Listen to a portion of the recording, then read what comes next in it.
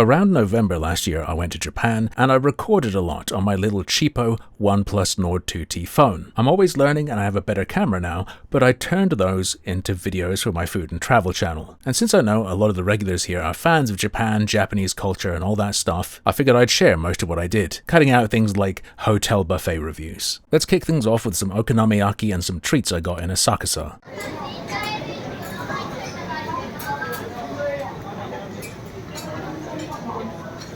Today I'm going to be trying Hiroshima-style okonomiyaki at Denko Seka in Tokyo Station. What makes it unique is that ingredients are layered instead of mixed into a batter, and it includes noodles. It's really easy to order here. There are pictures and English descriptions, press what you want, then pay. Machine spits out a ticket, you give that to the nice lady and then wait for a table. Once seated, you will see that there are instructions on how to eat. You will probably notice, however, that many people like to cut it and then pick it up with chopsticks. Unless you are extremely confident, don't even try. Ooh, and here it is.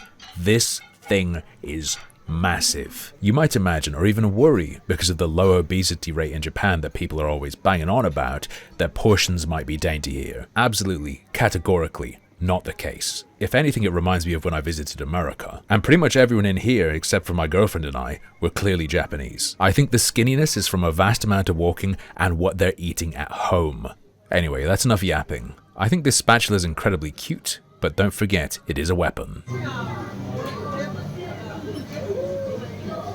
Bam! Straight, vertical cuts as advised by the sign, so the layers stay on top of each other. And I think because there are noodles, you've really got to make sure you've cut all the way through. Otherwise, your little chunk is going to be held down by ropes.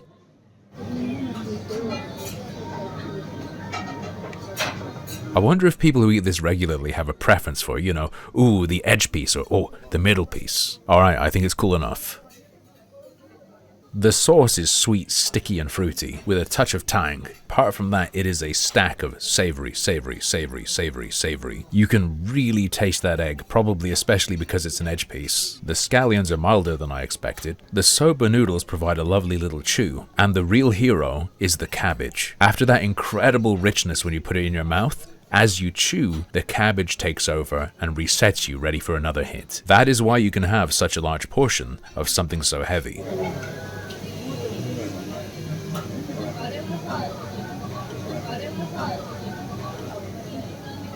I feel like I'm disrespecting the scallions with this portion. When you don't have them, you realize how important they are. There are 4 key textures that come together: too crunchy, too soft. You have the chew from the noodles and the sponginess of the egg casing, alongside the paired wet crunch of the cabbage and the lighter fresh crunch of the scallions. There is something else I feel is missing too. I want more of that sauce. But that's not a complaint. They know you're probably going to want more, and everyone has one of these bad boys at their seat. Something you might not know is that this okonomiyaki sauce is an example of British influence on Japanese food. It's thicker, fruitier, and tangier, but it was inspired by and often includes Worcestershire sauce. It's like from that starting point they independently reached a fruity, tangy, brown sauce-like condiment, just sweeter, less spice-heavy, more suited to the Japanese palate, but then didn't use it in the same way the Brits do at all, and put it on this unique creation instead. Oh, it is just so good, and so Moorish despite its richness thanks to that cabbage. Incredible example of a dish that is extremely heavy, but is balanced.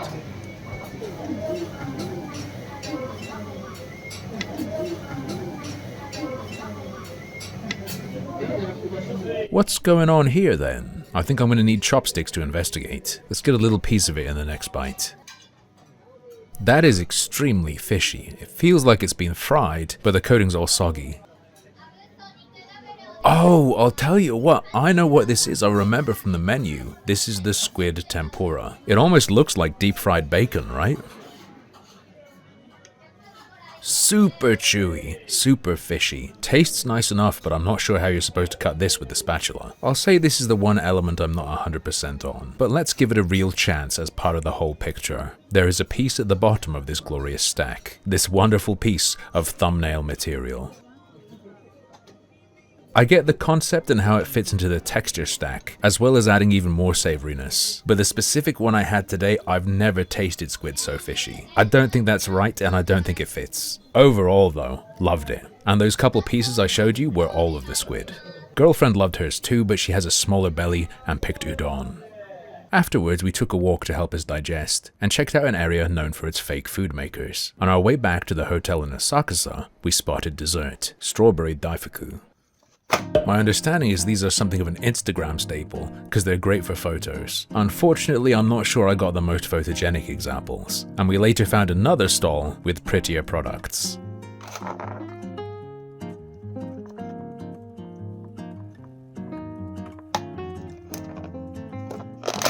The colors are lovely, but the shape and form makes me think of an old baby stroller.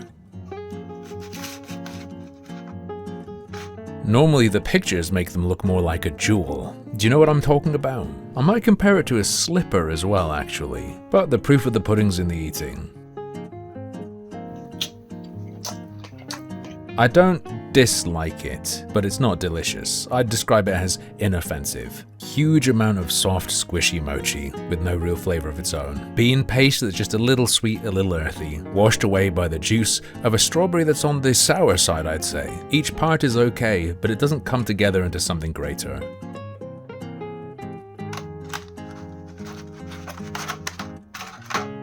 Now with this one, I assume the flecks are going to be green tea, so it's definitely different, and this market stall has another chance to impress me. I think the strawberry's a little riper too, it's certainly a more vibrant red.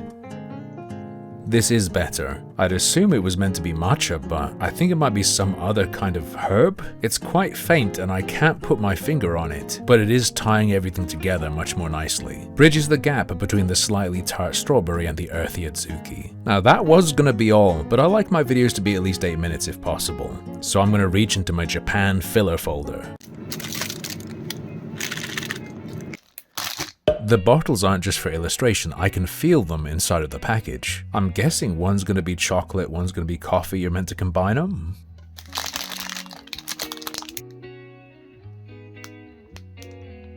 See how it shows two different streams pouring together? Instructions are simple, you rip them apart and then you rip the lid off. It's reminding me of those little plastic bottle sugar drinks for kids we have over here, except those you twist the top off.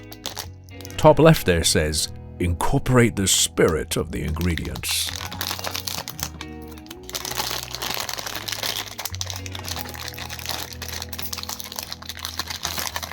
Well, I can't tell from the color which one's coffee and which one's chocolate, so we're gonna have to go by taste.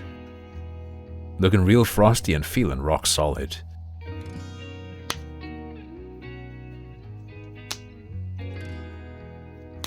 Gotta say, it's pretty satisfying. There's the sampling nipple, I guess. It's stiff, but it will come out.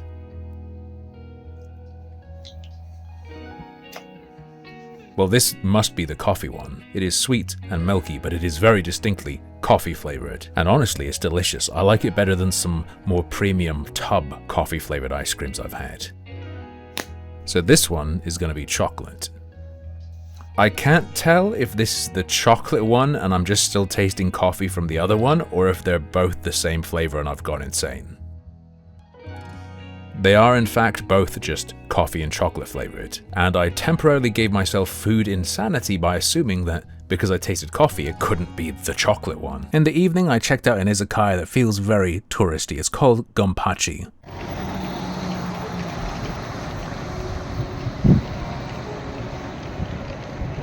You may have heard of the izakaya-style restaurant called Gonpachi before. Ever seen Kill Bill? Except the one you'd recognize is in Minato, and today we're in Asakusa, with fully separated floors instead of a more open plan suited to epic fights. I've done my best to tweak it in post, but the moody lighting in here while creating a nice atmosphere is not something my little OnePlus Nord 2T phone can handle. One day I'll have an iPhone or a Pixel. For now, you get to enjoy my color struggle session. But we're ignoring the food, and I have to say it's a little bit intimidating. There's more of it than I expected, and all those little strands you see, that is all cartilage. There's also what appears to be a shiso leaf, and it's topped with chives. I can't get around how much that bit sticking out the side looks like a cut toenail to me, but I also can't resist things that are unusual to me. texturally not as confronting as I thought it would be. I have had cartilage before, just not in this form. There is a flex and a crunch to it. And it is still hard to not think of toenails. The minced tuna is soft and squishy, but I can barely taste anything but incredibly sour plum. Thumbs down from me. It's criminal at a Japanese pub to not get a few things on sticks. Pardon the meager quantity, I was just unsure at this point, how big things were gonna be, how many I should get. Later, a Japanese guy sat next to me and was pounding literally dozens. So yeah, I definitely went on the light side. So this one is the tsukune, which just means meatball. It's minced chicken on a stick. And I'd have to assume thigh meat because it is positively dripping. There must be a lot of fat.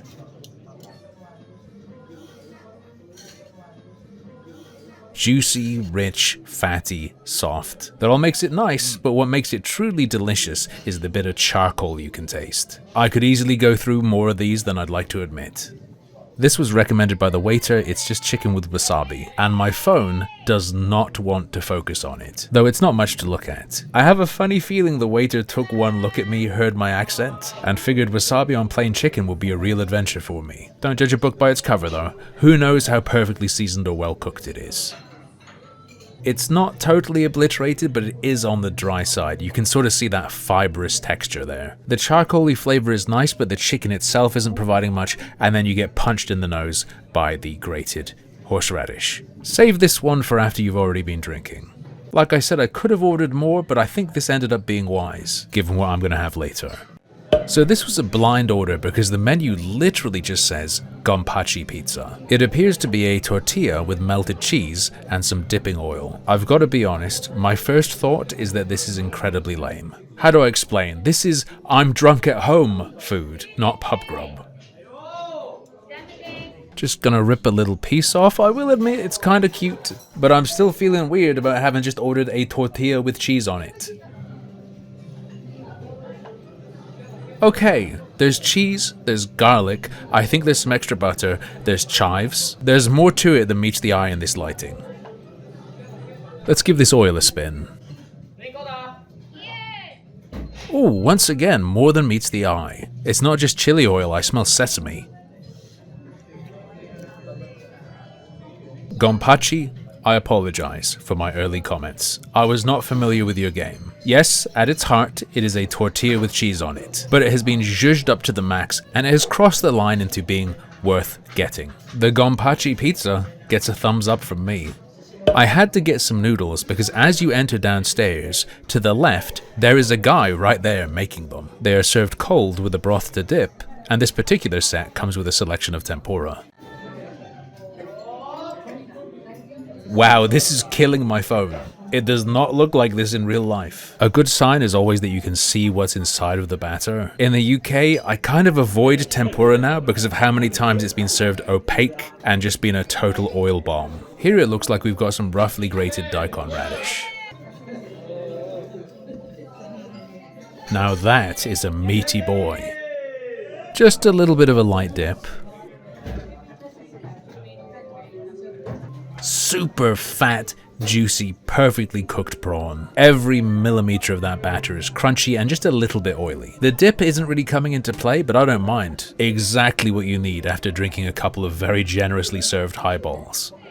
So I'm aware that some people when they have sushi, they put wasabi into soy, and that's considered a bit weird, and I'm not into that either. But I'm pretty sure here that daikon radish is meant to go into the sauce, and it'll both alter the flavor and I think make it easier to cling on to items.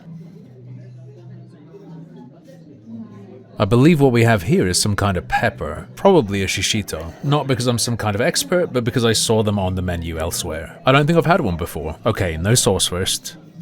Delicious and fresh tasting. You can see there's a lot of batter and the ratio might seem off, but luckily it's not too heavy, and it's fine. It's quite a sweet pepper, alongside a vegetal viney taste that normally means you're about to have your head blown off, but there's no spice here. Alright, let's get it loaded up. That's so nice. It adds a floral flavor, which funny enough makes it taste even more like the kind of pepper that makes you regret being born. I missed filming the squid tempura, but that was incredible and amazingly tender. Finally, it's noodling time. I figured I'd do this last because it's not like it can go cold. And to be clear, the broth is also cold, and it is also under this little plate. It's not merely a fancy wasabi stand. Oh, definitely a bonito broth, or dashi as they say here. Correct me if I'm wrong, but my understanding is that bonito flakes are not made from bonito, they're made from skipjack tuna. And bonito fish are often marketed as tuna, even though they aren't tuna. So bonito flakes are tuna, but they're not bonito because bonito isn't tuna. Don't think about that too much. Just dip. Seems like a nice amount. Normally I take too much. I mean, at least when I eat ramen, because I've never had this before. In we go and give it a swizzle, make sure it's absolutely inundated. Everyone who said I needed to try this was right. That is my favorite of the night. The noodles carry the broth well and it is intensely savory, while still being light because it's totally thin and because it's cold. It's fishy, it's smoky, and it is very satisfying, without being too salty. I have a feeling this wouldn't catch on back home like ramen did though. Now, just like the tempura, we have some optional additions. Here we have wasabi and I assume scallions. All in, because each bite isn't going to pick up that many.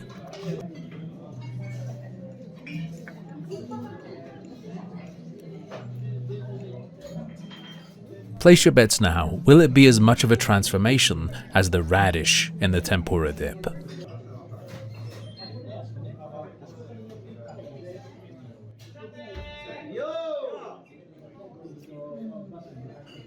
It is nice, and I would say definitely add it, but it's not night and day, because this was already so good. It mostly just adds this phantom of wasabi burn, and the tiniest pop of freshness when you hit a scallion. I've enjoyed my night at Gunpachi. It is very, very, very tourist friendly. Maybe too tourist friendly for some, if you get what I'm saying. But there were 1 or 2 locals in there, and it's the perfect choice if you're feeling a bit overwhelmed in a place you don't speak the language of. Next was my first day trip. I decided to go up and down Mount Tsukuba.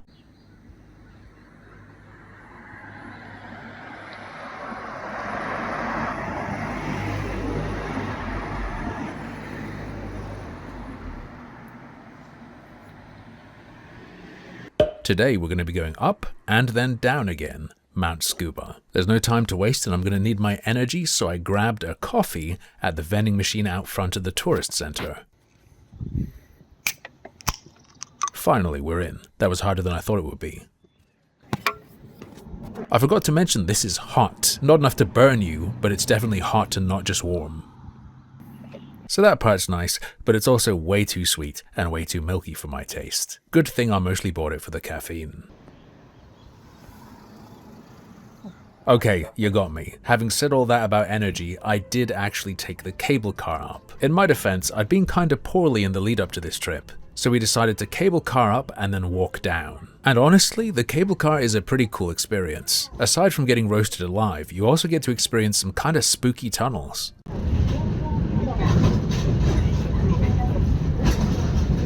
When you finally reach the top, this is the view you get to experience. The mountains in Japan are truly awesome, not just for looking at, but for looking from as well. It's too early to eat anything substantial, but I think we should get a little snack before we start walking. It might surprise you, but there are quite a few places to eat up here, from cafes to noodle bars.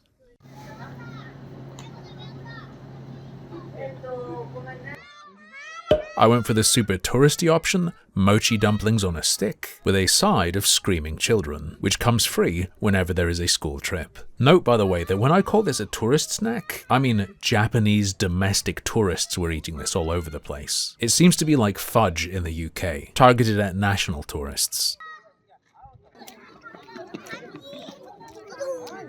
Wow, really satisfying to chew, and it's fun to use your teeth to break through the skin it develops from being roasted. It's the savory version of marshmallows over a campfire. The sauce is thick, savory, salty soy, very little sweetness, and I'm not picking out any of the walnut. I've also got to tell you, the sign at the shop bigs this up as a scuba specialty. Almost anywhere you go though, you'll see these exact dango. and you'll see the same thick sauce being poured out of a plastic bag. To be clear, they're delicious and you should try them. The char especially is great. You might also think it's too salty on your first bite, but you'll realize the thick dango dumplings help counter that. Trust the ratio. Just making sure you know what you're buying, and don't get FOMO when you use Google Translate and think it's your only chance. With that in our bellies for energy, we did some exploring up, over, across, and around. Few people know this, but the older generations in Japan are absolutely insane and hardcore. We saw more than one totally ignoring the paths and just going everywhere. To be clear, this is the normal path we followed. The old guys were wild in. If like us you're going to go to the ropeway,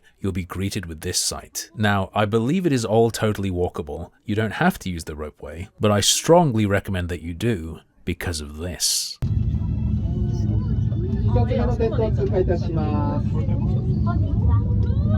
It looks cool on video. It is literally stunning in real life. You will be awestruck. The only downside is the music and the taped messages that play over the speakers. How was your time on Mount Scuba Top Area? At the end of the short trip, you can buy souvenirs. There is a ropeway manaka and Keiburu Sabare, cable something. I don't know what it is, so I'm going with that. Also figured it would be a good idea to grab a drink for the way down. You can catch a bus from here, but what we're gonna do is walk from here to the tourist information center you saw at the very start of the video. As you can see, the melon float caught my eye. It's not on. But no dice. When we got back to Tsukuba City Center, after a lovely walk through nature with basically no one around, it seems most people do take the bus from the end of the ropeway. Anyway, as a treat to make up for the loss of that soda, we grabbed a couple donuts as fast as we could because our train was about to leave, which is why there's no footage of Mr. Donut. Oh, I was expecting it to be crisp, but it actually seems to be choux pastry. This is a profiterole donut. It is just a ring-shaped profiterole. I think the chocolate might be letting it down a bit, though. It's that almost waxy kind of coating. The undipped part is much better, without that goop getting in the way of enjoying the texture of the pastry, which is lovely and delicate, without any of that sogginess you sometimes get with actual choux pastry profiteroles. We grabbed Pikachu's butt, but his head was also available, and I believe that was a filled donut. Now don't read too much into this, but I think the butt looks better. If you look it up, the head has weird shaped ears that just don't look like Pikachu. And at the same time, it doesn't look ridiculous enough that I'd buy it for joke value. To the fingers, it feels very dry and rough. Hopefully the inside's different. Very light and airy donut, though not quite as light as a Krispy Kreme. It is just the outside that has a sort of leathery quality to it, and it just gives it a slightly different chew. So great texture and even better flavor. The little crispy crunchy bits on top have that Jelly Belly buttered popcorn bean flavor that I've run into a couple times here. I'm not sure if it's meant to be buttered popcorn, and I haven't had Jelly Belly in a long time, but that's what it reminds me of. Shout out to the packaging, the art is very cute, and it presents the donut very well. Without the donut, it kind of looks like a child's car seat. Could wash it off and put a plushie in here. Back at the hotel room, I decided to try my Keiburu ka Sabare, or Sabare, not sure. I can read the kana, but I don't speak the language. Obviously cable car, but then I don't know what Sabare is. It's a shame there's no cat on the cable car because there is in fact a Mount Scuba cat mascot. My girlfriend bought some stickers of him. Don't know any kanji? Maybe it says something interesting. Second line on the yellow sticker is gozaimasu. Top line ends with a U. Maybe it just says thank you. And this is the 100th anniversary special. I don't think the Ropeway Manaka was anniversary edition.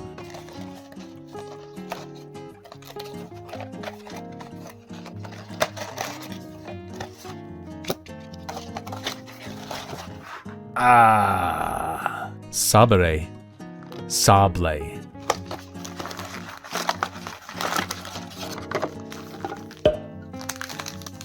It is not in fact some crazy thing I've never heard of before, it is French shortbread. Little bit disappointed.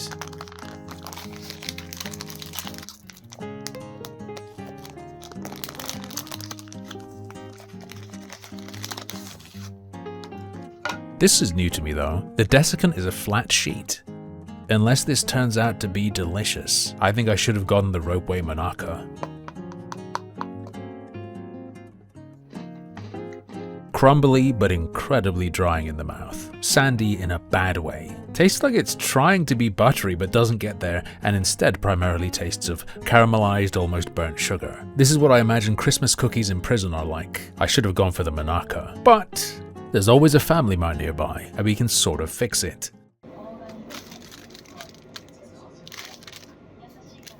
It's not the Ropeway Monaca, but it will have to do. And this one has ice cream. Oh, for anyone who doesn't know, Monaca is just that wafer that I believe is made from rice. Red bean filling is super standard. At a place called Chaology in Manchester, they serve one with red bean butter and salt, which is interesting. Too much butter when I had it though. Famimaru. I never thought about it, but I'd have guessed it was Famimato or something.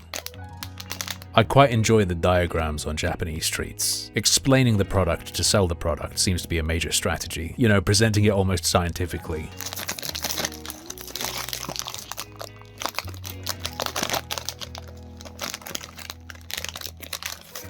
Two main chunks so I can split it to share. Quite the thick slice of ice cream. Looks like the red bean's just there for a bit of flavor and not so much texture.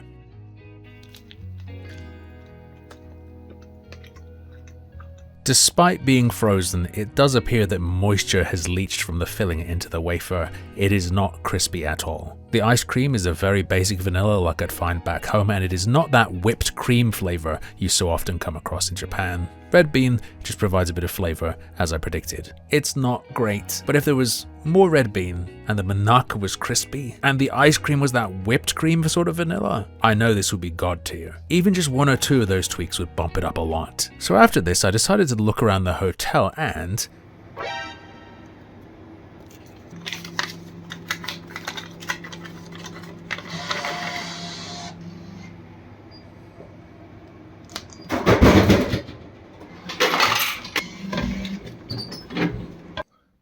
remember, it's the drink I wanted at Scuba, and it's 10 yen cheaper here. Finally, a true chance for redemption. Ice cream floats are one of the most appealing looking foods to me. Not even my top 10 to have, but always want it if I see it.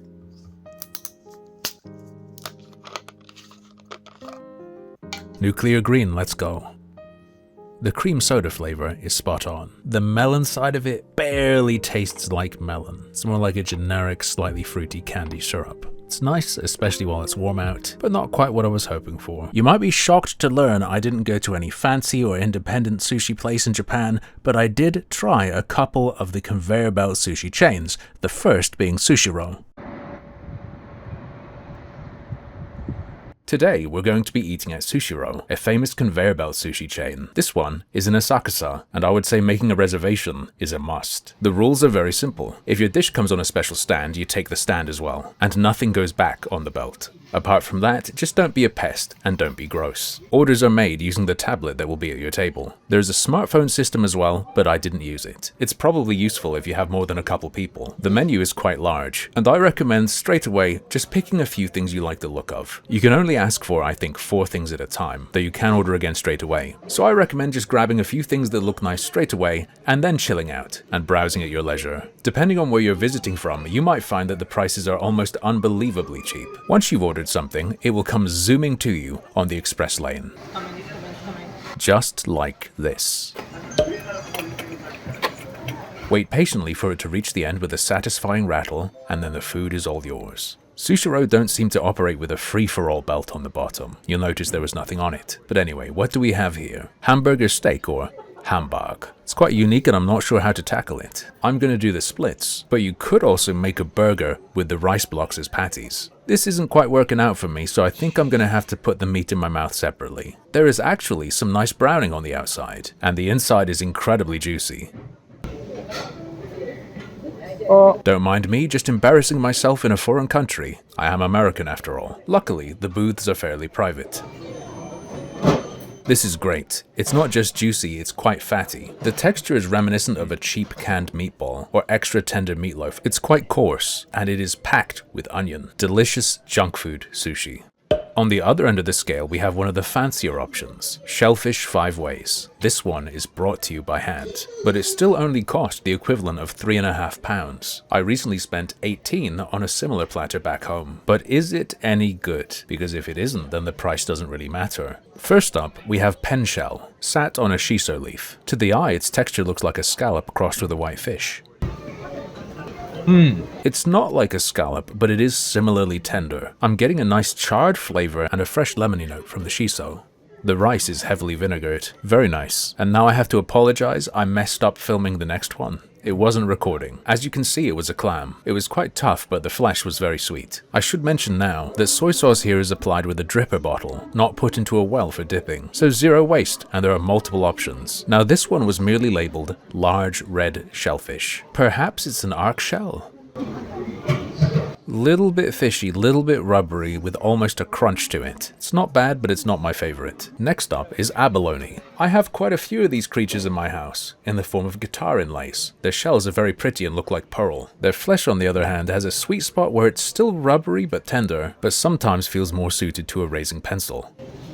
Unfortunately, this example is more on that side. It's almost squeaky, and there's not much flavor to it. This is the only piece so far I'd say actually isn't very good. This is a pickled shellfish wrap with a sweet soy egg yolk sauce. These certainly look like baby scallops to me, so I think this is going to be really good. Sweet and tender with a bitter edge to the aftertaste. Doesn't taste pickled to me, but maybe I'm confused because there's a lot going on. The seaweed is crisp, and the spring onion provides a pop of freshness. Because that flavor can linger a bit, you definitely want to eat this one last. Very nice. Is this platter worth its price? No brainer. Cheap as chips and overall a lovely little selection. I was surprised to see that the nugget of butter is served totally cold, though checking the menu that is in fact specified. I just didn't pay attention, and I still would have ordered it. I think that makes it more intriguing. Doesn't this just look beautiful? I mean, the flesh itself is full of wonderful patterns. Melt in your mouth, tender eel. There's a touch of sweetness from the sauce, but mostly this is pure savory richness. The little piece of butter acts like a cheat, amplifying what's already there. Very clever, very, very good. This one really jumped out at me because I do not believe I have ever had raw crab before. It is a bit of a feeble appendage, but I was actually quite worried it would be larger, so I'm perfectly okay with this. Really like the presentation with a bit of the shell left on. I have no problem eating prawn exoskeleton, but I imagine this would break your teeth, so I will not be consuming it. Oh no, that is not for me. Nearly no flavor to it. I just taste the vinegar of the rice and the soy I put onto it. That's not the end of the world, but the texture is like eating a giant booger rope. That is horrible. You ever had sweet shrimp that are a little slimy? Imagine that times 100. I'd say order the cooked version, which is also available. Thin slices of pork rib with a little bit of garnish. When served like this, I would normally taste with and without, but at this point I had had a couple of adult juices, and wasn't, let's just say, in full critic mode. As you'd expect and can see, it is incredibly fatty, and although it's thin, it is long, very high wiggleability. So good. It isn't just rich from fat, the porky flavor itself is very strong. And the high level of fat is prevented from becoming too much by ginger that is in the sauce or marinade it's in. I would strongly encourage you not to hesitate to get the meat options, even if you're more interested in the fish. It is still sushi, it's just the rice that matters for that. I think cuttlefish is an underrated topping. Even in cheap supermarket sushi in the UK, it's always the best piece. Normally, in fact, the only piece that's actually good. It's never very flavorful, it needs soy, but I adore its texture. Oh, just wonderful. You know when you bite gently on an ice cube, that sensation of it melting against your teeth, while still resisting? It's like a soft version of that. And like an ice cube, if you bite hard, there's a slight crunch to it. Although you couldn't see it as clearly as the other piece, this one did also have shiso underneath, further helping the flavor with a lemony hit. Probably the least exciting option on the menu, but I think you have to get this one. Medium fatty tuna, raw and seared, and this is a region limited option. The pink color is just beautiful, really gorgeous. I do tweak colors, but only to make them look as close to reality as possible. It really was this striking. Look at that fat. You are not getting this from conveyor belt sushi back home. Only criticism is it's a bit of a rough cut. Despite my personal love of it, This beats the cuttlefish. Tuna is the most normal sushi you could possibly get, but it's that way for a reason. Fatty, rich, not quite melt in your mouth, but that's not a negative because it satisfyingly releases its oils as you chew. The vinegar of the rice that cuts through it slowly being overpowered. Wonderful experience. Here, instead of a lemony shiso leaf, we have actual lemon. A good idea because shiso isn't sharp. It's a muted lemoniness. Here, the main difference is going to be texture, and the sear is quite mild. Lemon doesn't come into play that much, I could have squeezed it more thoroughly, but the sear emphasizes your need to chew to release everything. Just great. But as you can see, the noodles I ordered have arrived.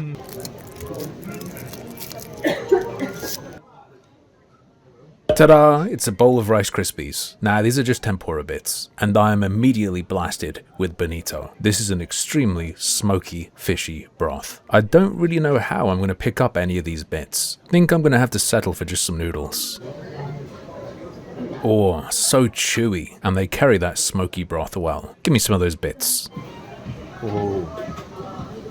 Ah, totally sogged out. Don't feel too bad about not being able to pick them up now. There is also some fish cake in here. Just a couple thin slices, but it counts. It's like seafood bologna. It's a good order if you want something to fill you up a bit more, but it is all about the noodles and the broth. There, I did it. I got a whole bundle of stuff.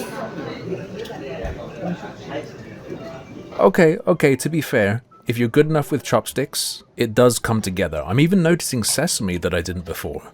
No exoskeleton this time, but there is XO sauce, a rich, savory Hong Kong invention, full of dried seafood, garlic, chilies. Mostly, I just smell oil. And these look like huge pieces of crab, bigger than the rice for once. Let me tell you what that is. That is an entire Chinese takeout meal in a mouthful. You and your lady, you and your friends, you order a bunch of stuff, you go pick it up and you smell the aroma from the bag. That's what this tastes like. Really good. Really naughty. You know, greasy, but in a good way. The tempura isn't just light and crispy either. It is crumbly, like the thick coating on a nice piece of cod.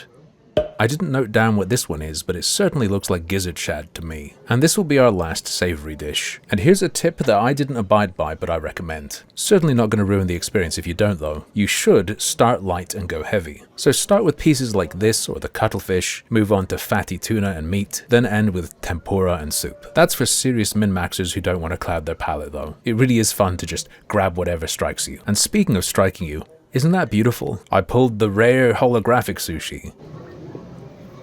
Clean, clear, fresh tasting. Only slightly fishy. Delicate, which is not how I'd describe anything you can get at conveyor belt sushi back home. This isn't mine. I stole this from my girlfriend to taste. Love the presentation. It's just a silly container, but it's very cute. Someone's already had a bite. My girlfriend, of course. I'm not going to steal the first taste. It's pretty hard. Might benefit from sitting out for a minute, but that's really more important with ice cream. This is a sorbet. When this is hard, it's just a bit more like having an ice pop. Pure honeydew explosion. Very natural tasting at first, but then ends with a candy sweetness. A lemon version of this would be a great palate cleanser to have halfway through your meal, as an alternative to the pickled ginger. The famous Japanese pudding, or purin, as they say. Yes, it is just a flan, or a creme caramel, as we call it in the UK. A set custard pudding with a bitter caramel sauce. Here, served with a squirt of whipped cream. I can already tell it's different, denser, less gelatinous. I can almost feel that there's a grain to it.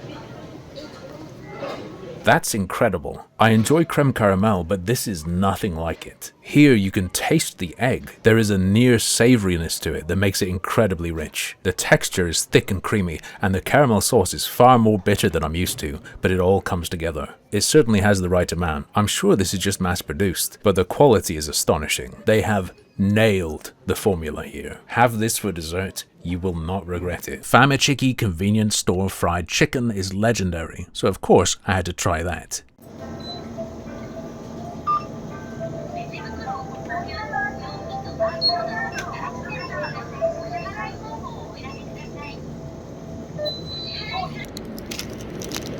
It's finally time to try one of Japan's greatest national treasures, Famichiki from Family Mart. I am chicken, exclaims the package. Taste of soft, juicy chicken, the boneless type, like the cousin from Cow and Chicken.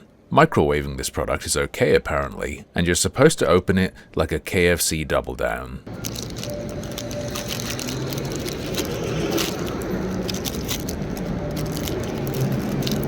Just split the package for easy access and a clean place to hold. It's smaller than I imagined. They could comfortably half the size of the package. The coating is very thin, and there's only the slightest crunch to it. Texture-wise, it's like shake and bake, but flavor-wise, it's in the ballpark of KFC. It's the interior, I think, that is the stuff of legends. Juicy and fatty to the point of being a burn hazard, and a danger to your clothing. It is very clearly thigh meat, and it is beyond tender, almost tiptoeing into gelatinous territory. This is very good, and definitely very, very bad for you. For just a little bit more, you can get Famekara, which I haven't seen talked about before. This is Family Mart's karage, also known as Japanese chicken nuggets. The packaging here is pitch black because I picked the soy flavor. They've gone for a weirdly almost classy look for a bit of convenience store junk food. 3 decently sized chunks. If you smushed them flat, it probably adds up to about the same amount of chicken as the Famichiki. Conveniently, because it doesn't have the rip-in-half packaging of the aforementioned meat sheet, a toothpick is provided. In my clumsy hands, this is asking for disaster. Let's hope I don't drop any. Can already tell from stabbing it it's going to be just as tender as the Famichiki. But will it be as juicy? Only one way to find out. Chunkier but just as soft. Still very moist, but not an explosion of oil, which I have to say I prefer. The chicken itself has been marinated in soy, which has made it intensely savory, but hasn't actually made it too salty. Even in the thicker parts, the coating has no real crunch or crisp. It's reminiscent of sweet and sour balls from a Chinese takeout, after they've been allowed to steam themselves a little in their bag. If the Famichiki was a bit less greasy, I might prefer it, but for now, for me, Famekara wins.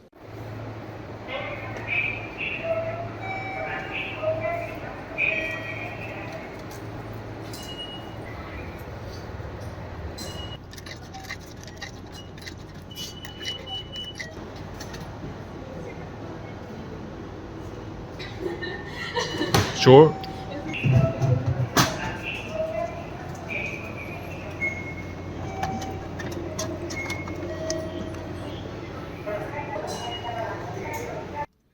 Yes, that was a frozen tonkatsu sandwich vending machine underground in a train station. Turns out this is some kind of restaurant collab, and I found an article online complaining about the price, which used to be 100 yen more. As a visitor, it seems ludicrously cheap, especially considering it's a captive audience situation. UK station prices are insane. Those are some thick pieces of pork. It's definitely a good deal in terms of portion.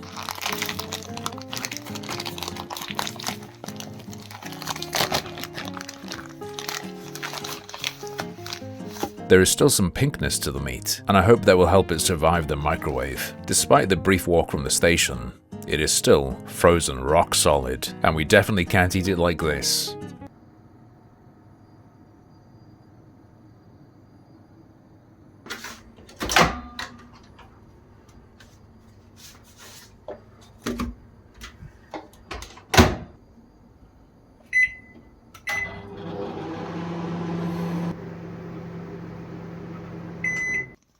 Alright, we are good to go. It's blazing hot and it hasn't turned grey. Just from looking, I'm confident this isn't going to be dry.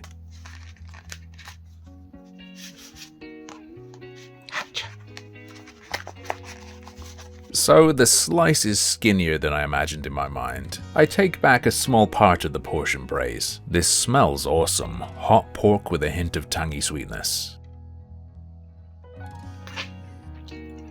Now, Japanese microwaves are not magical. The coating on the meat isn't crispy. The gluten in the bread has been gelatinized, it's glooby and chewy instead of fluffy and light. But the meat, while it might look dry and fibrous in this video, the meat was almost perfect, like an extra thick, tender pork chop. Fattiness cut through by the fruity tonkatsu sauce, and I'm pretty sure there's a touch of mustard in there. It's not in every bite though. I'm gonna have to eat some more to make sure. Yeah, that touch of mustard is intermittent. I really love it and it does a lot to zhuzh this up. Helps to make up for the unavoidable shortcomings of a frozen sandwich. Definitely worth a couple quid if you run past one of these machines. Back to a convenience store for dessert. Strawberry cheesecake macarons, la-dee-da. Shamefully, as an American, I have never had Baskin-Robbins ice cream. We have it in the UK, I've just never tried it.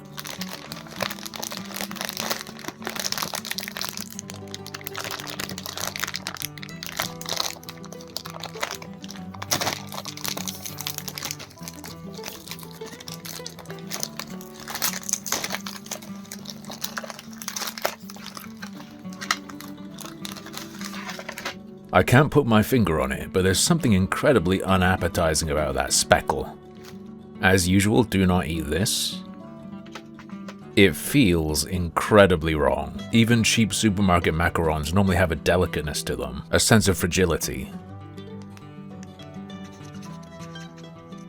This is built like a tank. Reminds me of the ones I got from TK Maxx a while ago, but those weren't refrigerated. Normally the chiller section ones are better.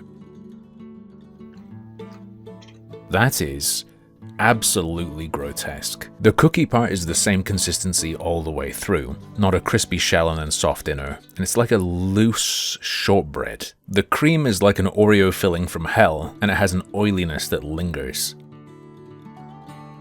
I'm not getting strawberry cheesecake from this. I'm getting faint strawberry perfume, the fakest, most synthetic flavoring I've ever tasted, and rot. The fetid cookie crumbs that I can't get out of my mouth that stick to the inside of my cheeks thanks to the oily cream are musty and dank. They remind me of when I ate a water bug. It's faint, but there's like pond smell flavor in there.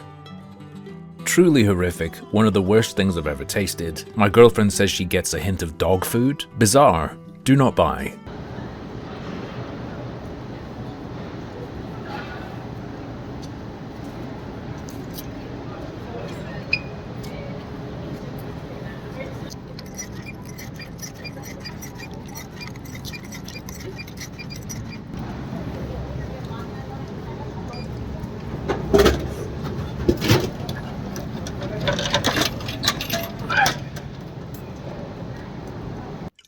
This is my method of using up small change in Japan. I've never played Dragon Quest, but I can't resist a good crossover. And I did play Dragon Quest Builders. The menu here is selecting slight sugar, according to Google Translate. I hope that's an honest description, because so far any coffee here that isn't black no sugar has been disgusting. Goremu. I imagine each can has a different monster.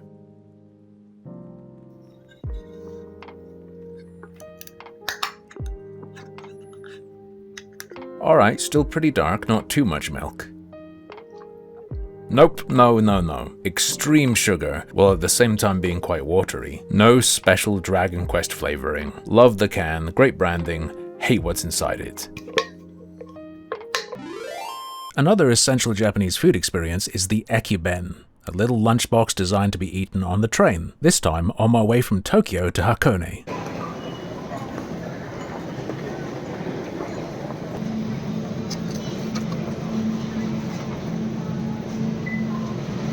Today, we're going to be traveling from Shinagawa Station to Odawara, and we're going to be taking the Shinkansen. It's definitely overkill for this trip, but I wanted to ride a bullet train at least once. The station's main concourse is hectic and flowing with a torrent of people, but past the ticket gates it's a bit more peaceful. The one at the bottom is our train, by the way, leaving at 9:04 and arriving at 5:30. There are lots of gift boxes of treats to buy in this area, and I'd normally resist, but come on, look at it. Little Pikachu Banana Man, and a 4-pack is very reasonable compared to the quantity you have to buy of some other souvenir snacks.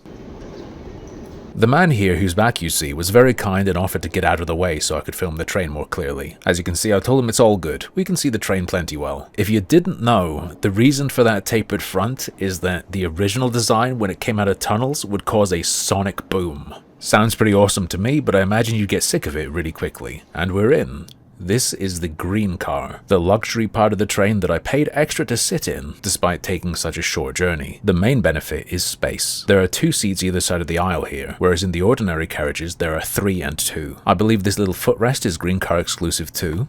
As far as other benefits go, I'm not exactly sure, because I've only ever ridden in the green car. I will say it was really empty, we practically had the whole place to ourselves. That's obviously going to depend on the time and the service, but it was extremely peaceful and comfy.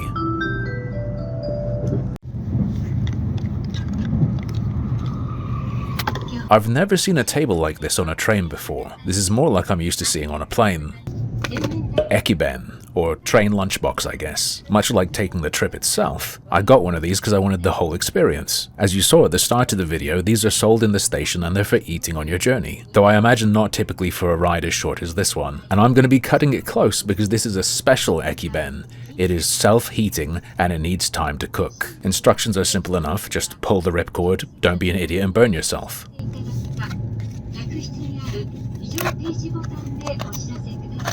And it's done. Only thing left to do now is wait.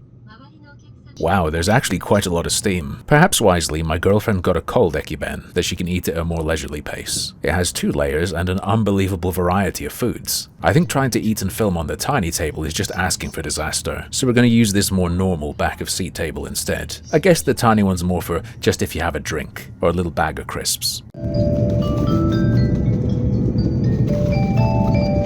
That was the alarm to tell me the food's ready. Just kidding, of course, we're coming into a station. But it is ready.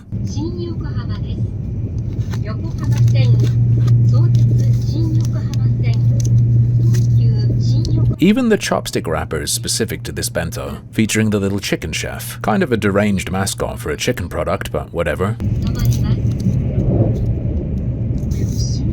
That thing that flew onto the floor was in fact a toothpick, alongside little moist towelettes. They seem to be considered an essential meal amenity here, and I'm actually a little surprised there was no wet wipe included. Time for the big reveal, and there's actually quite a lot of stuff. Not as much variety as my girlfriend's, but I was expecting that, and I was expecting less than this. There's karaage, a tray of rice, looks like scrambled eggs, green bean and pepper, potato, tomato, and I do not know what that thing in the corner is. Is this just a desiccant? No, it's lemon juice. And it's pretty darn hot. I'll use that in a minute. I want to try it plain first. It looks like there's a fair bit of meat here.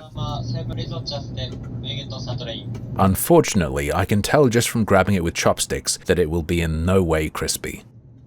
So yeah, the coating is quite soggy and gives more of a chew than anything else. And it's not actually that hot or evenly heated. But the chicken is juicy and the seasoning's good if a bit salty. I think the lemon is definitely a good idea.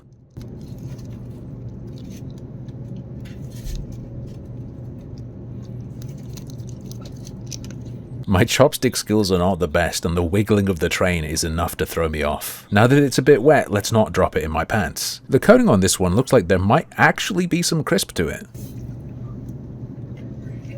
Nah, not really, but it is what it is. The lemon is a nice touch and it's not pure lemon juice. It mostly functions to balance that over saltiness. It helps the flavors come through, and now I think the chicken might be marinated. My next victims will be the token vegetables. A single green bean and a sliver of capsicum. Wonder if it was pre-cooked or if the self-heating did that to it. Again, more flavorful than I expected. Pretty sure it's been marinated in something, just lightly.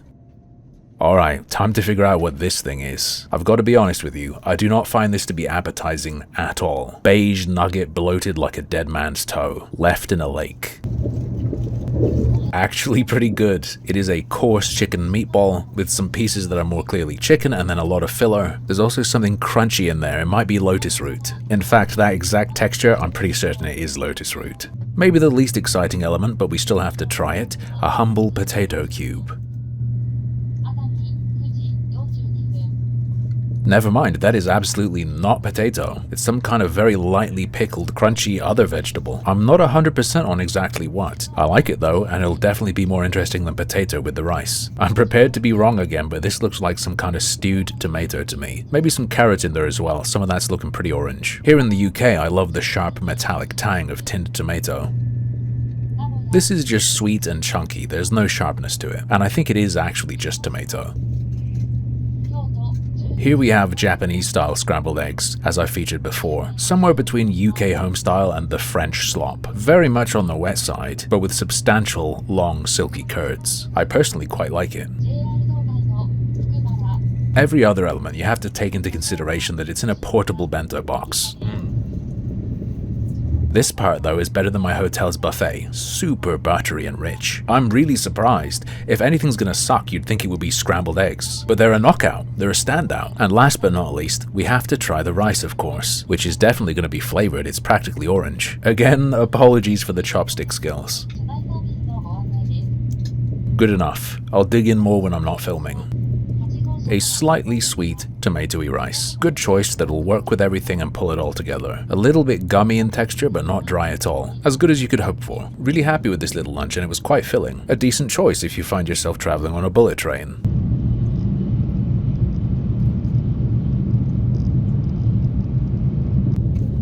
I said it was filling, but I do still have room for a little dessert. After eating his butt at Mr. Donut in Tsukuba, I've come to consume the rest of his body, in Tokyo banana form. A very scientific diagram on the back explains the construction of the treat. It is in fact some goo with cake around it.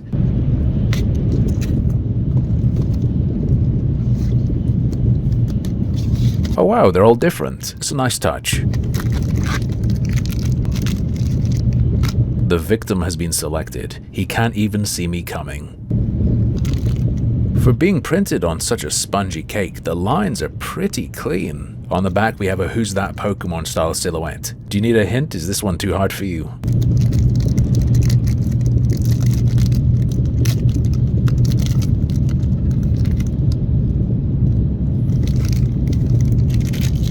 Inside is a little desiccant packet and a plastic cradle. Japan does novelty and attention to detail in novelty very well. You can see how it's being constructed, just as the diagram explained, and it is extremely soft.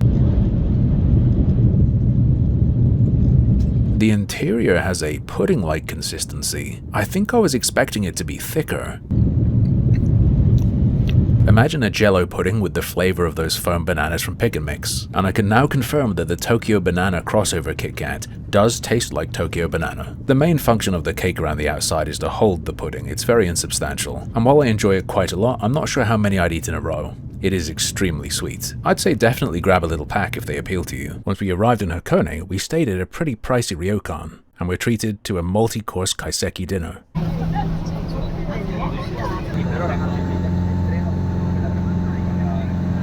Welcome to Hakone, home of the largest arachnids and insects I have ever seen in the wild. Fair warning, do not do this. Do not get this close to the wasps. They will attack you. More famously, Hakone is home to a number of hot spring resorts and Lake Ashinoko. If you stop by the park like I have, do be sure to watch your step.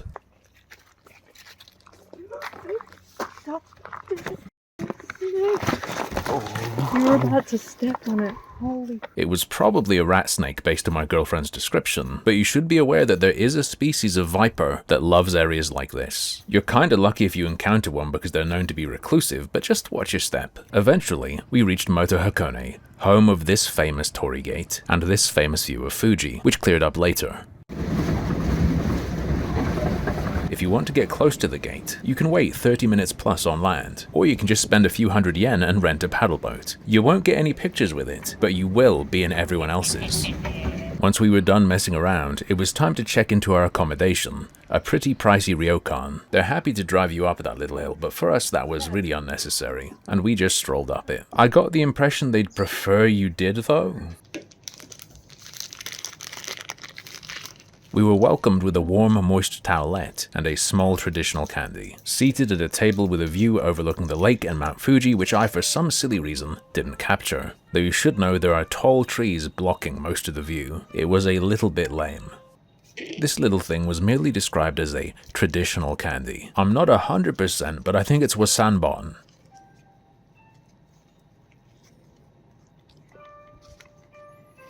Yeah, it's fine, melty, crumbly sugar. Pretty sure I'm right. Matcha was also served, though there was the option for wine if you prefer. It has a strong, savory smell, which clues me in that this is the kind of tea I like. Bitter and vegetal. This is how I like my green tea, with notes of vines and artichoke. When we finish, we're shown to our room, and it continued to dawn on me that this is a lot more traditionally themed than traditional. The smell of freshly lit incense is overpowering, and I do not like it. On the back left there, you can see peeling wallpaper and ostensible water damage, probably because that is the wall next to our own private onsen. Now that, I have no negatives to say about. It is nuclear hot and you can get in whenever you want. There are also other facilities any guests can use, but why would I? Traditional clothing is provided but is not mandatory, and women are given a choice of colorful yukata. Scented socks are provided for everyone. But enough of that, I'm sure you're here for the main event, a 12-course kaiseki dinner, served right in our room. The first 3 are served all at once. An assortment of savory treats, including a somewhat intimidating looking snail, steamed fig in wine with sesame sauce, and a little taste of umeshu, or plum wine. I'm gonna make an exception to my no adult drink rule for this. Please drink responsibly, and only if you're of legal age. That jingling does appear to just be coming from the ice against the glass. It's pretty fun to do, I can't stop. It is syrupy sweet and tastes like a plum cough drop. I get the impression the candy-like flavor is covering up a high ABV. Next are the steamed figs. I'm aware of this dish, but I don't think I've seen it done with wine before. This will be a true test of my chopstick skills. The fig is very mushy and slimy, and that sauce isn't helping with grip. Mostly pulpous, but with a crunchy core. The sesame has dominated everything, and I only get a fruity bitterness in the aftertaste. Let's see what it's like with a bit less of the paste on it. Could be my fault. Should have split it more evenly. Definitely more balanced, but I'm not loving it. I actually think it will be better without the wine. Or put it like this, I think you can keep that wine and change the sesame, or keep the sesame and switch the wine for white. Now things get serious, and we're going to start with a substitution. This isn't listed on the menu, and appears to be replacing corn tempura. Clearly fish with some sort of veg that's been cooked down.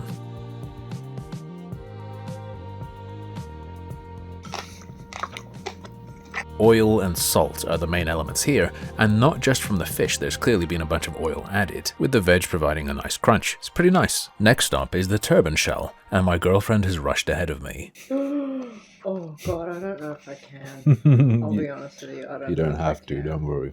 I'll take a bite. Oh, I don't think I like that. I don't think I like that at all. It's too hard. Like, I just bit into something, I'm like, no. After that glowing review, it's my turn to dig in. A wooden spike is provided for easy leverage, and as you pull on this grotesque creature, it just keeps coming and coming and coming. I believe the green color means this is a female. Enough stalling. Okay, in one, let's go.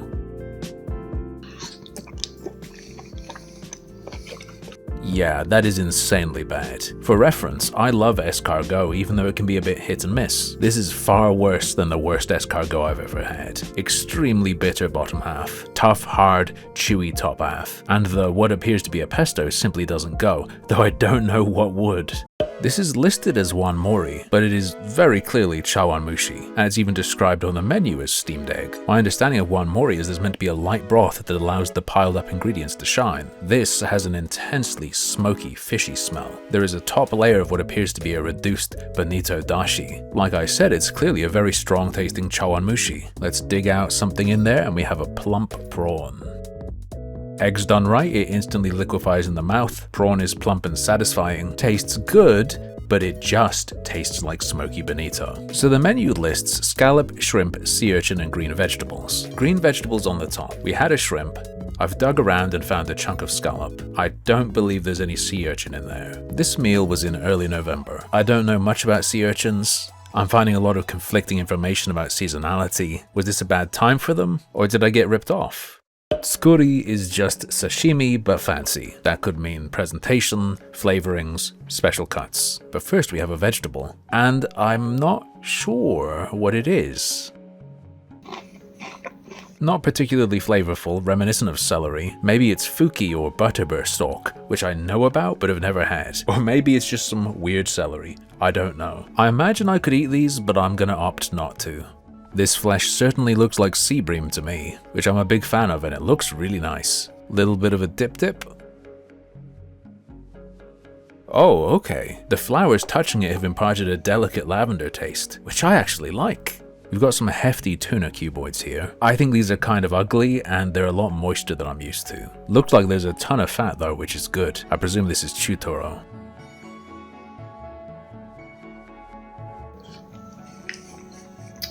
Very melty, but I think I would have preferred that in 2 pieces. It's not the fattiest tuna, but that big a piece of tuna that is so fatty is a bit much. I probably should have used some of the wasabi on that one. It would have helped. Lastly, we've got a fat, raw prawn. Maybe extremely briefly blanched. There's a whiteness to it I wouldn't expect.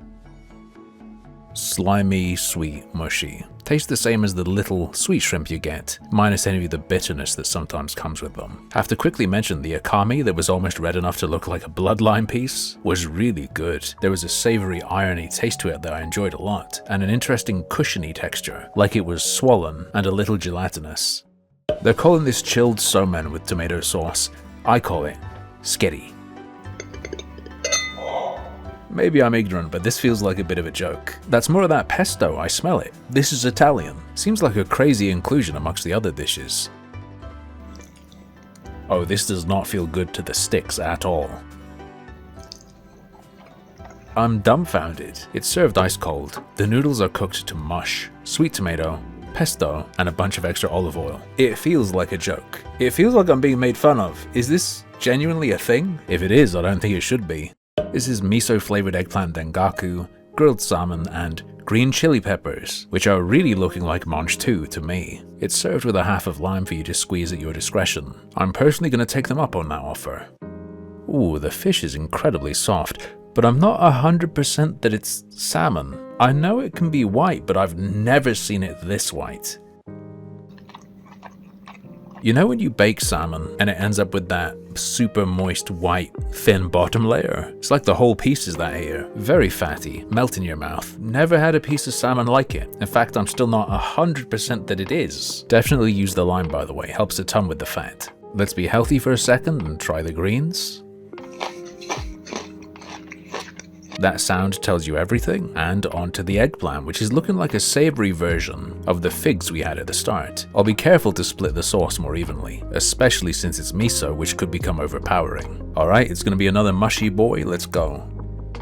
Imagine if you made a water chestnut not crunchy anymore, if you pulpified it. The miso sauce is very strong, but because the eggplant releases so much water, it gets diluted and ends up at a nice level. Would you like to hear something absolutely insane? No? Too bad. We've only just passed the halfway mark. Take a little guess what's in here. I'll give you a countdown. 3, 2, 1. Sukiyaki style beef, grilled tofu, burdock, green onions, and green vegetables. That's what the menu says at least, but I see noodles in there. It's also extremely hot. Doesn't this look like beef bacon? There's a little sweetness I can smell. Let's dip it more in that juice. When I was a teeny tiny kid living in the US, there was a beef and sauce thing you could get from BJ's Wholesale. This tastes like that. It has been 30 years since I've experienced this flavor, but that is what it is. Greens are just a bit crunchy and soaked up all that flavor. This though is a bit more exciting, at least for me. This is burdock root and I have never had it before. It looks almost woody. I'd compare it to a firmer bamboo shoot, and again the flavor comes from sucking up all those fluids. Next we got a bundle of noodles, maybe they're those glass sweet potato noodles.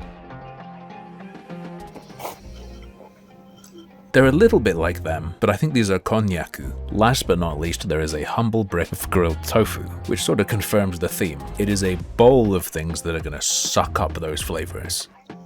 Funnily enough, the tofu, famous for doing that, is the thing that's done that the least. I think the grilling cauterized it. This was supposed to be deep-fried Spanish mackerel with thick vegetable sauce, but I believe our host said it was replaced with flounder, and she also said something about green onions, which are all over the top. Apologies for some of these angles. I had a carafe of sake to myself, and the camera is around my neck.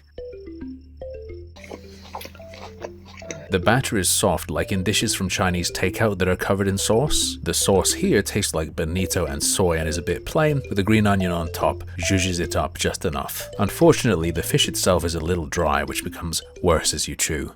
This is komatsuna, which is Japanese mustard greens, and clams. Like the somen earlier, this dish is actually cold. Clams are normally more miss than hit for me because they tend to be so tough. These tender morsels though are an exception, and this is a perfect refresher that I wish had come earlier. Cold, salty broth with the sweetness of the clam and a blast of what seems to be lemongrass. My mouth is awake again, trying to get as much of that broth as I can. The watery greens serve to further wash out and refresh your mouth. Great thoughtful dish that really should have been a few courses back. It might be my favorite just for the relief it's provided. Our final savory dish is simply rice with tsukemono and miso soup. Oh, it's red. Very intensely. I'm guessing that's a radish on the lid. Very pretty. And yet another surprise, little clams in here. They're minuscule, but I guess I'll try them. Don't do that. Chewy and gritty. The opposite of those great clams earlier. Weird, dank ocean undertone. I think I'm tasting beef. There's a lemongrassy tang. The spring onion helps it, but this is not great. Weird flavors here that are really throwing me off and I'm not sure what I'm tasting. Not for me. When it comes to pickles served with Japanese meals, I never know when I should be eating them. I tend to just eat them all in one go, and there's no way that's right. I'm probably meant to have them with the rice. I always enjoy them though. It's a very, very light pickle. This looks like daikon to me. I've been enjoying the Japanese radish, and here its floral notes are stronger than I've tasted before. No idea what this is. Looks like red cabbage, but there is no way.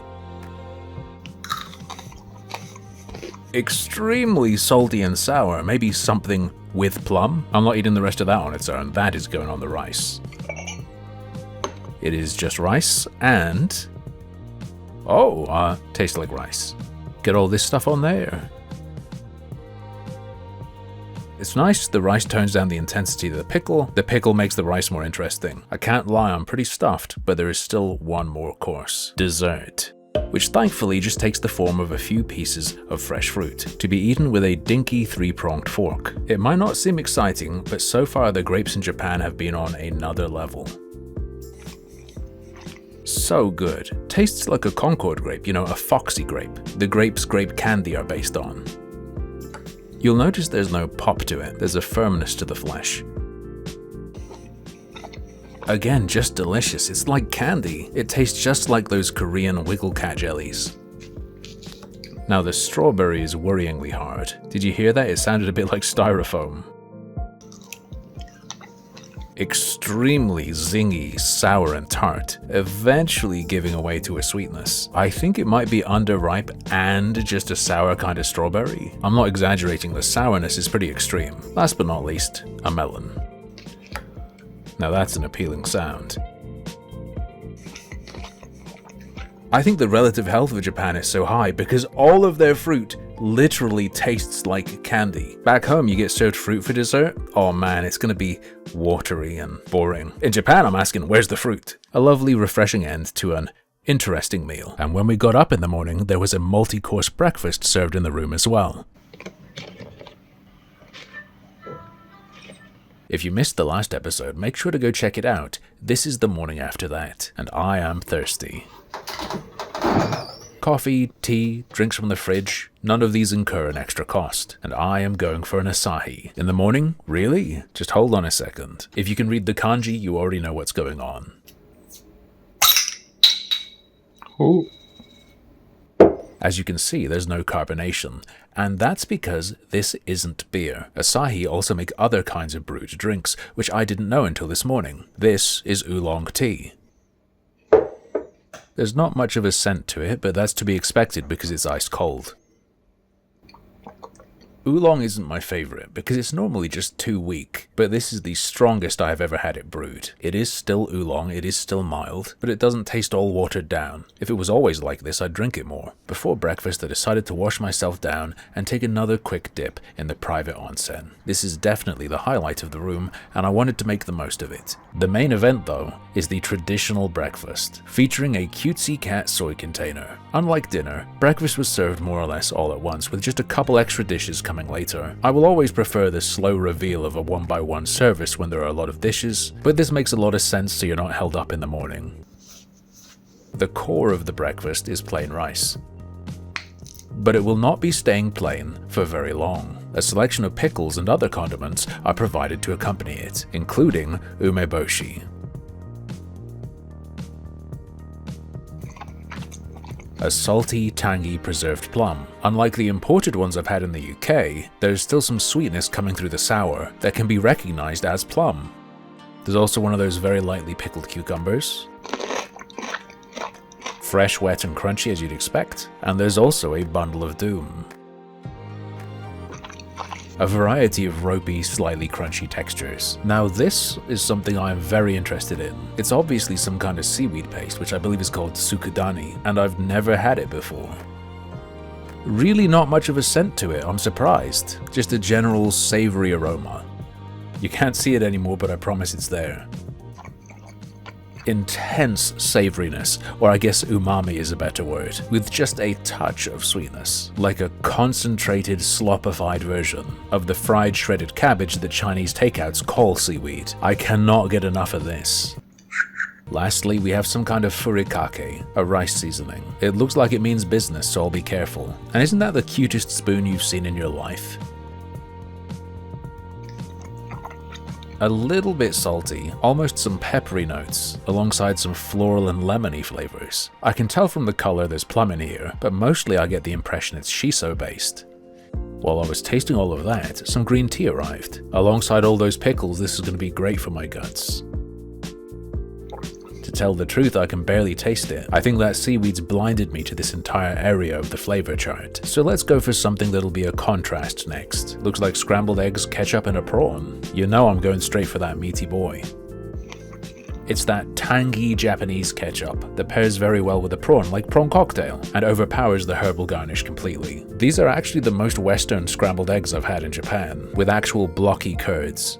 You know, it's good, but I've developed a taste for the silkier scramble. I'm really not sure what this thing at the bottom of the bowl is supposed to be. Answers in the comments. Next up, we have a little piece of grilled fish which was brought separately to the other dishes. It almost doesn't look real. It looks like display food you'd see at the front of a restaurant here. That clean, easy break is good to see, and it is incredibly flaky, to the point where I'm actually worried a little bit about dryness. The grill marks are really beautiful. Well, in it goes.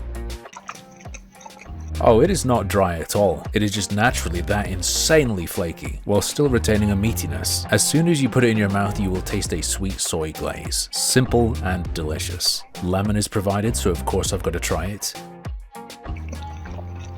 Yeah, definitely go for the squeeze. It just lifts it up, makes it a little brighter. Here it's not making up for a lack of flavor, or overpowering anything else, like it might be in some other contexts. The other half was plenty moist. This half is juicy. Alright folks, we can't dodge the salad. Eric Surf 6 will be very disappointed in us. I like tomato, but they're my least favorite, so let's get it out of the way. Firmer, crunchier than expected, but I don't think it's underripe. The dressing's creamy and a little bit peppery. Now that is unexpected. That broccoli is cooked. I was expecting a crudité type situation.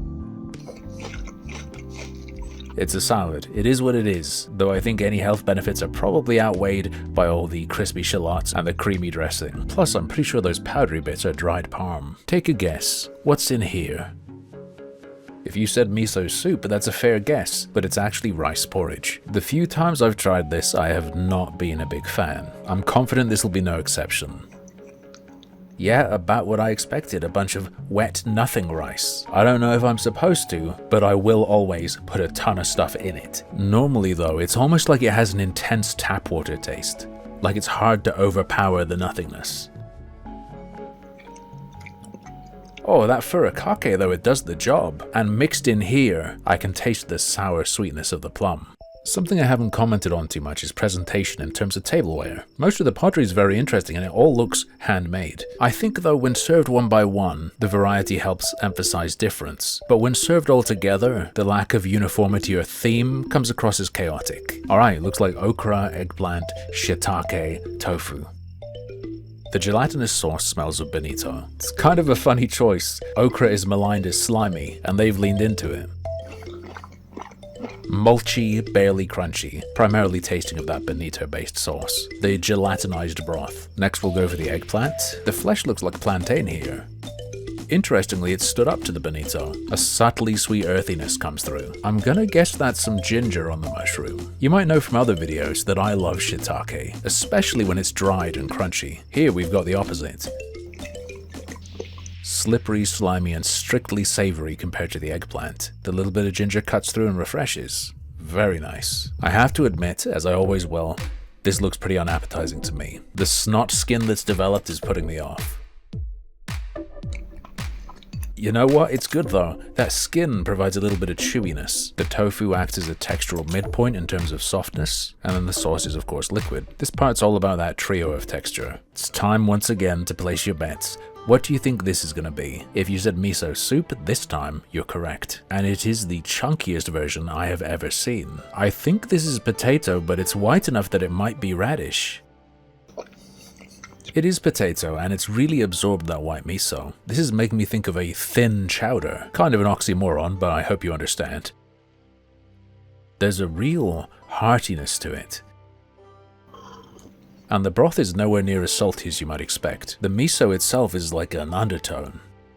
Forgive my ignorance if I'm wrong, but I think this might be quite westernized, and I like it. Now this one has a truly funky bowl. Looks like shredded tofu skin, and what looks like baby spinach to me, but is probably komatsuna, Japanese mustard greens. Just what I needed, cold, light and refreshing in a salty broth, reminiscent of the clam and komatsuna dish I had last night. Here the tofu absorbs the broth, but luckily it doesn't become overpoweringly salty. This one, just like the spaghetti last night, feels like a joke. I'm not an expert though. Is hot dog and potato wedges with ketchup and mustard a traditional Japanese dish? If anyone can help me out, I'd appreciate it. Are they doing this for us, or would they have this themselves as well? It's even more of a Western-style hot dog sausage. This isn't like those little Japanese ones. I'll go for a wedge with the rest of that grain mustard. Might be a little crispy, but it's not hot. Let an American toddler choose what they want for breakfast, they might pick this. This is feeling more unusual than the giant snail I ate last night. Our final savory dish comes in a very well chilled vessel, which is a good idea because it is raw fish. Sea bream and tuna sashimi. Just lean cuts this time. I'm quite proud of my chopstick skills here. I think I've been improving. I didn't even have to edit out any drops, which I sometimes do in the videos I record at home. The relative mildness of that wasabi makes me think it's real, and those sesame seeds are doing way more than I expected to pull everything together. That is delicious. For the tuna, I'm going to break out some soy. I don't have a dedicated dish for it, so I'm going to use what the pickles were in. So this is clearly a kami from the bright red color, but it's unlike any I've had before. It is, apologies for the word choice, turgid, bloated, balloon-like. The walls of it aren't sharp lines. Looks like it's pressing outwards. Soft and blobby without being fatty. There's not much flavor to it at all. Do you see how it has clear cells like an orange? And they're bulging outwards? Never had tuna like this before. The piece like this I had last night was great. This is lacking. Maybe it just can't stand up to the sesame and soy. Alright, end of the line. Some fresh fruit to be eaten with a pitchfork. I had one of these last night. Japanese grapes are a real treasure. Just like candy. What I haven't tried yet though is a Japanese apple. If you're gonna give someone one piece of apple, this is the opposite of the piece you give them. Nothing special about it, it's just like if you grabbed a pink lady at the grocery store back home. So they did give more apple than just the skin. I thought this was gonna be melon. Maybe a touch sweeter than I'm used to, but certainly in the ballpark. Now I didn't film this because I thought it was going to be more apple, but it is just a very firm piece of melon, and it was juicy and syrupy sweet, despite its firm crunchy texture. One very last thing to cap it all off before we leave, a cup of coffee. Coffee I've been drinking so far has been at hotel buffets, and it hasn't been great. Let's see what this Ryokan's packing. That's more like it. It's got that chocolate and dried fruit thing going on, with a mild acidity. Certainly brewed from beans and almost definitely South American. Do you remember the little dial in our room earlier? This is the music you can turn on and off in apparently any room. And that is Mount Fuji, obscured by a bunch of trees. The view from down on the pier was incredible. And if not for the foliage, would have been amazing from here too. Now I don't watch anime, I'm not a fan of anime, but I did visit somewhere you might want to if you are. I went to the Evangelion store in Hakone. Before that though, I went to a Wakadani and had some unaju.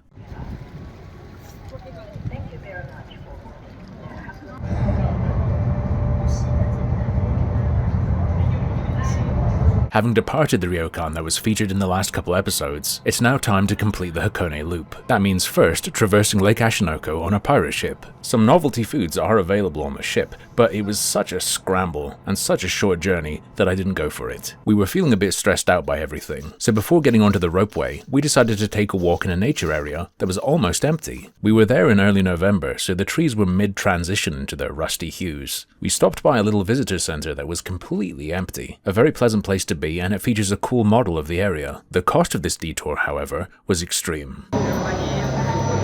While we were walking, more and more boats of course kept arriving, and with their arrivals, the line for the ropeway quintupled or more. I think the wait time was approaching an hour. Once you're in one of the cars though, you can just relax, enjoy the views, and get ready for the smell. You see, where we're going, Owakadani, is a valley that was left behind by the explosion of a volcano, and the remaining active sulfur vents mean the entire area stinks of egg. Welcome to the fart zone, there is no escape. In gift shops, they sell a special kind of black egg, which turns that color because of the water it's cooked in. Apparently it just tastes like a normal egg, and the lines were massive, so I skipped it, instead grabbing this area-specific Sanrio merch. Thankfully, the wait for the next part of the journey was much shorter, although yes, when you're here, the stink does get in. See you later, Fuji. Once you arrive at Sunzan, the next leg is a cable car to Gora, and once you're there, you can take a really cool train back to Hakone Yumoto Station, which takes a path that doubles back on itself, reversing direction multiple times. Sadly, reflections and whatnot focus people's faces way too much, with total clarity, so I'm not including it.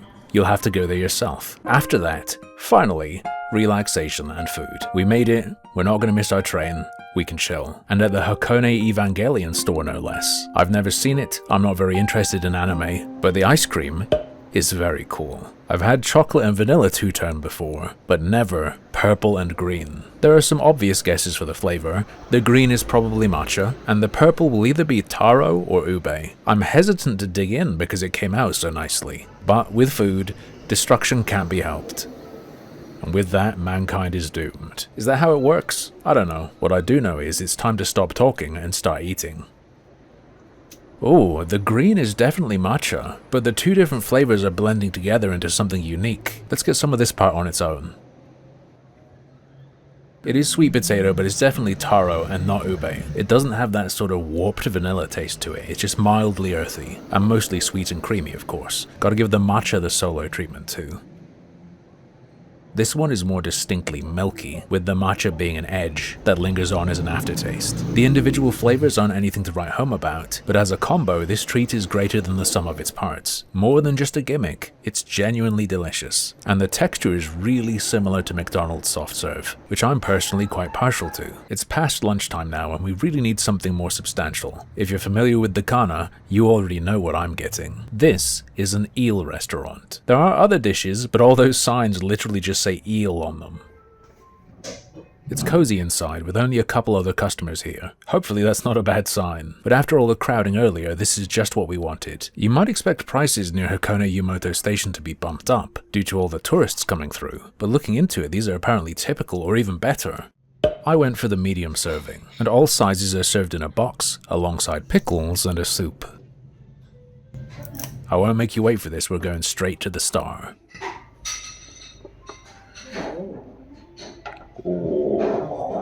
This doesn't just look incredible, it smells great too. The scent of the grill and savory sweet sauce wafts up at you as soon as you lift the lid. Just from touching it with the chopsticks, you can already tell how tender it is. I'm familiar with eel as a meatier fish, but this looks fall apart, melt in your mouth. It's almost like having a barbecue pork rib that melts and flakes apart slightly in your mouth. Japanese barbecue refers to something else entirely, but I look at this like Japanese barbecue food, if you get what I'm saying. And that rice is absolutely logged with that sauce and juices from the fish.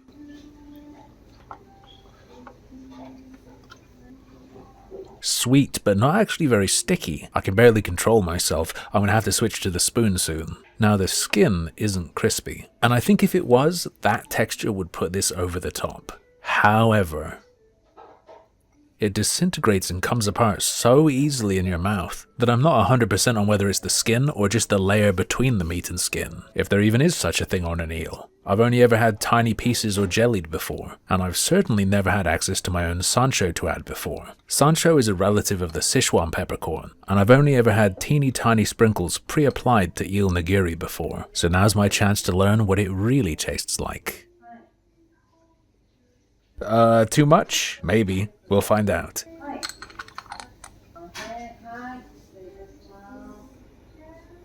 It's gonna be numbing, not spicy. That is not at all what I expected, and I'm pretty sure it's a blend and not just sansho. It tastes like black pepper allspice, and there's none of that Szechuan style numbing I was expecting at all. It is really nice though, and it helps cut the fatty sweetness, which could get samey by the end without a seasoning like this. The ever-present tsukemono should help with that too, and I still don't have a feel for when's the right time to eat them. I love them, but they're always just like this separate extraneous thing. Every pickled daikon I've had has been slightly different, varying texture, varying intensity of the floral notes.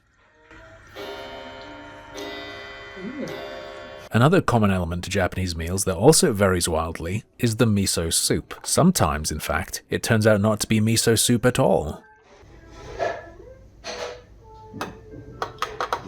Typically, this would be an eel liver soup, but that's clearly not the case here, because if it were, it would literally have liver floating in the soup. Instead, we have these little guys, with some worryingly artificial colors.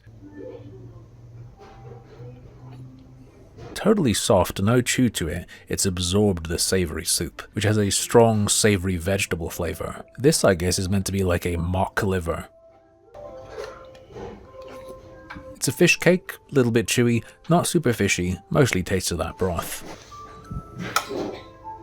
It's so savory that I almost want to say there's chicken stock in there, but I think it is just vegetable. The little bits of Japanese parsley, other herbs, and I think that's actually lemon, add little bursts of herbaceous and citric freshness. Besides the extremely reasonable price for the area, I'm getting the impression that this is a slightly more budget option. But that is not a put down or an insult or a diss. This is worth every last yen, and I of course ate every last bit of it. I would absolutely recommend eating here. I am more than satisfied with this being my first ever taste of unaju, and it was a fraction of the cost that a much smaller portion that I'm sure isn't as good back home in the UK will cost you. After this I returned to Tokyo, and you know I had to get another ekiben.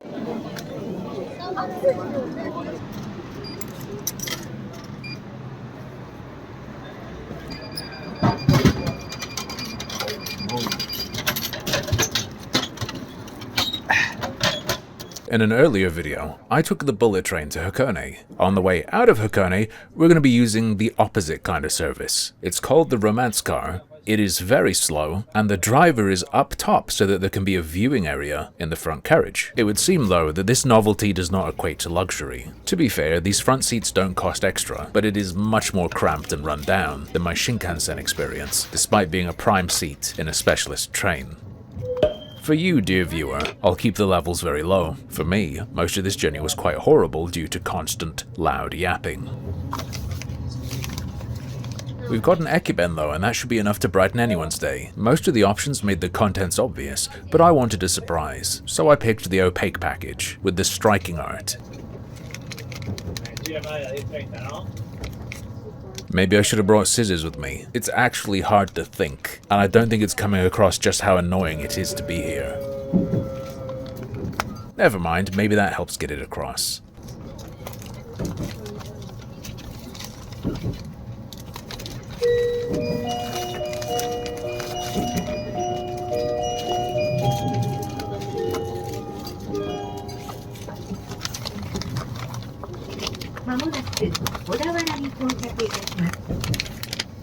The stop after Odawara will be Isehara. Okay, here we go. Layer 1. Okay, I'm counting what, 15 different things? Certainly a knockout in terms of variety, and we haven't even looked at the second layer. A tiny container of soy is included like you get with supermarket sushi, but I'm not sure what I'd put it on. Maybe the second compartment will make more sense. Just so you know what's happening, although I prefer to include the ambiance when eating out and about, there is a horrible beeping noise. Because of this, I'm going to be doctoring the audio quite heavily. Alright, finally, let's try and focus on the food. First up, we have the most brutally preserved looking piece of salmon I have ever seen. Very dry to the point of almost being furry, and very salty. The only thing that helps it go down are the oils. Not great. Here we have a little meatball that I think is a one and done. But for the sake of science, I'll bite it in half to show you the inside. Looks like it's about 90% filler. It is gelatinous in texture and tastes like it's been soaked in soy. This is worse than the canned meatballs and gravy you can get. You'd think fish cake couldn't go wrong because it's a super processed product to begin with. Let's see. Thick cut bologna of the sea. Very, very mildly fishy, slightly sweet, springy on your teeth. It is what it is, it's fine. This thing, if you're not familiar, probably looks like a Japanese omelette to you, but that's only about half right. It is a Japanese rolled omelette, but it's not the tamagoyaki you're thinking of, it is datemaki. This version incorporates fish cake, and I've never actually had it before. You know what? I might be completely wrong. This might not be datemaki at all, it might just be a baked good designed to look like it. It really is exactly like a slice of sponge cake soaked in syrup. You might not recognize this one, but I'm pretty sure it's a baby scallop, preserved with roe and skirt. The texture is unusual to me, there's a bit of gristle to it, but the flavor is excellent. Distinct and strong scallop sweetness. I could eat a lot of those. Next up, we have what looks to me like a sort of blistered pan-fried shumai. I have a feeling the filling is just gonna be pork though. Alright, there's more than pork in there, but I'm not talking about shrimp or mushroom. There is bread, there is filler. This is a little bit of wonton wrapper around some absolutely unseasoned, flavorless mush. Looks like a soybean to me, but it's all sticky, like a pre-sucked boiled sweet. Soft and starchy like a stewed kidney bean, with a flavor of pure rock sugar. Really doesn't feel like it's meant to be eaten on its own or with anything else here. Comes across like an alternative to red bean paste filling. What we have here is a block of brown konnyaku, normally seen online in viral posts about 0-calorie noodles. Here, it is just a straight up brick. Just like the noodles, it is simultaneously chewy and crunchy. Turns out I've got to assume that the brown color comes from bonito, because this is smoky and fishy. Time for one of the stars of the show, a big, long shrimp torpedo. I'm not going to call it tempura because it looks like it's breaded. It is of course cold, but that doesn't mean bad. No, you see what makes it bad is the chewy wet toilet paper consistency of the coating. It is absolutely oil-logged. Grotesque, it's like licking a dirty fryer. I do not have high hopes for its fried chicken sibling, especially since we can see all of that caked on congealed fat. I think I'd rather have another one of those snails I had the other night than put this in my mouth. To me, this screams food waste. It looks abandoned more than stored, but looks can be deceiving. So let's go in on it. Not this time though. A similarly oil-logged but chewier batter releases waves of grease as you chew, but this time it's overpowered by an intense saltiness of far too much soy. The texture of the meat is obscene. It's like someone tried to confit a chicken thigh into becoming a crayon. Let's go for some of this seaweed to clean the flavor out of our mouth. Boring but safe, everyone knows what this is going to be like. Never mind, that might not even be seaweed. It's like taking a shot of Kikkoman, saltier than pure soy. Now I need a palate cleanser for real. This better be pickled ginger. With my luck, it's gonna be pig eyelids or something. Whew, it is gari. Pickled ginger with a slight bit of that burn. Little bit on the chemical side though. I don't even know, man. I don't want to put this in my mouth.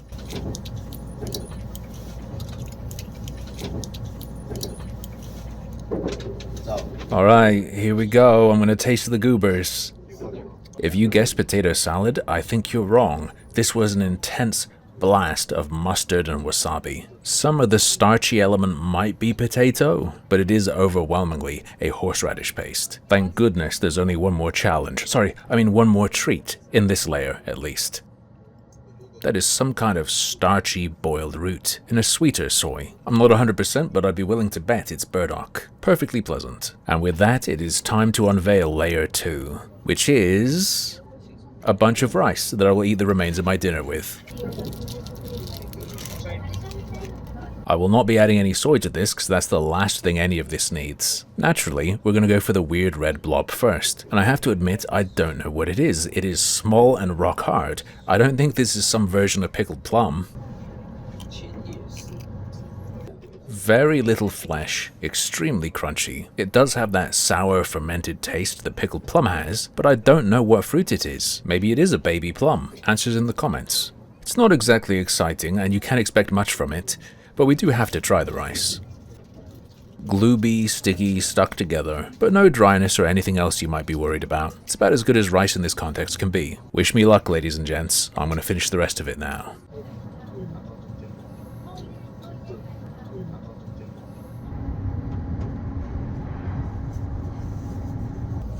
Dessert is stolen from my girlfriend. She's letting me have a little taste of what she grabbed from the store. It turns out that Shonen Gold isn't a brand or something like I thought at the time, but rather a hybrid citrus fruit.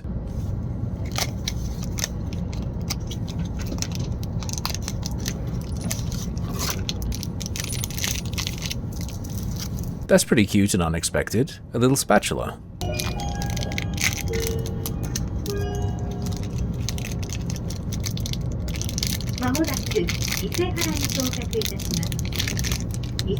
That is an intense yellow. Have to imagine it's going to be very sharp. The cake squidges but is clearly quite firm.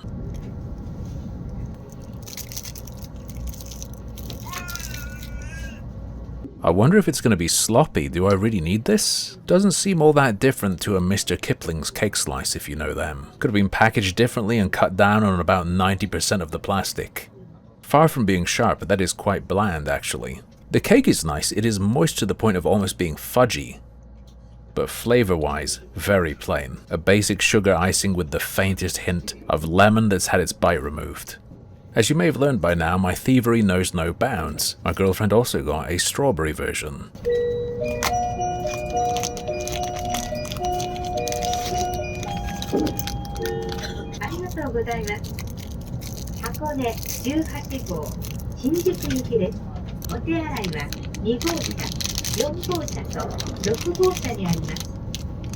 Behold, a single, solitary, real strawberry seed. I wonder if there's someone on the assembly line dropping one in every pot. Hakone number 18. Please do not smoke in this train. Restrooms are in cars 2, 4, and 6. A vending machine is in car 4. The next stop is Erina, OH32. That is more like it. It has that dense, moist, fudgy cake, but this time with some actual flavor, strawberry and white chocolate. It's smooth and delicate, not intense, but it's enough to pop off and be delicious. It really tastes pink.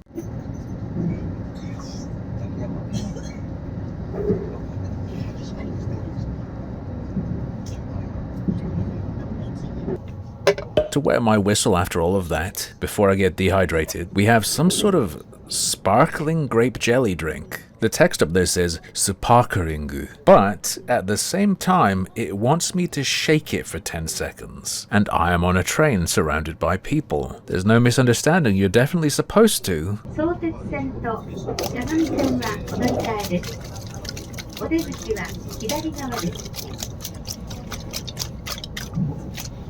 We will soon arrive at Erina, OH32. I'm a little scared. The stop after Erina will be Machida. Nothing to worry about, but it is fizzy. Look at all those bubbles. Maybe they're generated by a reaction that happens when you shake it. Highly unusual. Oh, that is really gross. Tasted like an even more chemical and fake grape haichu. Which is fine, but if it were just fizzy, it would be good. If it was flat and had jelly, I think it would be good. The fizzy and jelly is insanely off-putting. And the jelly has different sizes and textures. Some is big and soft, some is small and chewy. It's a Frankenstein's monster of a drink that just doesn't work. Now, I've ticked off several of the most obvious Japanese food must-tries, but next we're going to knock off some ones you might not be aware of. Japan is known for its coffee culture and its pizza. They are taken very seriously over there, and I wanted to try their take on both.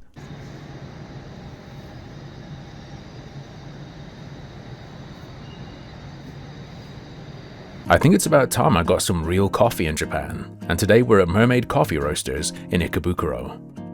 But first, I will steal my girlfriend's peach juice, served in a branded glass. It's a nice detail and one we'll see again shortly. It's also the only cookie cutter element in an otherwise ultra cozy, quirky spot. I do not think I've ever had straight up peach juice before, only ever peach syrups and flavorings, or peach nectar blended into other things. Very sweet, a little tart, and quite fresh tasting. Because it's such an intimate, squeezed-in setting, I didn't catch much footage of the inside. I think it would have been too in-your-face for people who were there, but if I had, you would have seen a tasting station showing off all the varieties of coffee they have. I opted to ask what their top choice was, and I went with the Colombian. Smells like marzipan, tastes like marzipan and red fruit with a pronounced but not too sharp acidity. A nice coffee brewed well by an enthusiastic barista who ran up to me with the coffee grounds so I could smell them first. Colombia, he said. It's not just drinks here, they also offer a variety of very homemade looking baked goods. Japan is very affordable for Western tourists in general, but these are ludicrously cheap, compared to what you'd pay in a cafe at home at least. And you can mix and match flavors as you wish. We got one of each. This one is Earl Grey. That's what those little flecks are. It's like a shortbread that's very crumbly, but not dense. Or in other words, the crumbs are large. There is a butteriness to it, but it's not super rich. And the star of this cookie is the bergamot-infused tea that comes in right at the end. Next up, we have a matcha-flavored cookie with a very cracked surface. I think it looks quite nice, like something you'd see in nature. Maybe Shrek made these, or maybe they're made from Shrek. This one's a little denser, and as you chew the whole time, there's a little bit of bitterness contrasting with the butteriness of the biscuit, giving way to a straight matcha aftertaste. I like this one the best so far. Last up, we have a yellow one. I don't remember what flavor this is meant to be. Maybe it's lemon, or maybe it's just the plain option. Oh, this one's totally different. It's soft, moist, and a little cakey on the inside. It's also much less sweet and nearly flavorless. If I were you, I'd skip this one and double up on one of the other two, which are both good. After you leave, don't be surprised if the barista runs out after you, waving, saying goodbye, and thanking you. He might do that for everyone, or it might be because I complimented the coffee. Later that day, we visited Pikachu Sweets, where luckily there wasn't music playing. Here, we got a different kind of drink and snack. You actually get to choose your starter Pokemon, and I went with Sprigatito. It's just a little printed wafer, but it's a nice touch. Everything here is edible, which on the plus side is neat, while on the minus, maybe it would have been cool to have a little souvenir, little plastic shield or something. My opinion will be swayed based on how it tastes. The staff said it's just chocolate, but there is a chew to it. It almost has a fruit roll-up quality, and there is a light grape flavor, though that might be because it was touching the stuff sprinkled on top. You know what? Okay, I'm team edible versus plastic. I've always wanted to eat a Pokemon, Slowpoke tail to be precise, but this will have to do for now. My favorite, totally flavorless wafer. The frappe is served with a giant bubble tea style straw, but I don't believe there's any tapioca or anything in there to suck up. It's also, in case you haven't noticed, not a frappe, it's a slushie. Good grief. The huge straw means you suck up so much ice so fast. Be careful, this is an instant brain freeze weapon. In terms of flavor though, if you love strong, artificial, foxy grape flavors, like I do, you'll love this. Welch's grape soda frozen and blended with rare candies for extra strength. Pokemon waffle, or Pokeffel as they call it. Carefully served in some sort of forensic evidence bag. Seriously, look at how this thing folds. It's like one of those puzzles people buy you for Christmas that no one wants. People used to complain about 7-Eleven onigiri, but what on earth is this? We got there in the end though, and it is pretty darn cute. What should be obvious though is that this is not in any way a freshly made waffle. I don't think anyone expects that from a place like this. But once it's actually in your hands, you get the overwhelming impression that this is purely to look a certain way, and its function as food is secondary. Extremely strong supermarket waffle vibes. Kinda sad there isn't a goofy face inside, and that Pikachu is entirely just on the packaging. Alright, in we go. Yeah, that's pretty awful. Horrible, waxy, cheap chocolate with barely any flavor to it. Cold, dense, generically sweet waffle. You're paying for something you're going to take a picture of and post on Facebook or Instagram, or perhaps even put in a YouTube video. Oh, quick note, it is logged with syrup on the bottom. Still not good, but it's the best part.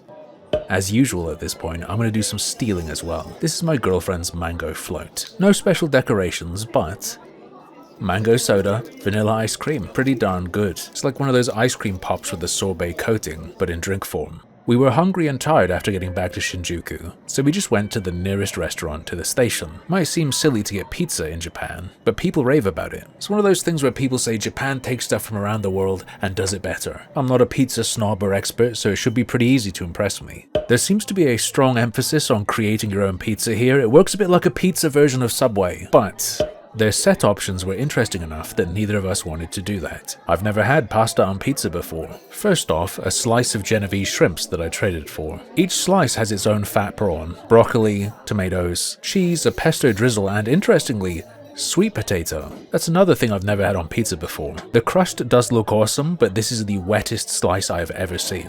Absolutely overloaded with toppings.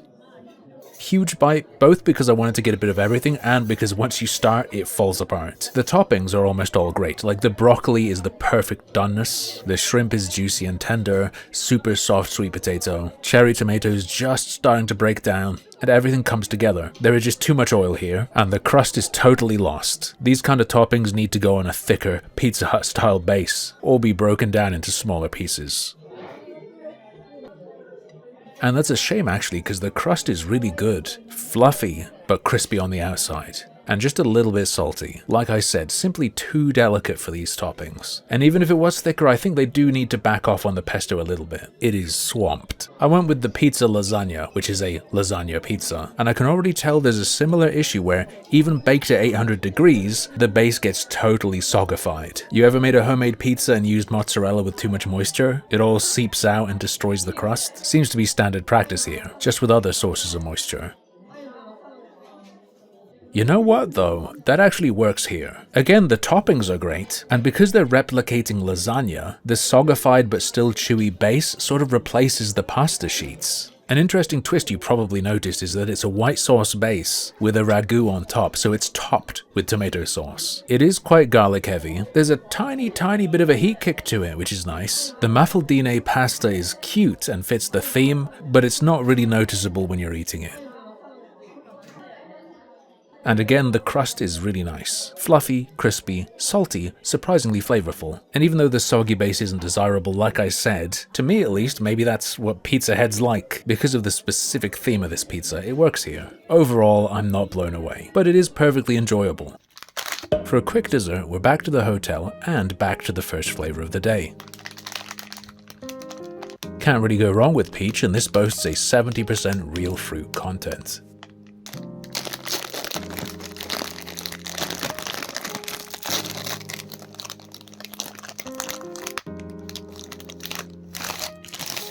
Okay, not the most elegant ice pop, a proper brick. After opening the package, you are immediately hit with a strong scent of peach iced tea. I don't think there's actually any tea in it, but it's that smell specifically.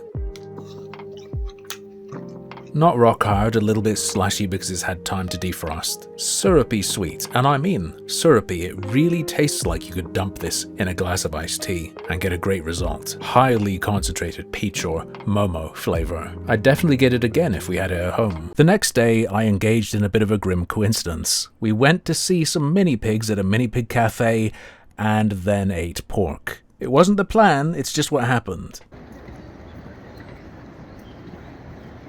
Today, we're in Ikebukuro, and we are going to meet the pigs. Underneath Sunshine City is a MiPig, a mini pig cafe. This is a place where the little oinkers are socialized before being sold as pets. Out front is a board showing you who's ready to be adopted, and appointments are booked in 30-minute blocks. You can have as many as you want in a row though, and they may even offer a time extension if it's not busy. Once you're in, you just sit down and let the pigs come to you. If you're unlucky and they don't want anything to do with you, the staff do step in now and then to make sure you get some time with them. It seems like the best spot is along the wall, but you don't get to choose where you sit. Food's available like cute pig donuts, but we already have plans, so we didn't get anything. One of these little guys peed on my girlfriend. After seeing the pigs and being chased by the Muji robot, it was time to get some food, and we wanted to eat at Yellow, a viral omu rice spot. The line, however, was not moving, so instead, we went to the nearly empty tonkatsu place right next door. Checking on the phone, the reviews were good, it just doesn't have the hype its neighbor has. Huge tip for Japan vacations, don't waste your time in lines. There are so many good places. And yes, we did go from hanging out with little cute pigs to eating them. That was not the plan though. Ordering is done just like at a McDonald's kiosk, and the machine spits out a couple cards.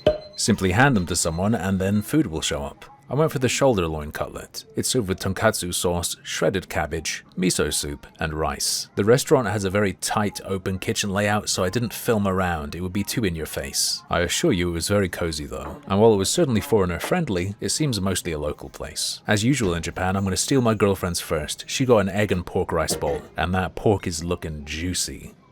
Oh, so good. Intensely savory and fatty. Still quite crispy despite the moisture it's been in contact with. My throat's dry though, so I'm going to take a sip of soup. I think the name of the game here is richness, and this looks like a deep, dark, dank red miso. I love watching the particles get sucked up by the convection current.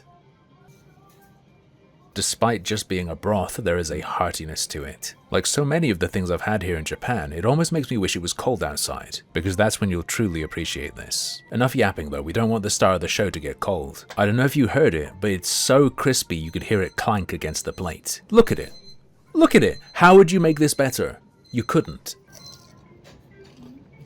It tastes like my memory of what a shake and bake pork chop was as a child. Unbelievable. Perfect. I'm glad there was a line for the place we planned. But we can't forget the accompaniments. Here we have shredded cabbage that's actually quite heavily dressed. It's like a slightly tangy mayo on it, and the cabbage's own wateriness helps alongside that to clear out your mouth from all the fat, ready for another bite. The perfect refresher. I suppose I could pour it over, but I'm feeling a bit fancy today, so we're gonna dip the pork in the sauce. Just like okonomiyaki sauce, I believe tonkatsu sauce is also inspired by Worcestershire. It should be pretty tangy, a bit like a British brown sauce but less spiced. And I love me some of that, so let's go in.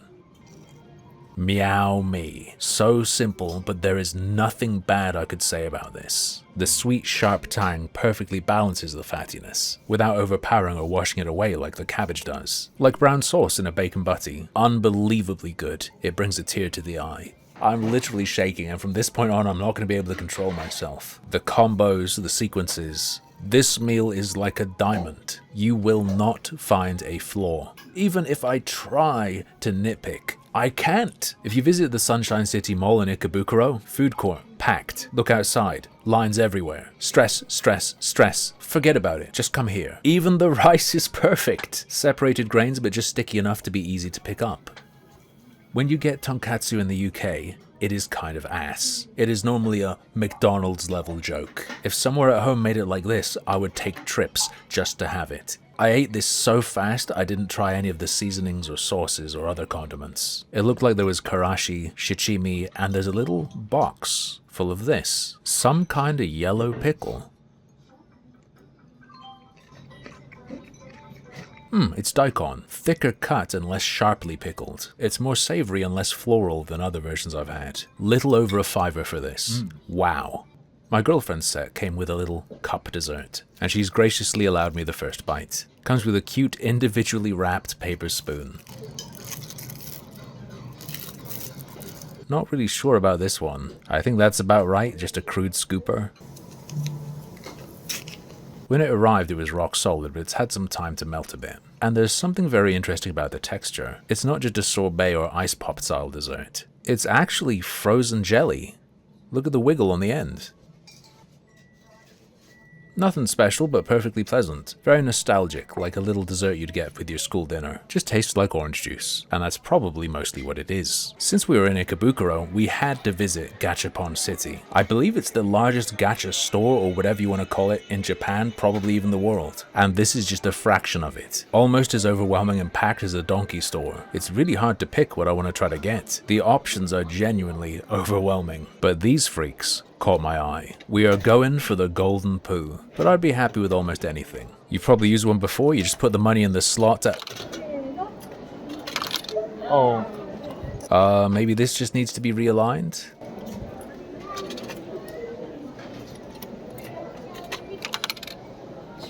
I have no idea what's happening, but suddenly it works.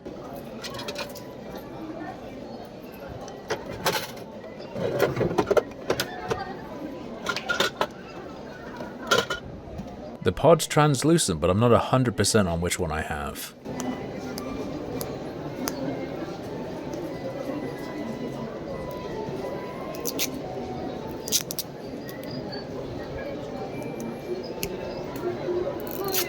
The moment of truth.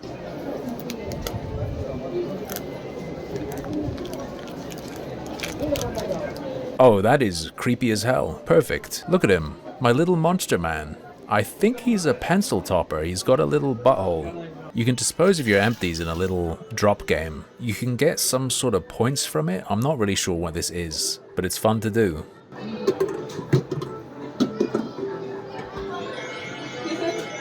I need a charm for my bag, so I found this little Oden gacha. As a bald guy, I've got my fingers crossed for the egg.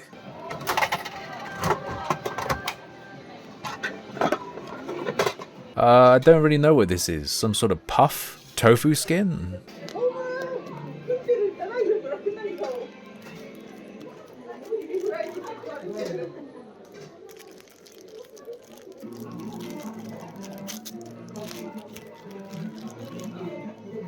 Whatever it is, I'm gonna have to play the hand I'm dealt.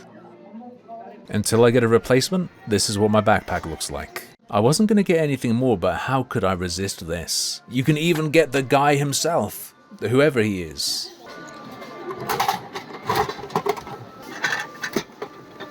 Powerful packaging.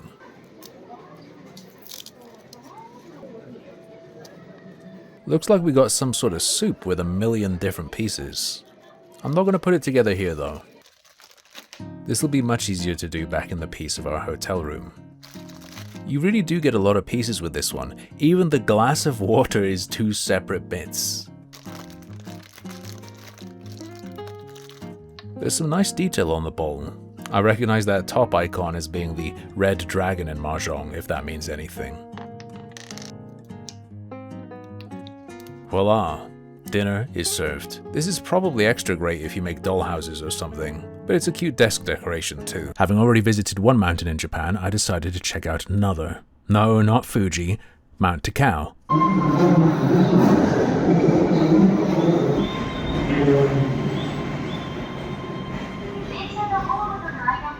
A little while ago, I visited Mount Tsukuba, and today we're going to visit Mount Takao. If you want to go right up to the mountain, make sure you stay on until the Takao Sanguchi station. If you get off at Takao station, it's about a half-hour walk away. It was interesting to watch the screen on this train. There were little bite-sized English lessons presented by Sonic the Hedgehog, ads for some Yakuza thing, and an amazing safety guide on how not to end up dead at the train station. Though perhaps someone who stares at their phone wouldn't look at this screen, so I'm not sure it will be effective. I think the trip is 40-something minutes, but that time flies when you look outside at what's whizzing past you on the journey.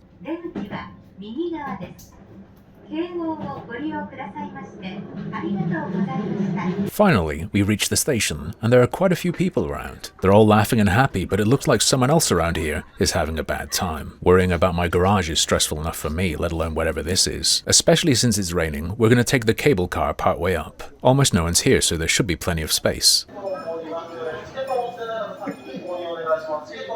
Unfortunately, unlike Mount Tsukuba's car, it's not the most aesthetic ascent, though at times you will see some pleasant foliage. When that trip's finished though, things instantly improve. Look at this. Whether it's in the Peak District back home, Mount Sugarloaf in Australia, or here at Mount Takao in Japan, you can never go wrong with getting up high. A little way up, you can stop at the monkey enclosure. Now this might sound very cool, but personally I got some weird vibes. I'm sure this is the environment they're meant to be kept in, but it just strikes me as being very grim. Makes me feel like I'm watching a documentary on some sort of historical atrocity or something. If you want to, you can spend a couple hundred yen on treats for the monkeys. And no, I will not be trying these myself. You just throw them down there and they chase after it. It's kind of fun to try and feed specific monkeys, but it's also pretty tricky. The one you want to grab it might not even care. As you ascend, there are some interesting little side paths and things to look at, but we just followed the basic route today. In terms of hiking challenge, I'd call Mount Takao's Route 1 a 0. It's literally paved, but it's still nice to stop at some of the plateaus and chill out, even if you don't need to rest. They sell souvenirs and snacks. There are also restrooms. Before you know it, you'll be at the top. This is why you visit Takao. And while I don't enjoy being cold, I think the inclement weather actually contributes to the beauty here. In person, this looks unreal. Almost like you're watching an illusion. Don't forget, this is a food channel though, so of course I brought some snacks. Just a couple things I bought at the 7-Eleven at the station. This is the rice bowl with the famous packaging designed to keep the seaweed crisp, or at least sorta snappy. I remember years ago on the net people talking about how hard this was to do or showing people messing it up, but it looks pretty simple to me. Maybe they just redesigned it. Could also be the case that I'm about to eat my words. Alright, 1. You pull it down and all around. So far so good. Now we pull off the 2/2. And lastly, the 3/2. There's no way people were having trouble with this, right? And that seaweed, kept separate from the rice, is perfect. There's also a lot of the seaweed, which I like. You're gonna get plenty in every bite. Alright, enough yapping. Time to go in.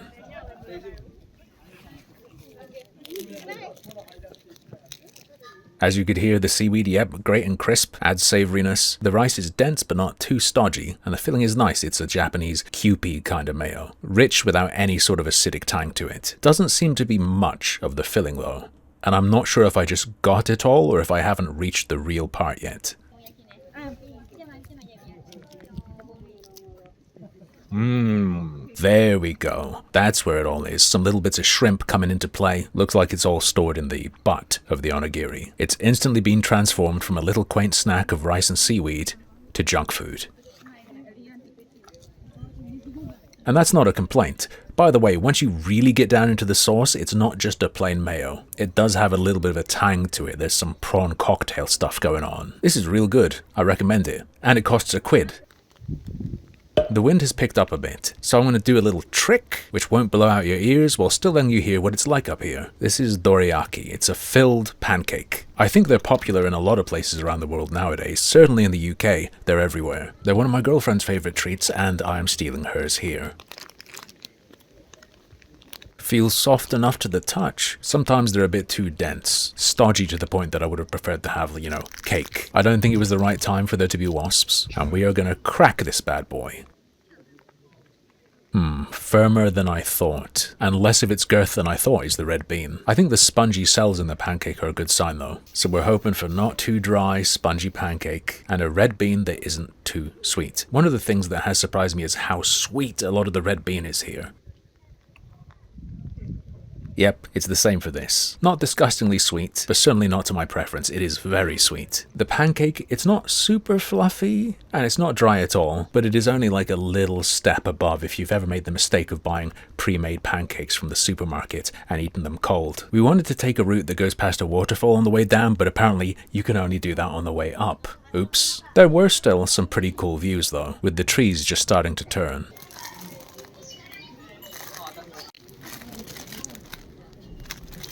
Now, once we reached the bottom, we ate at a soba place, but I don't have any footage. Did they not allow filming? Was there some big drama? My camera just couldn't handle the lighting. Not usable. I still had room in my belly for snacks though, and I've wanted to try one of these noodle sandwiches for a while. I've kind of been avoiding YouTubers eating these, because I don't want to be spoiled on if it's good or bad. Like, I don't see how it could be horrible, and I don't see how it could be amazing, but it must exist for a reason, and people spotlight it. Is it just because it's weird? The bun feels incredibly soft. Sort of looks like there's too much bread to noodle, but that's going to squish down to nothing in the mouth. Okay, starch on starch. The streak of noodle on the top is deceptive. There's so much more inside. It's like it's been hollowed out. The bread is very airy, like I said, and the noodles are just smothered in what tastes like a tonkatsu sauce. That fruity, tangy sauce. It's very viscous, very thick, glooby in your mouth. Don't hate it, don't love it. I think a streak of mayo or something would help for texture's sake. Melon pan, melon bread. I'd always assumed it was a French loanword, but looking it up, it's actually from the Portuguese.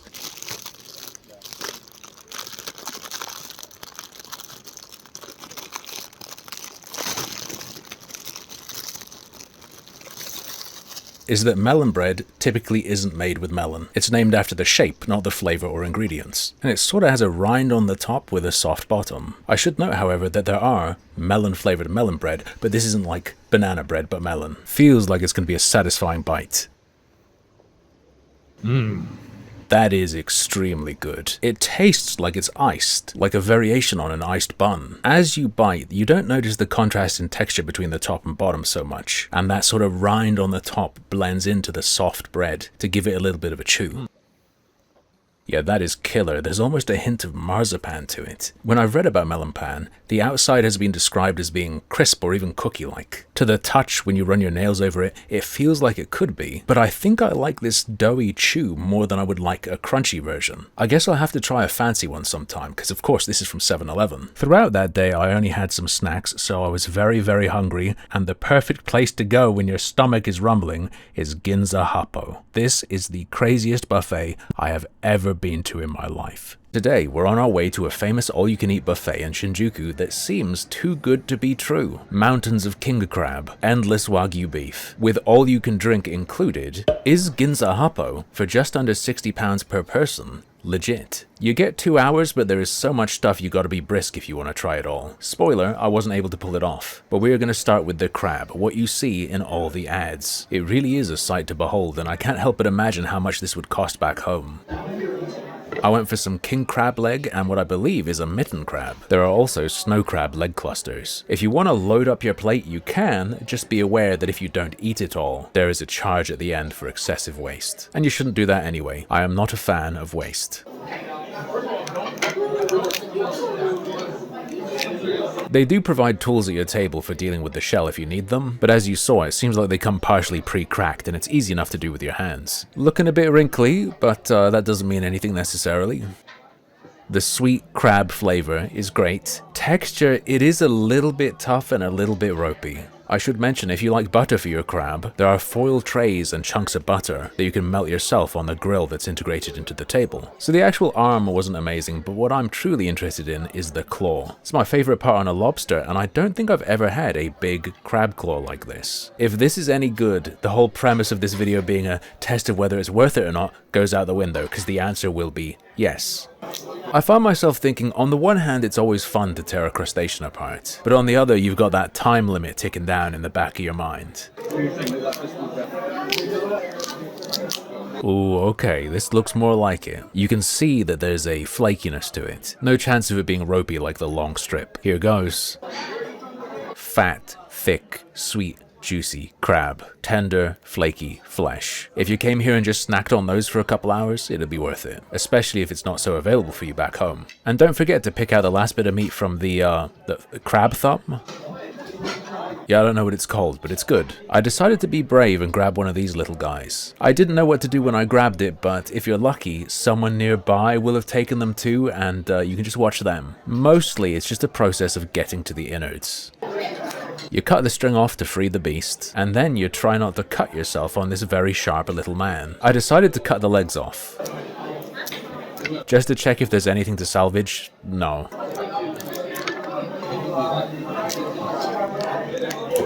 Eventually, I got to the insides. I don't see anything else that looks edible here, so let's go for it. Ah, okay. How do I describe this? Almost like a thick, waxy texture, and it tastes sort of cheesy. Who knew that's what's in a little crab?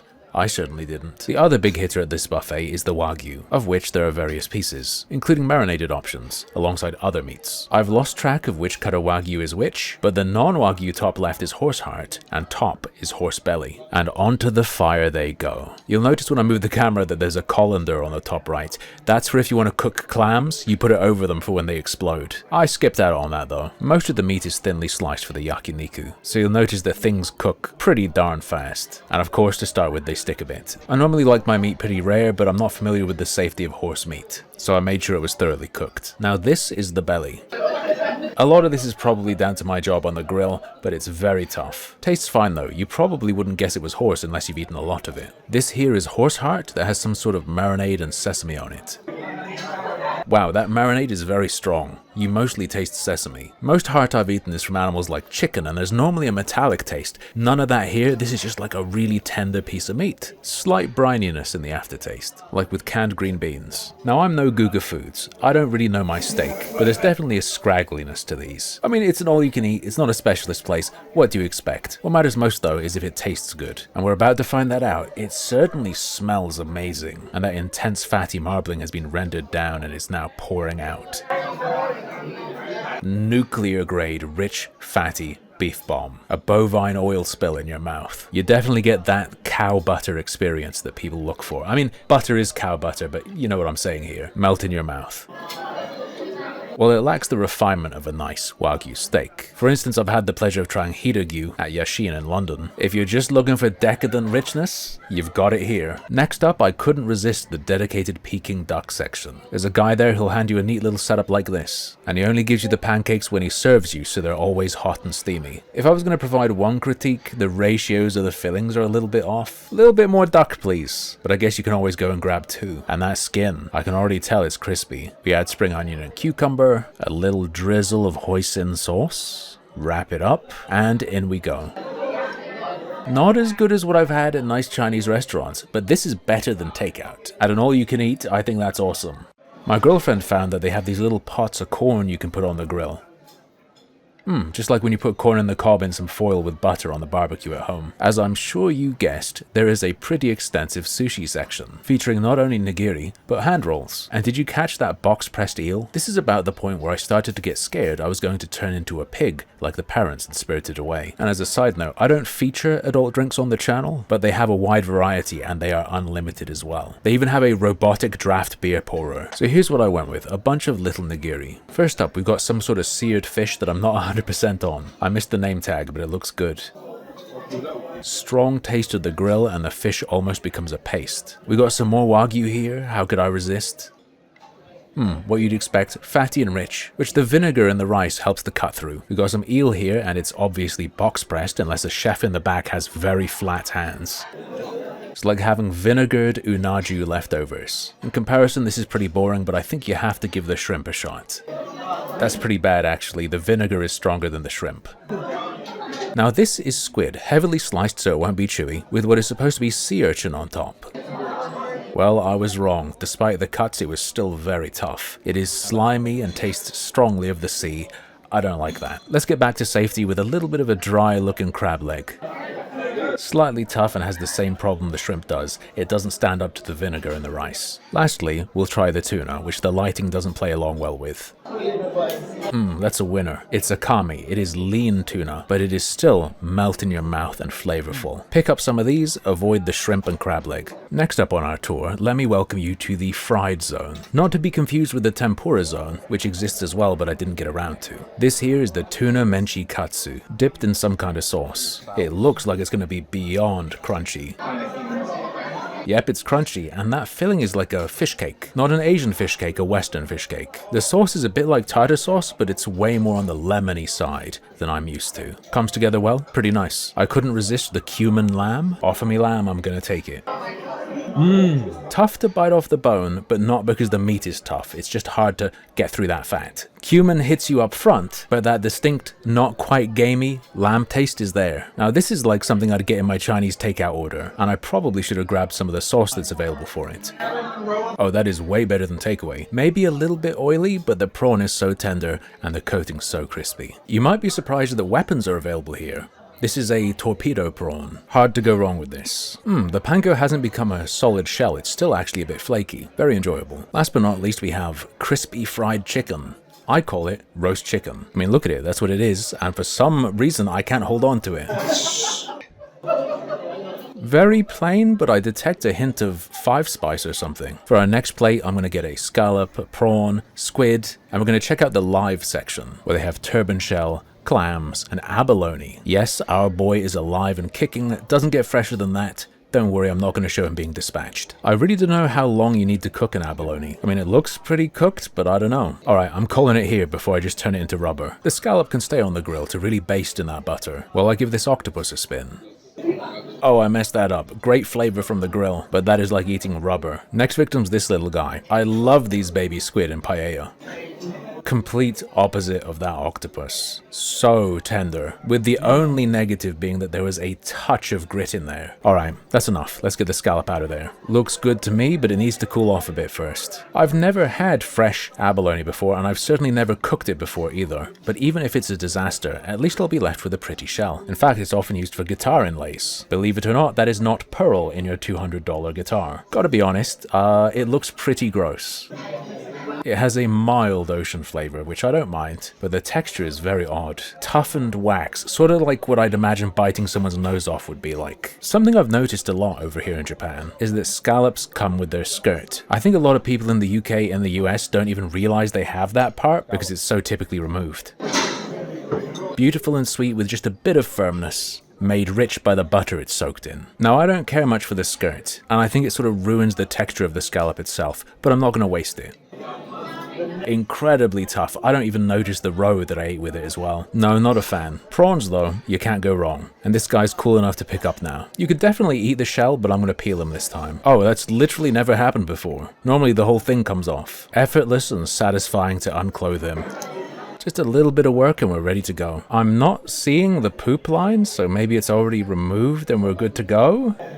Nope, it's in there. It's in there. The flesh is great, but I got hit with a fair bit of grit. Welcome to our next stop, China. And I'm feeling about 70-80% full, so I'm going to be real selective, but as you can see, there is so much variety here, it's unreal. Little bit of an embarrassing story, I almost had an accident with some of the lids on stuff, balancing them, and a chef had to run out and save me. I didn't realize until I returned to my table that the steamed buns are empty. That's fine, there's plenty to fill them with, but I was excited for pork or something. Before the actual Chinese stuff, one more piece of Wagyu. This is foie gras wrapped in Wagyu. And that is disgusting. That is too much fat. Just eat a stick of butter at that point. Let's try some of the black vinegar pork to cut the grease. Looking nice, dark, and sticky.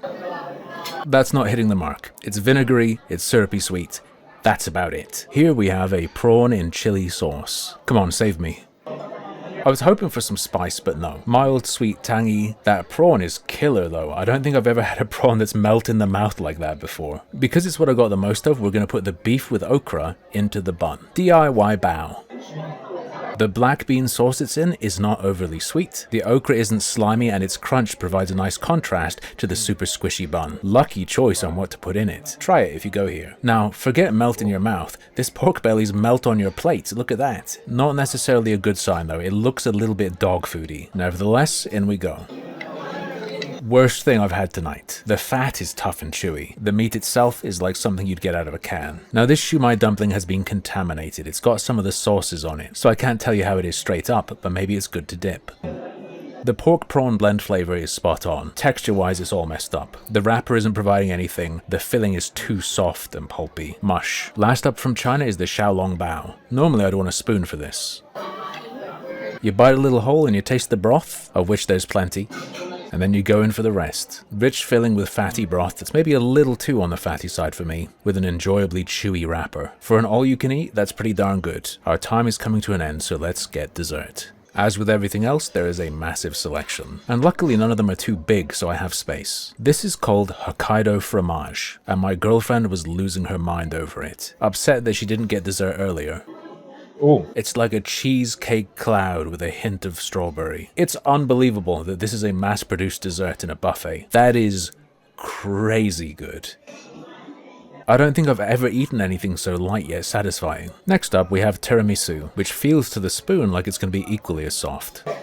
It is as soft, it is like a cloud, but the flavors are off. I think the bitterness is a little bit too much up front. Not bad, but it just doesn't compare to that Hokkaido fromage. This here is something called rare cheesecake. Doesn't mean it's uncommon. I believe it's just the Japanese term for no-bake cheesecake. Starts off like it's going to be bland, but then the flavor comes in like a hammer. If you've ever made no-bake cheesecake, you know exactly what this is like, except maybe a bit tangier, maybe a bit cheese forward. This one is a mystery slice. Didn't catch the label, but it looks very 70s. That's really odd. The top layer is some kind of egg custard. The bottom is cake. I think there's some coffee in the middle, maybe? Alongside some white cake in the center. No, no, no. Hokkaido fromage for life. Lastly, we have a frozen solid strawberry. I've never had this before, but if it's good, I guess I can just do it at home as well. And it is rock solid. People like to talk about sorbets having natural fruit flavors. This is just a strawberry that has been turned into sorbet. Just put the dang strawberry in the freezer. Why isn't everyone doing this? Bit of cream in the middle if you want. But alas, as they politely warned us 10 minutes before, our time was up. Did we get our money's worth? I would say unquestionably, especially as visitors from a country with a stronger currency. And I couldn't eat more if I wanted to. Look, didn't try any of the soups and noodles, didn't try anything from this entire section. You wouldn't want to eat here every day, every week, or even every month. And there are definitely some misses, but this place is crazy. Worth trying for sure. My food checklist was still incomplete though, and there were some viral treats I needed to grab quickly. Today we're going to be taking a little trip to try some Tokyo treats that are famous online. Specifically, we're going to be making our way to Shibuya, where there are 3 places I want to visit. Japan really is heaven for food YouTubers, because even on the way there, opportunities for content were jumping out at me. Look at this vending machine. I had to pass though because it would surely thaw as I walked around the city. You may have heard that trash cans aren't so common here and that tourists struggle with their garbage. Unfortunately, it seems some of us improvised. Before we reached our actual destination, we decided to take a detour and visit the cat shrine. Now I didn't film inside, but as you can see, the lead up to it is very pleasant. And we bought a teeny tiny cat as a souvenir. You'd think that would bring luck, but by the time we got to I'm Donut, the glorious sunny day had turned to rain. No need to stand in line and wait though. If you go up that elevator on the left, they have an indoor area. You do need to buy a drink, but especially if you're planning on that anyway, just go upstairs. No line, no wait. Separate serving staff. I decided to go for the classic, the glazed ring donut, alongside a seasonal special filled one, with a beautiful plump grape on top. My girlfriend opted for this, and I think this is just a plain sugar-coated one. Interestingly, they don't serve the donut in the little paper pouch, at least not when you eat in, but they do give you one, so you can keep your hands clean. I'm gonna alter the audio because that kid is really annoying. There we go, much better. Back to the donut. First impression is it's like a heftier Krispy Kreme. More robust, wrinklier, darker. Rustic would be going too far, but you get what I'm saying. Little bit less like a perfect cartoon donut. It's very soft, but like I expected, it's more substantial than a Krispy Kreme, and there's more of a chew to it. What I didn't expect, even though I should have from the lighter glaze, is that it's much less sweet. Don't get me wrong, it's still covered in sugar, but it's less sickly compared to Krispy Kreme. I prefer this. This next one is a seasonal fruit custard filled donut, and the lady behind the desk actually filled it when I ordered it. I've noticed here, even with stuff you might call junk, care is put into having it be as nice as possible when you eat it. Like with the rice balls at the Konbini. Now I'm really excited because that custard looked velvety as she piped it in. The dough here is softer and has less of a chew than the ring donut. The coarse sugar on the outside provides a sandy crunch. The real custard filling is rich and decadent. All those juicy candy-like Japanese grapes stop it from getting boring. Someone's taken a bite of my No, it's my girlfriend's donut. I believe this is the same kind they fill, just unfilled. Because it's all the dough on the inside. Despite being lighter than the ring, there's more chew than when you get this filled. Hard to pick which of the two I like better, but I'm gonna have to go with the ring. Like I said, if you eat in, you do have to get a drink, and I simply went with an iced coffee. I wanted one anyway, so it's a no-brainer. Diner style, super basic coffee on ice. It is what it is. Our next stop is a place called Henry's Burger, and I'm visiting off the back of the recommendation of Chris Broad of Abroad in Japan. He really made it sound like a naughty treat. Juicy Wagyu smash burgers. They were playing Michael Jackson in here, and I'm not about to mess with that on YouTube. I got a double burger with ginger ale and fries. And I gotta say that for Japan, the price is really high. Doesn't sting as much as going to somewhere like Five Guys back home, but compared to the other burgers I've had in Tokyo, sheesh. Maybe it's worth it though. Certainly looks pretty, and the browning on that meat makes my mouth water. That is insanely bad for you in the best way possible. Probably the greasiest burger I've ever had, but that sauce on it is like a Marie Rose. It's like cocktail sauce and it really helps cut that. As I saw, that browning is perfect and it's loaded with flavor, but there is one thing. The sauce helps with this, but it is too salty, and it builds. Even after a couple mouthfuls, it's starting to blow out my ability to taste things. Bit of a shame, honestly. I can barely even notice the cheese through it. Now I picked the thin cut fries that are almost approaching shoestring, but you can also get wedges. But even just holding these, I'm happy with my choice because I can tell they are gonna be crisp to perfection. Look at this, it's like I'm holding a bundle of spears. Stiff and straight. You could poke someone's eye out. Oh, it's a shame about the music, because I'd love to show you the scratching noise they just made. Alright, without further ado, zero complaints. Amazingly crispy, not too oily. You really taste the potato and the skin comes through. Very lightly seasoned. I could munch on these all day long. And with fries this thin, the best thing to do is pick up bundles of them. That's where you're really gonna be winning. Really good. Is it $10.99 good? No, But I've already paid, so I'll enjoy it as much as I can. Last thing left for me to try is the drink. Like I said, I got a ginger ale, and I really need a sip after that burger's salt assault. You know, maybe I'm wrong about the seasoning on the fries being light. I wouldn't be able to tell. Alright, ginger ale, please save me from my salty jail cell. Ooh, nice, little bit of a bite to it. Was a little worried it would be sugar slop because it's from a fast food soda fountain. And I'd recommend picking this, just to wake up your mouth between bites of burger and fries. If you're gonna come here. Maybe it was a bad batch or something, but that level of salt to me is a deal breaker, despite everything else good about it and for the price. I felt the need to give a quick confirmation after finishing. The salt is just too much. Actually ruins it. No need to worry about that at our next stop though, because we're going to visit the viral Iyoshi Cola, which has some very striking branding, the dreamy flavor. There are a bunch of different options and apparently you can customize your soda, but I went with the standard, the basic, the classic.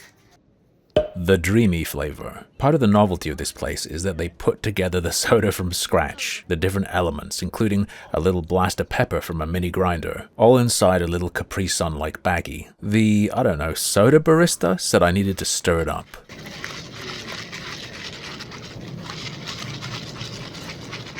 Alright, I'm sure that's enough.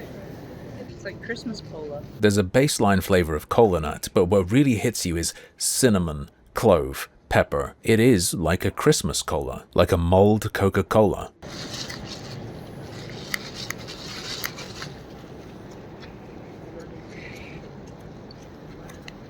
It's very, very acidic, especially after stirring it up. I think I kicked up some lemon. It's a cool concept. I wouldn't say don't try it, but I think the hype is way too much. All the titans of soda are actually very complex, but they come together into something unique. But I'm tasting everything separately. I'm not tasting that dreamy flavor, I'm tasting a laundry list of spices, and way too much acidity. As I drink more and more, my mouth is more and more blown out with cinnamon. Something's out of whack here. Maybe there's just a consistency issue in Made Fresh, maybe I should try it from a can, which they do sell.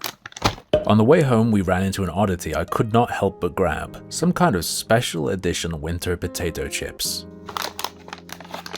Now, people online will always tell you that Japan has strict laws about packaging and advertising. The picture has to represent the product. Now, in the UK, I'd expect these just to be chocolate flavor, but I'm going to be very disappointed if these don't have actual streaks of chocolate on them. And I will go to war against all of the influencers who lied. The back here says there's a secret taste of caramel and coffee added. Google Translate also says it promises there's the saltiness of salt.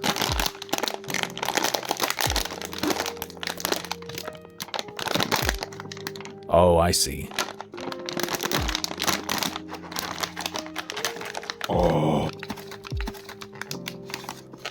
Look at that! I'll tell you what it smells like. You're hit immediately with the aroma of Hershey's chocolate syrup. Not really picking out any of the promised caramel or coffee, but this is a salty potato chip with streaks of chocolate, and that is good enough. I've made this myself a few times. Melt some chocolate, drizzle it over those thick cut McCoy's salted crisps. Trust me, it's awesome. Personally, I'd have gone heavier with the chocolate, more streaks, but these are addictive. I ate surprisingly little ramen in Japan, but one of the bowls I had was my favorite ever. Tenkaipin's famous Koteri ramen. If you don't know what that is, keep watching.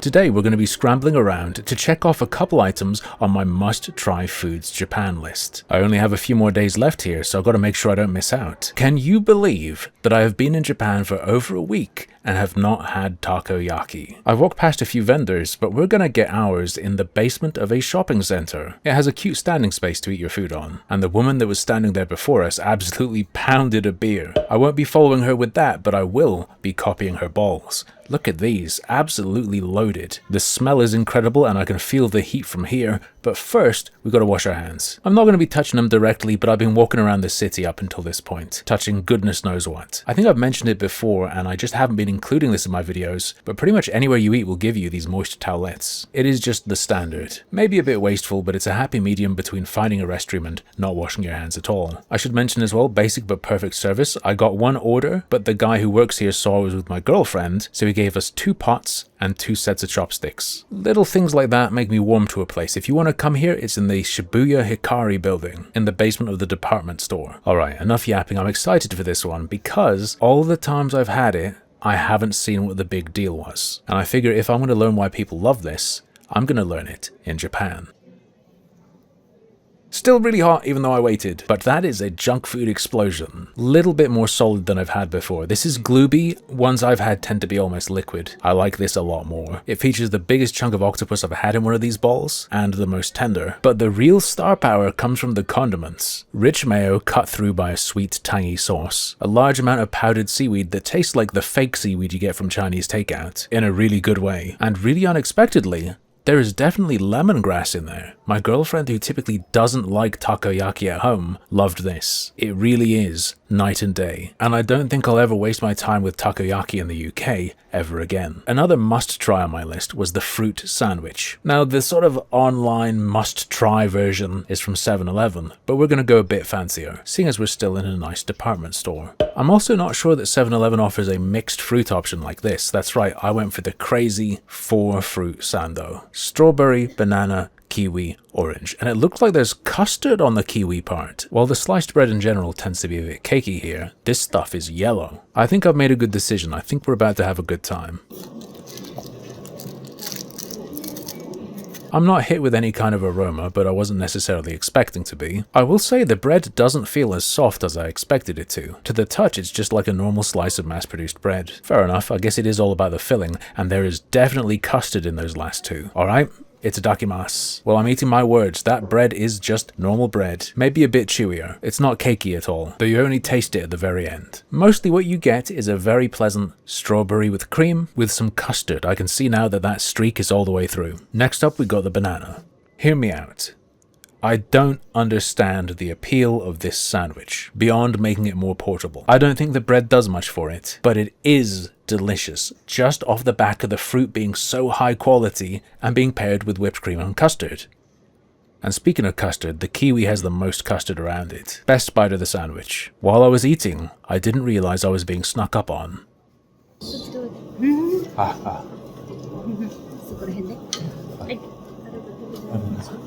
An old lady noticed that I had to stand and brought me a chair. I'm not sure whether she was annoyed that I was standing because it's rude or something, or if she was trying to be helpful, but either way, I was grateful for the chair.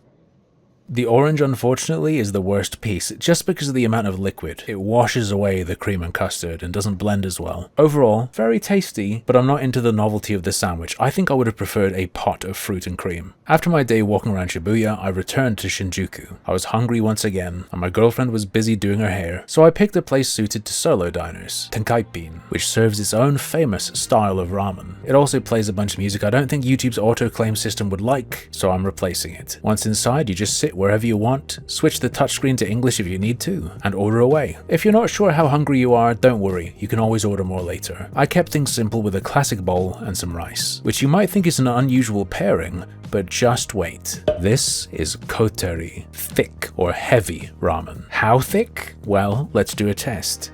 Look at how it coats the spoon, and watch how it pools as I pour it. You can see from the speckliness on the spoon that it seems the thickness comes from pureed vegetable, and some call this style a gravy rather than a broth. And they're not wrong, it's even thicker in the mouth than it looks. It feels almost like a crime, but it is delicious and comforting. You know, I really think this would take off up north in the UK. It's rich and savoury, but not in the ultra fatty way that a lot of ramen is. Gravy-like thickness, like I said, rather than the oil slick you sometimes get. Now, this pork looks a bit pathetic. Thin, a little tough, not much flavor, it's really just for show. Let's go in on these noodles. I asked for them to be extra firm. That's my preference. When given the option, that is what I always pick. And you can see how beautifully the broth clings to them. Koteri, thick, heavy, and they are not joking. This is the most substantial bowl of noodles and broth I have ever had. You can feel it making its way to stick to your bones. There's something nostalgic about this and I can't quite put my finger on it. Ooh, I like the bamboo topping more than the pork because I think it sucks up the flavor better. And speaking of the flavor, it just hit me. This isn't a pork broth. This is a chicken broth. It's like an ultra concentrated thick chicken and dumpling soup. This to me is the flavor and texture of rest, restoration, and recovery. This is the least sophisticated ramen I've ever had, and it's also my favorite. There's something else I need to try though. The reason you want to get rice with this is because the gravy will stick to it. The touchscreen will even show you that you need to be doing this. There's a little video. A lot of ramen can be quite salty. This isn't actually. So the rice isn't needed to balance that out, but I'm still interested to try. Oh yeah, that is simply all about adding bulk and texture to that sauce. Kotari, heavy, thick, rich, nourishing, comforting. For 5 quid. As filling as it is, I do still have room for an extra snack, so let's try the gyoza. Just tap the touchscreen and they bring you an updated bill. When you're ready to leave, you just scan it at the self-checkout. These bad boys though, they look... They're not crispy. They are moist and flappy. The wrapper is extremely soft. Not too sure about this. These are a bit of a dud. They're not bad, they're just maybe slightly worse than the kind of gyoza you get at the Chinese grocery store. Spongy filling and a pathetic wrapper. The vegetables like scallion make it taste okay. Do you want to know what can fix anything though? That's right, kotari. Don't think, just dip. Abracadabra, alakazam. This budget gyoza is now a delicious chicken dumpling. There is another path to good flavor though. Sauces, oils, powders, flakes are all available, and there's a spot to make your own dip on the plate. I kept it simple, combining chili oil and vinegar. You really can't go wrong with that, it'll make almost anything taste good. Something on the menu that I'm not going to try tonight is the fried chicken. That'll have to wait for the next time I visit Japan, whenever that ends up being. But I feel like I should have gone for that over the gyoza. I gotta say, part of me regrets visiting Tenkaippin. I had a great time, I found my favorite ramen, it was incredible value, but now I've got a craving for it and I can't get more of it without flying to Japan. Or I suppose, learning to make it myself. My next day trip was to Kawagoe. I was a little bit underwhelmed with the old town, but ended up getting a couple surprises. Today, I'm in Kawagoe, a classic day trip for tourists in Tokyo. Some people nowadays advise against it, apparently it's not what it used to be, but we've had a lot of really packed days and figured this would just be a chill walk around, which is exactly what we got. When you visit Kawagoe, you're going there for the old town, the Little Edo experience. However, what people say about it being hyper touristy and the impact of high amounts of traffic on the experience is undoubtedly true. Once you actually get to the old streets, there are some pleasant parts, and it is nice to see old-looking buildings. But it simply isn't the magical step back in time that some people try to sell it as. That's not to say you won't enjoy yourself, and there are some fun treats to be had. And an upside of it being very touristy is that in some places, filming is actually encouraged. Like here at Kawagoe Cheesecake, the nice lady asked if I wanted to film her making the Mont Blanc I ordered. If you're into food YouTube, you've probably seen this a million times, but it really is fun to watch the spider silk-like noodles of flavored sweet potato spill out of the machine. Our kind server provided us with a warning. お待たせしました。すいません、こちら注意事項です。上重心を持って倒れやすくなっております。下に置いてしまうと倒れてしまうので、おかずいてでしっかり。At least I assume it was a warning because she pointed to the sign that basically says, "Don't be an idiot and drop it." I'll do my best, but no promises. I'm a little bit hesitant to dig in because it looks so neat, but food is meant for eating. If you want a second fork, it's just 10 yen, which is about 5 pence. As you may have noticed, I was dumb and missed the price of the actual Mont Blanc. As I dig in, I can feel that there are little crispies at the bottom, and now we can see it too. It's just some bran flakes and puffed rice. Alright, let's try this thing.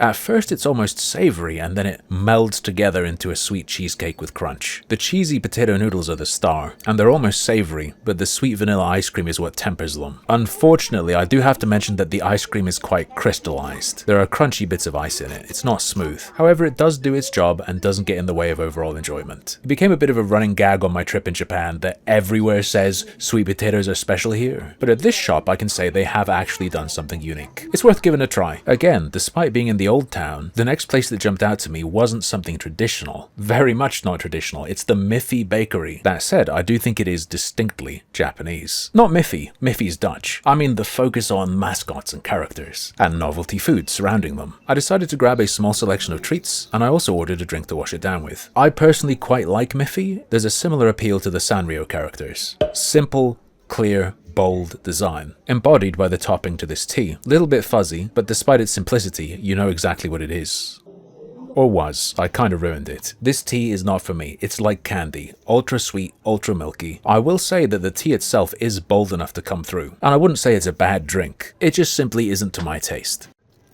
Now, I think this is just bread, but I bought it for its appearance. Show me someone who says this isn't adorable, and I'll show you a liar. Something about this is giving me a childhood flashback to raisin buns in the shape of squeezy honey bear bottles. Is that a thing? I lived in the US until I was 5 or 6, and this would have been there. Am I experiencing a false memory?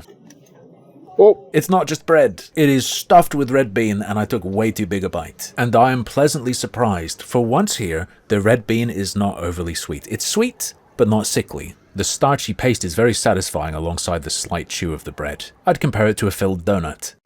Don't ask me about the name, it's what Google Translate says. It's a burger and some kind of puffy pastry with mayo and cheese. Again, I bought it for the looks. And I gotta say, I'm not too excited about this cold hamburg, but I'm willing and hoping to be surprised. This is a great showcase of the Japanese packaging madness. They do not hold back on plastic here. Part of me worries about waste because of how I was raised, but on the other hand, it's often very convenient and things are kept well. In this instance, it should be noted that the plastic sheet obliterated the squiggle, but I was gonna do that with my mouth anyway. That puff pastry looks really good, actually. You know what? Despite being cold, that's really good. The burger, as you can see, is thicker than I expected. It's spongy and processed, but there's a ton of onion in there doing good work. The herbs in the mayo are actually what takes it out of just okay to being pretty good. The ears are flaky and crispy. What an unexpected delight. I'd recommend grabbing this. Again, don't ask about the name, it's Google Translate. I have no idea who Dan is. Given that it's a cube, maybe Minecraft Steve would make more sense. Maybe you guessed from the color, but this is the sweet potato option. I think there was also red bean and something else. It is very soft with a slight leatheriness to the outside. I find the wrinkles to be quite appealing, and it's finished with a little sprinkle of black sesame. Not sure how much we're going to taste it though unless it's in the filling. It seems like cube-shaped food is becoming increasingly trendy. Have you seen the Minecraft burgers? They're big and kinda gross. This, on the other hand, is just right. Lot of filling inside of soft, chewy, sweet bread. And that filling isn't just sweet potato, it's a much more specific flavor. Another one my fellow Americans will recognize. Sweet potato casserole. Like at Thanksgiving with the marshmallows on top. As Eric Surf 6 would say, delish. Now, not to tease you, but I did go somewhere else awesome in Kawagoe. I'm simply gonna save that for the next video, and fill the rest of this video up with some stuff I got on the way home. In this instance, hot clam soup from the Subway. Not the sandwich shop, the underground train station. And this is actually burning hot. It's hard to hold almost. This thing was still hot when I arrived back in my hotel room. The can proudly brags that there's 25 milligrams of some amino acid or other in it. Now, I was feeling very brave in the train station, but is this actually gonna have clams in it? I mean, I love clams, but clams in a can from a vending machine, hot, spooks me a little bit. If you're seeing this video, I probably survived. I've eaten something more dangerous than this that I'll show you in a later video. Something that can kill you if not prepared properly, and I'm not talking about blowfish. And I cooked it myself. Immediately hit with a basic miso fragrance. No seaside smell, no clam scent. And from the looks of it, no actual clams. Little bit disappointed, little bit relieved. It smells really good, but like I said, it just smells like miso soup. Not a problem on a relatively dreary, cold, windy day. Just what I need, in fact. Oh, okay, huge blast of ocean flavor, undertone of miso, finishing on the taste of sweet clam flesh. You know how there are lots of things that have a stank smell, and then when you actually taste it, it's milder? This is the opposite. It doesn't smell like it tastes at all. The initial blast of the sea is a bit confronting when you're not expecting it, but the flavor it mellows out into is delicious. If you enjoy, let's call it adult apple juice, these little cans are a must in Japan. Pound one down before you go out. They've got ginger in them, they've got licorice extract, they've got liver extract, and they will help make sure you don't wake up with a pounding head or sick stomach.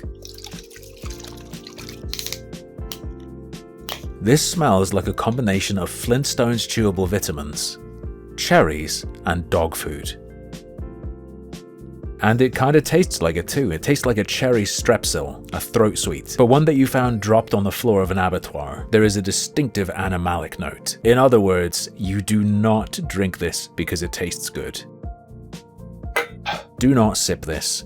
Down in one, plug your nose if you have to. What I will say though is from my testing, it absolutely does work. Now that wasn't all I did in Kawagoe. I saved a true gem for a separate video, a little izakaya that you need to visit if you go to Kawagoe. Today we're in Kawagoe, just like in my last Japan vid, but this time we're breaking out of the super touristy old streets. Not that there's anything wrong with that, the Miffy Bakery was great. We just wanted to see if we could find something a bit more normal, and the place we ended up settling on eating at before departing back to Tokyo was this izakaya, Suzunoya Oyasai. Apologies for pronunciation, you can find it by searching this. And right out of the gate, right away, I'm just gonna say I highly recommend visiting. Just make sure you have Google Lens on your phone if you don't know Japanese. We were absolutely welcome here as English speakers, and the staff were very helpful, it just makes things easier. And bring cash. Something I don't think I've featured yet is otoshi. That's not the name of the dish, but rather the name of the practice. It is a table charge in the form of a small plate or snack. It can be almost anything. And here we got some seasonal vegetables and broth with a bonito flake topping. Now some people don't like this practice, but I have a couple things to say about it. Tipping or percentage-based service charges are not standard in Japan, and this can be viewed as a replacement for that. And secondly, as a visitor, as someone out of his element, I personally found that this upfront charge of just a few hundred yen typically sort of takes the pressure off. You paid for the otoshi, you can chill out. If you go to somewhere like a small ramen place in a big city, there's a bit of pressure to get in, eat, get out. In a Japanese pub though, you pay the cover charge, you pay for your space, no sweat, relax, you're a guest. Just want to have a slow drink and chat with friends? You're good. Plus, it's quite fun to get a little surprise. Let's dig in. Light, fresh, crunchy vegetables in what seems to be a vegetable broth with a slight hint of fishy smokiness. The name of this place shouts out fruit and vegetables, so you'd of course expect the produce to be quality. And there's actually all sorts in here. Capsicum, cabbage, daikon. It all ends up sort of tasting the same because it's cooked in that broth, but that's fine because it tastes good and there's a variety of textures.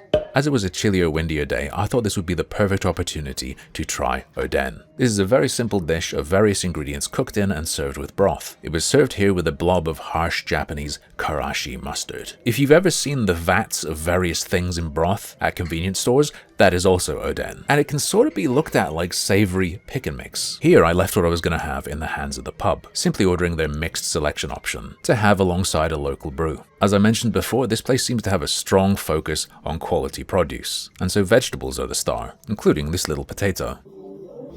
Perfectly tender and a little waxy. You can taste the light broth on it, but it hasn't absorbed much. Next up we have some kind of pepper, which I'm going to guess is shishito. As you can see, it's been charred lightly on the outside, not just boiled in broth. The char doesn't really come through, it's slightly crunchy and has soaked up more of that broth, which is much lighter than I expected. It doesn't really have that pervasive smokiness that a lot of the broths I've had in Japan feature. There's also something unique in there that I'm struggling to put my finger on. Next up, we're going to try the fried tofu that's topped with some shreds of spring onion. If I'm going to figure out that broth, it's going to be here in the spongiest ingredient.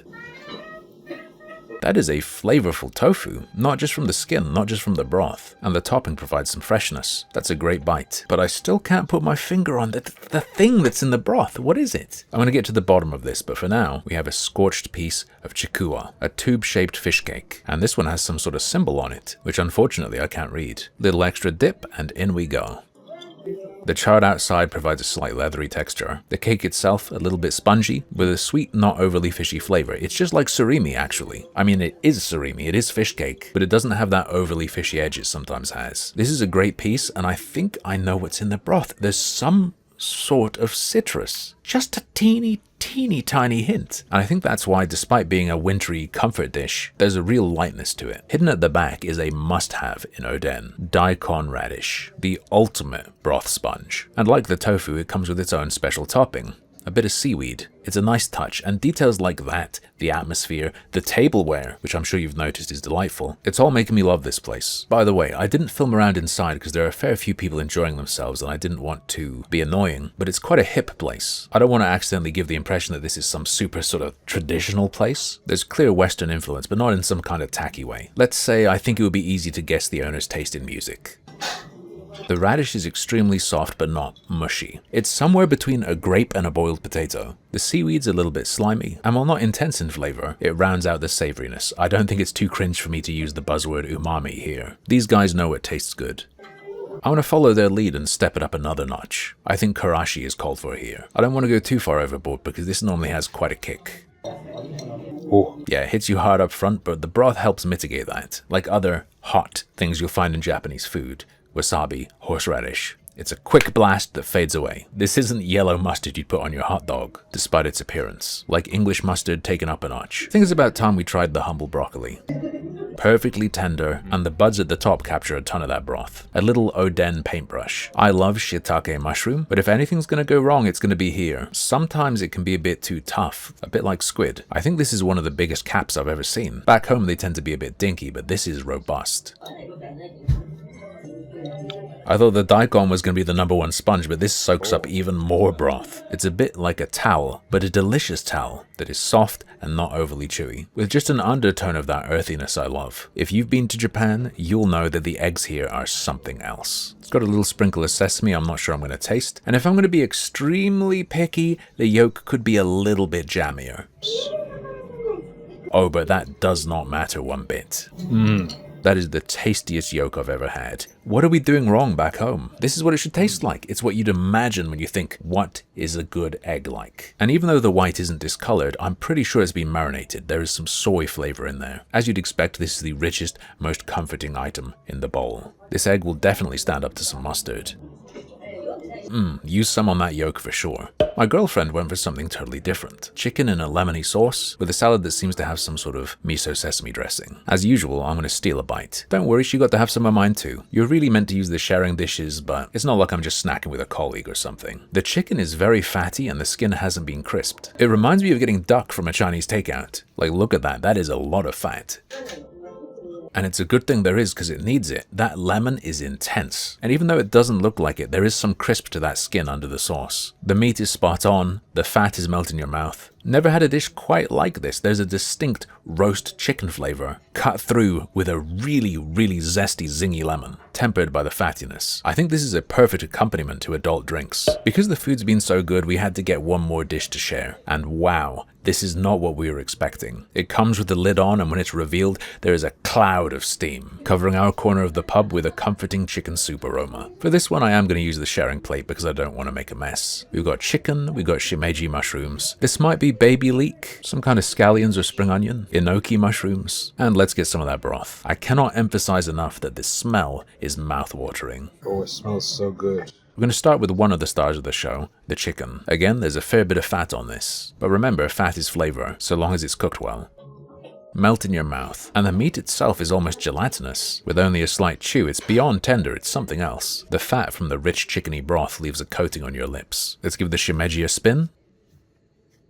Soft, slippery outside with a crunch to the core. They've soaked up all of that home-cooked chicken goodness. Can the enoki compete? Let's see. I'm not a huge fan of enoki. I find it to be way too stringy, get stuck in the teeth, but these, thanks to being cut small and stewed down, don't have that problem. Not 100% what this is. Could be baby leek, could be a long onion, I guess. Yeah, I think that's leek. It releases that signature wallpaper pasty starch goo as you chew. Got a couple more things to try. The other star of the show, chicken meatball. It looks very homemade, and that's definitely the vibe here. This is going to sound crazy, but I think to fully appreciate this, you'd want to be snowed in and a little bit sick. Coarse with a strong presence of herbs, and it's soaked up that broth. I prefer the actual chunks of chicken though. Last but hopefully not least, I have to try what looks like Napa cabbage. In my opinion, it's a must-have in any hot pot. It's great filling bulk that rounds out any mouthful you include it in, and cooks down to a fraction of its size.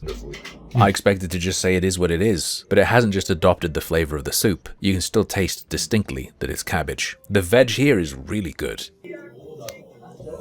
When you sip the broth on its own, you appreciate that it's not just a rich, meaty flavor with some fattiness. It's maybe a little bit salty, but there's also a touch of pepper doing good work that you don't notice as you're eating the ingredients. The only thing I'd want more would be some noodles to finish the broth with. Emergency update.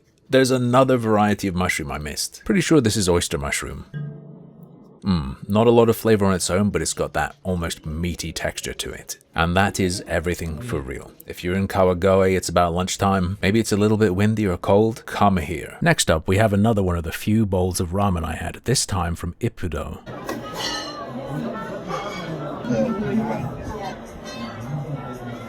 Today we're at Ippudo Plant-Based Studio, which strangely only had 1 or 2 plant-based options. Is this one of those things where they thought the name sounded cool and it has nothing to do with the menu? I have no idea, and I absolutely did not go for a veggie option. I went for their Akamaru Modern with all the toppings, which seems to include a couple different sauces. All I can smell right now though is garlic. Do not order this one if you're a vampire. You will burst into flames from the fragrance alone. Is its bark as strong as its bite though? Let's actually taste it. Huge amount of fat and oil floating on top there.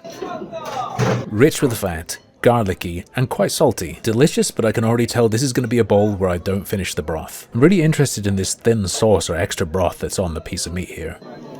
Oh, this liquid itself is quite meaty and there's a kick of pepper. I've got to do my usual, got to grab the seaweed before it gets fully sogified. I think I'd prefer just to be given it on the side. Yeah, it's seaweed, I like the taste of it, but I'd prefer just a quick dip instead of letting it soak. Noodle firmness didn't seem to be an option here, so I'm curious to see how they're served as standard. They're looking like when you followed the instructions on a packet of spaghetti. In other words, medium firmness. They're exactly how I expected, which is perfectly fine. I prefer firmer, but there's nothing wrong with this. Still got some chew, still got some texture. Because I went for the fully loaded version, we got 2 different kinds of pork. We got a couple of thin, hammy looking slices with a thick rind of fat. I'm gonna garlic it up and then shove it in my mouth. It doesn't look like it, but despite its pinky grey colour, there is char siu flavour here, and I adore the fat. The meat, a little bit dried out, a little bit flaky and furry, you know what I mean? But like I said, we've also got another kind of pork. This looks magnificent. Alright. Yeah, okay. Couldn't tell from above just how thick this slab was, but I think we're getting our money's worth. Forget those little baby deli slices, this is what I want to see.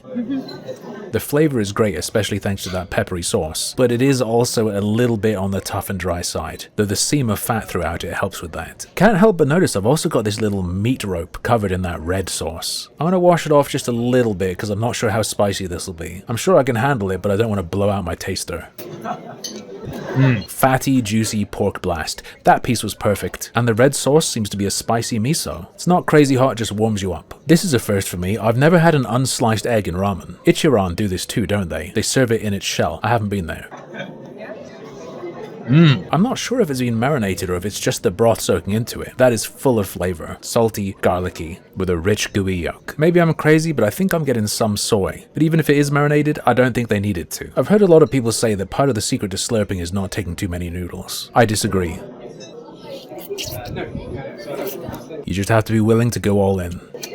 Sorry, my hunger's taken me over. You probably know by now I love the kikurage mushrooms, the wood ear. Rubbery, crunchy, never go wrong with them. These ones I think might be dressed in sesame. As you really go in on this and start combining everything, its true strength shows. This is like the ramen version of a Chinese salt and pepper munchie box. Got a bunch of garlic, it's got a bunch of salt. It's got some heat, and that's coating everything. Very naughty, very good. When I noted down the price of this, I said 600 yen-ish, and the order slip I took a picture of it didn't have prices on. So this is about that much. Please forgive me, I'd been on the adult apple juice. As you can see, it's rice, char siu pork, a little squirt of kewpie, and some scallions or spring onion. The cubes being so tiny is maybe a little bit disappointing, but hopefully this means they'll be tender. I'm not sure, let's get some more. It's surprisingly light and fresh, and those are definitely spring onion. I'm also getting a bit of lemongrass. I was expecting, you know, meaty, barbecue, sweet, but it's really dominated by the garnish. Like salty, sweet, saucy. Sure, that's all there, but it's not that strong. Let's mayo up and see if that makes it a bit richer, a bit heavier. I mean, it's definitely going to do that, but will it be as much as I want? No, it's still primarily a light and fresh char siu pork bowl. It's not bad, just not what I was hoping for. I've got a cheat code though. We have something that is super rich. The broth. I learned this trick at Tenkaipin. This isn't a thick kotori ramen, but you can still do it. You're gonna pick up some of that flavor. Oh, don't though. Oh, no. The sauce on the pork and rice clashes with the broth. Doesn't work, especially since everything's been blended into it. Plain rice would be great, don't dip the char siu. A little bit of heat is built up in my mouth as well, so let's cool off by stealing my girlfriend's melon float. It's a weaker melon soda, generically fruity with an edge of melon instead of being full-on melon. Comes with one of those cute scooper end straws.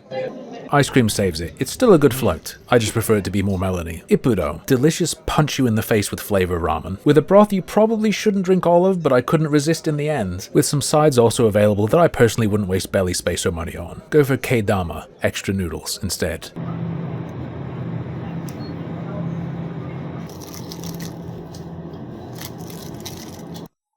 Today's dessert is going to come from Family Mart, where special edition Kirby treats are available. And some of them, especially this one, look really impressive. The eyes and mouths, by the way, are randomized. Different packages have different features.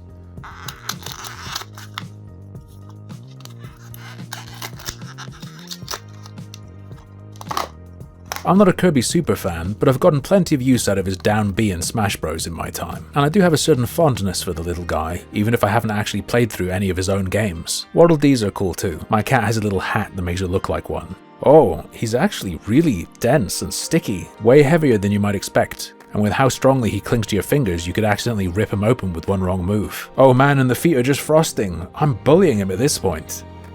I normally assume these are going to be red bean, but this is white chocolate. The mochi has a nice chew but is flavorless, and the filling is a very fine, grainy, milky, mild white chocolate. It's nice. It would be delicious if the filling were stronger, or maybe if the casing was strawberry flavored as well, but as it stands, just nice. I was going to leave it there, but I just realized I don't know if Waddle Dee's the same. Visually, he's not as good as Kirby, because the transfer that's his face is a solid block of color, the wrinkles are more apparent, you can see the edges of the transfer more clearly. Still cool, just not on Kirby's level, sorry. Oh, he's totally different. Well, not totally. The chewy mochi is the same and is just as satisfying, if a bit flavorless, but the filling has no similarity. You know when you can tell someone's aiming for something, even if they haven't gotten there? To me, this tastes like toffee, but I'm pretty sure they were going for salted caramel. And again, I'd say it's just okay. Takes a while for the flavor to come through with that thick, chewy mochi around it.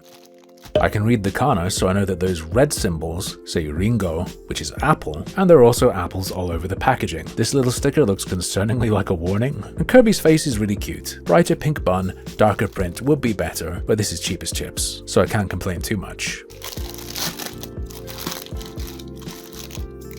This is light as a feather, and my camera hates it. Watch this when I put my hands in frame. What a nightmare. That color correction is at the hardware level, I can't turn it off. One day I'll have a better phone or something though. This might be the softest, fluffiest thing I've ever held, second only maybe to an Earl Grey tea bun that I got at a Chinese bakery in Birmingham. It's like the extra airy child of a cupcake and a steamed bun.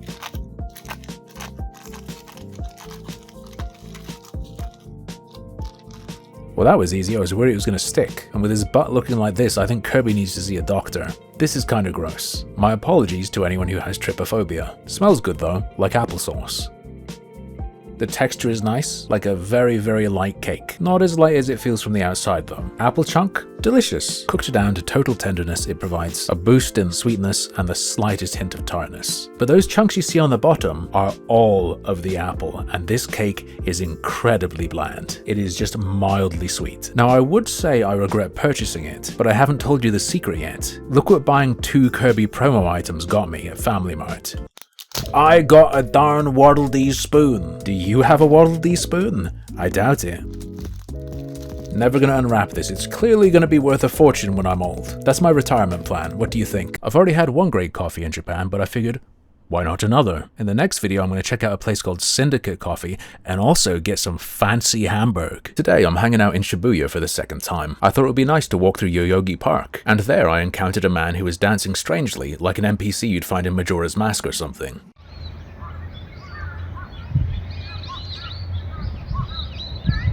I don't know what that style is called, but he seems to be very good at it, very fluid. The park's nice, but it wasn't quite as peaceful as I'd hoped, as there was construction going on, and the smell of vomit was in the air thanks to the ginkgo trees. One advantage of the construction works was that birds seemed to be taking advantage of the barriers to feel extra safe and congregate, without scattering when I got close. From there, it's a very brief walk to Meiji Jingu Shrine, the lead up to which is quite beautiful and peaceful despite the crowding. The path is wide and provides plenty of space, allowing you to enjoy a little taste of nature deep in the city, including giant spiders and even bigger mushrooms. The walk back when you carry on past the shrine is even nicer, because you'll find there are even fewer people around, at least until you make it all the way out again. I wasn't personally tempted by the sweet potato man, and instead opted to visit a little cafe called Syndicate. Like a lot of places I visited, they had an autumn special of chestnut flavored things. A less common touch was that their menu came in the form of picture cards, a sort of middle ground between having those wax fake food displays and a plain pictureless menu. This makes things effortless if you don't speak the language, though you do miss out on the surprise of how exactly what you've ordered is going to look, which is sometimes a fun reveal. I had to go for this seasonal special, and they go hard on the milk art, even if it is a little wonky. I like to see this because even though it doesn't affect the flavor, obviously, I think it shows there's some level of flair and care there. I don't think I've ever had a cup with latte art on it that isn't good. Anecdotal bias. And I'm sure I'll be proven wrong at some point. But will today be that day? Today is most definitely not that day. That is awesome. To me, a little bit too much milk to be considered a macchiato. But what it is less important than how it is. And this is the smoothest, silkiest coffee I've ever had. As expected, it's quite sweet, but with that sweetness comes a sort of burnt sugar caramel flavor, which alongside the bitterness of the espresso balances it. Slight nuttiness to it maybe, but I'm not picking out chestnut exactly. This is more like a brulee latte, and the texture is the real star. Now speaking of brulee, check this out. Baked cheesecake, exactly like the picture I showed you earlier, and this is certainly going to be one of the thumbnails. That's a serious crust, and it's going to be providing the crunch you might expect from a biscuit base normally. The cheesecake itself is noticeably dense, but also super smooth. Just as smooth and creamy in the mouth as it feels to the fork, ending with the distinct egginess, with the crunch and bitterness of the topping accenting it. This is crazy good. Shibuya and Harajuku in particular gets a bit of a bad rap as having been touristified, and there's definitely truth to that. But there's also definitely really good stuff here. The egginess I described is so good. A little bit like French toast, that kind of egg finish. If you find yourself wandering around these alleys, stop in here. Coming back to my drink quickly. As it cools, you can taste the chestnut more, and it's now on the sweet side for me, especially as I'm reaching the bottom. Stirring it up will help a bit, and it's not on Starbucks level, but I just thought I'd give you the full experience. If you're getting sweet treats as well, maybe go for a regular coffee. Just around the corner, lunch jumped out at us. Hamburg Yoshi. They serve a fancy version of the Hamburg steak, cooked over charcoal. When we first saw it, there was a huge line, so we went for a stroll. Once we got back, it was much shorter. Seems we were lucky too, because these guys operate on a when we run out, we close basis, with a ton of customers and really fast table turnaround. They take your order outside, but you have to use the machine as well to order again and pay. Fair warning, it was cash only, but if you've done your homework before visiting, you probably know to carry some with you anyway. Once you're seated, you'll find some instructions which also have a QR code if you don't speak Japanese, a dish for condiments, a little heater spot I'll explain later, and said condiments. A secret compartment contains hand wipes, a spoon, and more dishes. If you're sat at a wooden bench, always check for this. It's not super common, but I came across it more than once. Every customer is entitled to one egg, and this is a raw egg. Funnily, a woman next to me took her egg and then didn't do anything with it and left. She was Japanese too, so I presume she knew what it's for. Water's also available. While I was doing that, my drink and some cabbage appeared. And shortly after that, my demi-glace sauce, rice, and miso soup appeared. The heater spot is for keeping your sauce warm, especially important if you order it with cheese. Before I knew it, my first hamburg was served. Freshly cooked and smelling like the grill. I served myself out some ginger, some green chili, and some kind of citrus mash paste. They ask that you always decant onto the little plate instead of applying directly to the food. Probably wise to avoid the serving spoon touching meat. Now we're ready for the meat, and look at that. They're not joking about the charcoal grill. This isn't your regular Hamburg steak. I'm not an expert with chopsticks, so cutting it was kind of tough, but I got there eventually. There's a little bit of onion you can see in there, but it's mostly pure juicy beef. Really fatty, really juicy, tender despite being mince, and having a coarse texture, with the charcoal putting it over the edge into something great. There's a reason you'll see a line out front. I think it's saucing time. Hopefully my clumsiness won't betray me now. Please no drips. Please no drips. We done it. A serious coating of demi-glace, with no mess. Rich, meaty, a little bit sweet. I think there's tomato in there. I want that in every bite, and we can make that happen. The hidden tablespoon is our secret weapon. Just scoop some up and pour it over. Before I get too carried away, let's try some of the cabbage. It's in some fluid, so maybe it's pickled? I think that would be nice. Nope, it's just cold and plain. This part I don't really get. Maybe it's for texture. Now we're going to try all the condiments. First up, some of what I believe is ginger. There's maybe a bit of spice mixed in there too. Some kind of citrus mash, I think. Especially since I picked a fatty Hamburg, these pungent sauces work so well. Last but not least, we'll try the chili.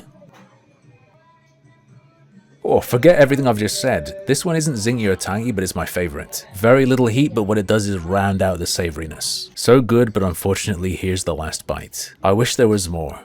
Hang on a second. There is more. You get 2 in this set, they just serve the second one later so it will be hot when you eat it. A simple way to really improve the experience, but you know a lot of places would just serve it all at once. Now it's better to do this when the rice is hot, but I didn't get there in time before it was topped with a hamburg. I think it's still warm enough though, so here's what you do with that egg. You crack it into a bowl, add soy to taste, whisk it up so it's all incorporated, and then pour it right on the rice and mix it in. The hotter the rice is, the more slightly cooked the egg will get. Now to some of you this might seem gross and slimy. I'm going to be real, it kinda is. If you haven't been exposed to textures like this is going to be rough for you, especially if the rice isn't really hot. Once you've acquired the taste though, it just provides a richness and a thickness to the texture. And on this mess will sit our second hamburg. Don't waste those juices. And don't forget the miso soup either. It is what it is, pretty typical, bit of an earthy edge to it which I like. Let's go in on that demi-glace again. I still have some left and it's been thickening over the heat. Look how glossy it is. We're gonna go for maximum decadence. Scoop up some of that rice too. This spoonful is looking juicy, and I have no idea what just happened in the restaurant. What on earth? I feel like I was flavor blind earlier. There's a lot of pepperiness in that sauce, and some tang like tonkatsu. Huh? It's thickened a bit, but it's not just that. I feel like sometimes you need to relax before you can really experience things. As per usual, before we finish up, I'm going to steal some of my girlfriend's. She got a combo, the regular beef and a tongue patty. This is the tongue. Tong tong sahur. Juicy, but of course not so fatty. It has its own distinct beefy flavor. You won't be surprised to see that I cleaned all my plates except the cabbage, which actually also had a bit of seaweed at the bottom and was salty. That's the only part of this meal I don't really get. It didn't take anything away from it, but it didn't add anything either. It didn't really function like the raw cabbage with tonkatsu. If you find yourself wandering around in Shibuya and hungry for beef, you might be tempted to try Henry's Burger for some smash patties, like I did on my first visit. Having tried both, I'd recommend spending a little bit more and coming here instead. At this point, I still had a few more days in Japan, but I figured before leaving, I needed to check out Tokyo Tower, and afterwards check another essential food off of my list. Today, we're going to take a quick trip to Tokyo Tower before returning to Shinjuku for dinner, where I'm going to knock another must-try food off my bucket list, but with a twist. I recommend walking because it's fun to watch the tower get bigger and bigger. Nearby the tower, we saw this little structure. I don't know what it is, so I didn't go up close in case that's inappropriate, but I think it looks really cool. Inside the tower is all sorts of tat you can buy, including the omnipresent Tokyo Banana and Butter Butler, but I went for something else. I'm going to leave the crazy bus noise in the background because it doesn't last for long, don't worry. What exactly have I gotten myself here? Hiyoko, a popular Tokyo souvenir that was actually invented in Fukuoka. Me, I call them Japanese peeps. I think it's easy to tell why from that silhouette alone. I have to admit, I felt the most touristy I ever have buying this. My Japanese souvenir adorned in red maple leaves. Have I accidentally visited Canada? Like most souvenir treats here, the presentation is awesome. They've really nailed the art of making something appear more valuable than it really is. Let me put it this way, if you received this as a gift, would you guess it cost £3? If you've got a bunch of people you need to bring souvenirs home for, Japan's got your back. I'm not actually sure if this is made with Japanese maple. That'd be really cool, and it would be interesting to see if it tastes different, especially since Japanese maple trees are quite popular in the UK. You see them in people's gardens, you see them in garden centers all the time. Feels stodgy.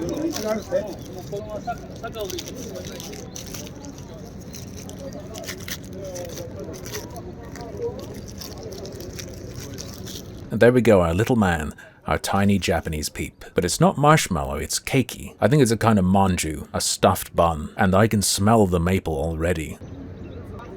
Whoa. Don't take a bite this big, the paste is really, really thick. You'll gum up the whole inside of your mouth. It starts quite mild and then gets sweeter and sweeter as you chew, leaving you with the flavor of pure maple syrup, like from a bottle at the grocery store. The thin bun outside turns this into a maple syrup and pancakes type experience, and I really like it. It's not the unique flavor I was hoping for, but it's really good. After our day out wandering the city, we returned to Shinjuku to see that the trees are all lit up, and Christmas Wonderland music is playing. A quick reminder for you that this trip was back in November.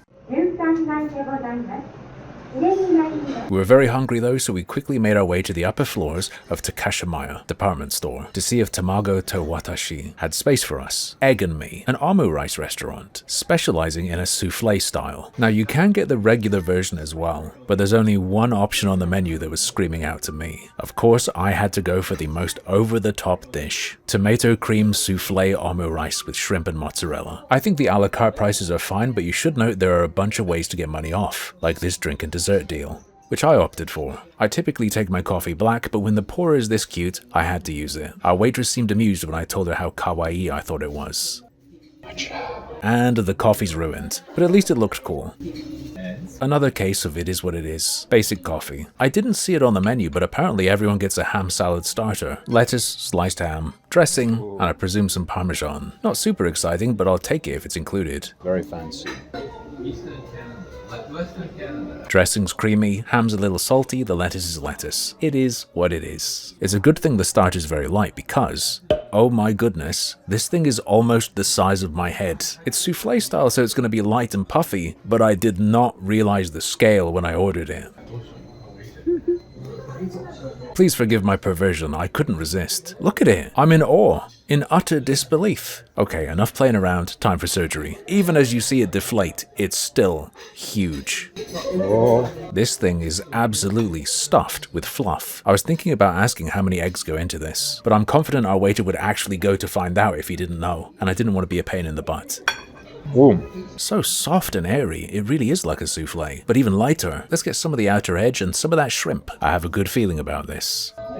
Ooh, the menu undersells it. This isn't just tomato cream, this is like a seafood bisque. The shrimps aren't the fattest, but they're cooked well. Now, of course, this is omu rice, so I've got to try the rice with it too. And it's clearly not just plain. Mild, rich, tomatoey rice. No tang to it. If you want tang, you get that from the ketchup on top, which is the typical zingier Japanese version. Let's bring the whole family together. I think I've got a mozzarella ball in there too. Ooh, what's become clear here is there's a bit of garlic in there as well. This whole set is far richer than I expected, and there's an interesting contrast between light texture and heavy flavor. Only thing is, I could do with a bit more ketchup on the side, because that fruity tang sets it off. I'm not an expert like Gary Eats, but I've still got to do the fry check. Plenty crispy, not overly oily. It's fine. Doesn't seem to be seasoned much if at all, but that's no problem. Crisp fry, foamy egg, better match than I expected. I traded a fry for a taste of my girlfriend's beef and mushroom demi-glace. It's like a fast food bourguignon, like a bourguignon with the red wine taken out. I'll try the salad just cuz. It's just more of that dressing from the starter. Seems a bit silly to have this in the set as well. Last but not least, we also have a roll. It's still warm and it's covered in cheese. Oh my god. It has cheese in it. It's also, as you can see and could hear, full of cheese. Sumimasen, chizu pan o mitsu kudasai. That's good. Very, very naughty. I think it's more cheese than bread. Oh, and we gotta dip that. Is this what those cheese biscuits at Red Lobster are like?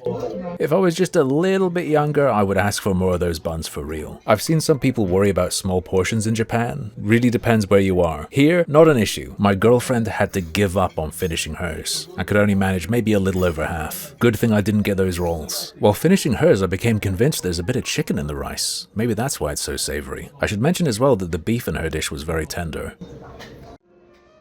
At the start, we both ordered the cafe time set, which covered our drink and a dessert. She ordered this, which is luckily very small, and also absolutely adorable. I almost feel bad about what I'm going to do. Almost. It seems like ice cream with crispy puffed rice underneath is a popular thing. I've seen it in Kawagoe and somewhere else too. Ice cream, cream, and Krispies. Let's go. The vanilla ice cream isn't mind-blowing, but it is custardy. What is extra nice is that the cereal bits are honey-coated. Hey, look at me when I'm talking. Oh no, what have I done?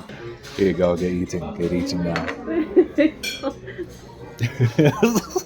As the more mature adult, I of course went for the royal milk tea chiffon cake, and unfortunately it looks dry as hell. Interestingly, they provide you with a dang trident to eat it with. It's extremely soft, so maybe my worries are for nothing. Soft, fluffy, and airy, like the omelette I just had. Sweet, but not too sweet, and the tea flavor comes through strongly. However, it is on the dry side. Sucks the moisture out of your mouth a bit. But that's what cream's for, right? That's what the cream's for. Yeah, what he said. And there are also some toasted almonds. I'd say that's suitably loaded up.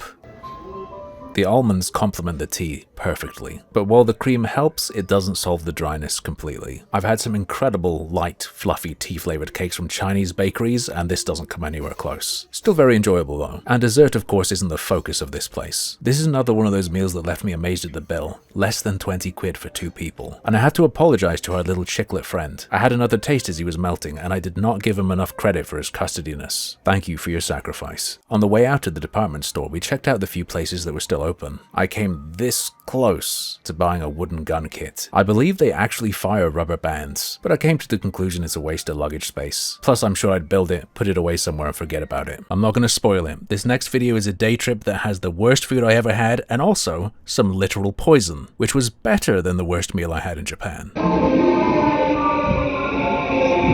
Today, I'm going to be visiting Kamakura. The plan is to go for a walk, see some sights, and then eat some food. The train TV is trying to make me hungry early though, with some microwaved mackerel it seems. I'm alright, thanks. The plan is to walk the Daibutsu Trail. Finding the entrance is a little bit awkward and weird. It feels like you're in the wrong place, but no, this is indeed where it starts. Crowds of noisy middle schoolers helped confirm that. My advice if you run into these groups, either be prepared to blast ahead or wait for way longer than you think you need to let them go ahead. They tend to take lots of breaks and move at an irregular pace, so you can end up around noisy kids for a long time if you don't. As far as difficulty of the walk goes, so long as you're in any kind of health, it's not going to be a problem for you. Most of the enjoyment comes from the general pleasant natural surroundings. You will get a bit of elevation and there are some sights, but you'll find that trees block a lot of it. You never really get clear of them like you do when you climb up a mountain. This is more about enjoying what's close to you. For me, that included some ginkgo nuts a man was selling out front of his house. I'll explain these more later, but for now I'll just say, do not eat them. At least not as they are. If you're clumsy like me, a few times you'll be going along the trail and run into something that gives you the heebie-jeebies. Don't worry, there's always an easier way. I know earlier I made it sound like the trees blocking everything was a bad thing. Sometimes you do get lucky and they function as a frame. I think this was my favorite sight from the walk. The closer you get to the end of the trail, the more railings and stairways you'll come across. And I assumed the Daibutsu Trail would spit me out right at the giant Buddha, but the end of the trail actually leaves you on a road, which you then walk along for a while to get to the giant Buddha. A lot of the houses have little signs out front to direct you. Once you're there, you pay 300 yen per person to get past the view blocking barricade, and you look at a big metal Buddha. I've got to be honest with you,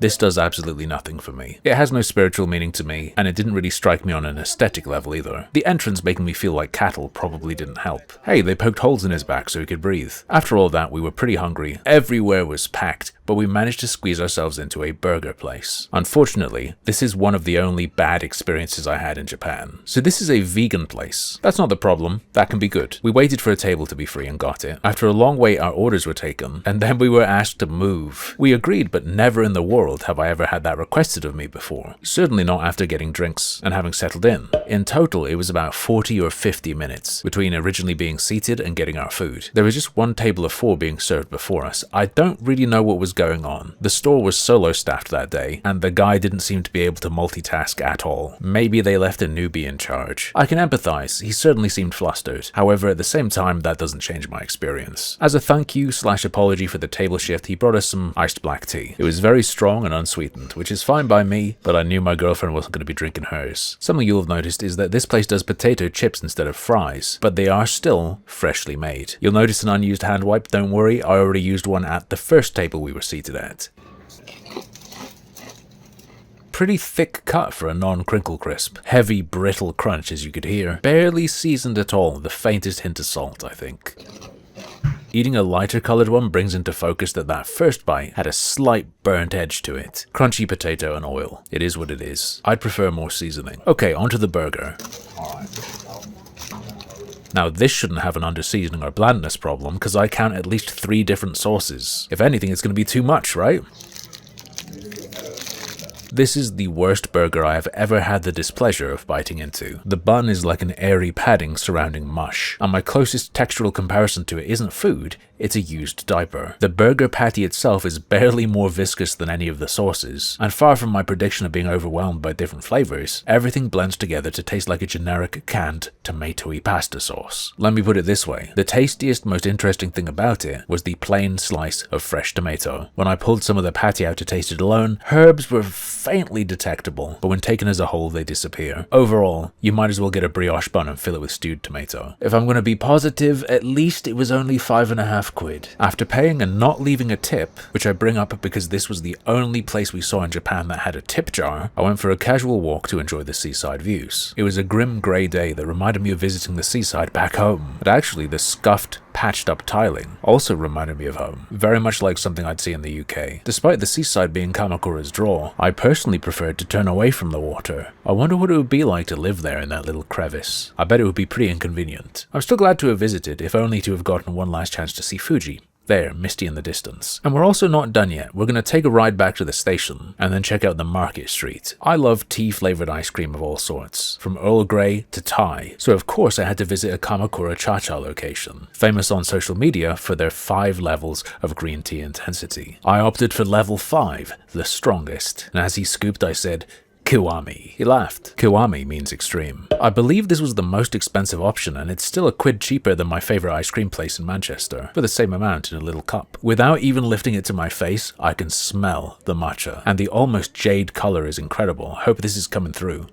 When I do lift it to my face, I swear it's stronger than a cup of tea. This place is not messing around. If you don't love green tea, don't even think about it. Holy. Meow. It doesn't even taste like matcha, it tastes like artichoke. Don't get confused. There is sweetness. This is a sugary ice cream. But the leading flavor, the green tea itself, is savory. I think a lot of people expect it to just be more and more bitter. And there is bitterness for sure, but the number one thing that's intensified is the savoriness. It carries the flavor of steamed green vegetables. Artichoke, asparagus, seaweed. I think it's incredibly delicious and would recommend trying it, but I also know this is not going to be for everyone, so consider that fair warning. A flavor that might still be unusual to you but is going to be a bit more accessible is their Hojicha soft serve, with extra Hojicha sprinkle. Hojicha is roasted green tea. I see it more and more in the UK. I'm not sure about where the rest of you live. If you've ever mixed tea and coffee like Yuan Yang, there's a bit of similarity here. For me, the roasted flavor brings coffee to mind.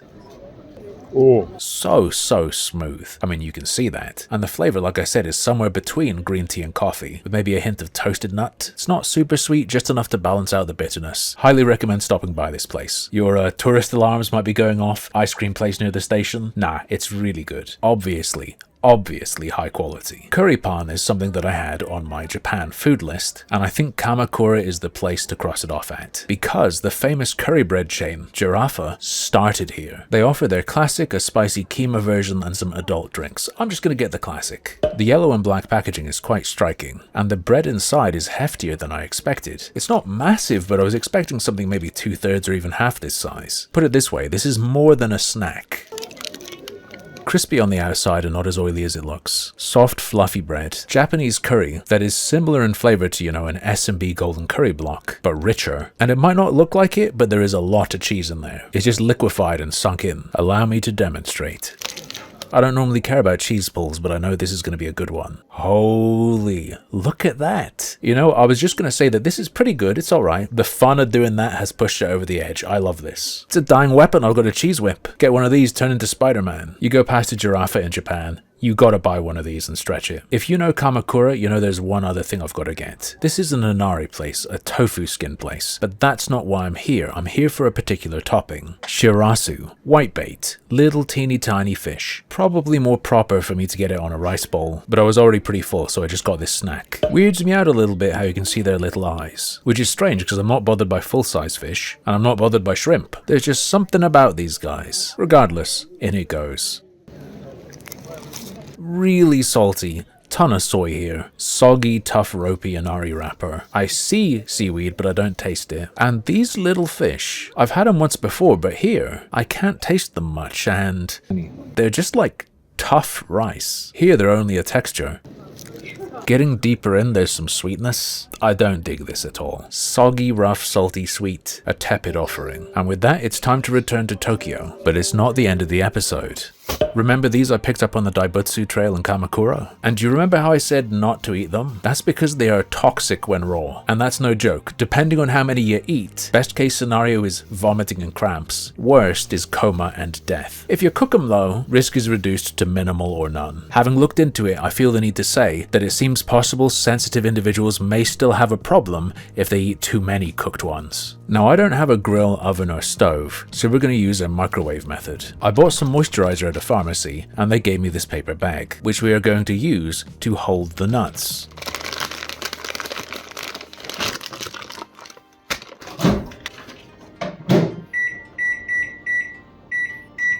That should be enough time and there will be a very obvious sign that it's working.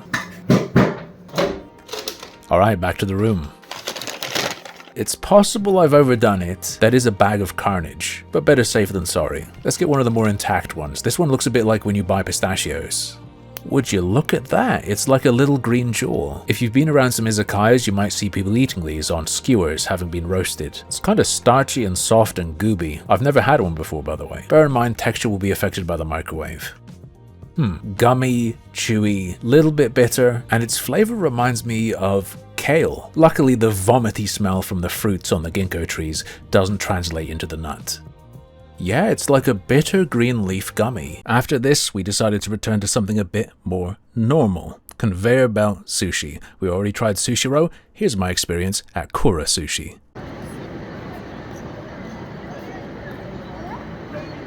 Today, we're eating at Kura Sushi.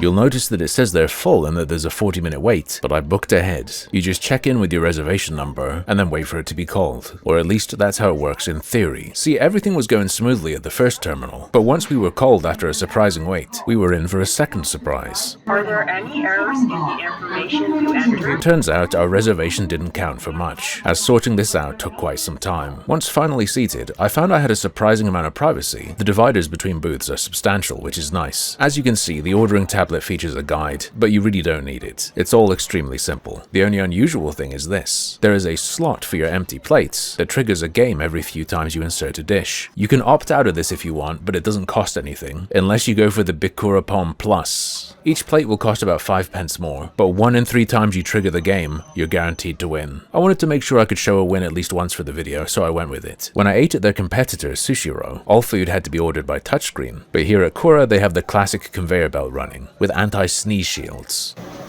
The one negative to this is you have to be extra fast because you got to pop the lid and grab the plate. The little sign says Maguro, so this is tuna. Before I start eating though, we have to reach into the secret compartment in the table.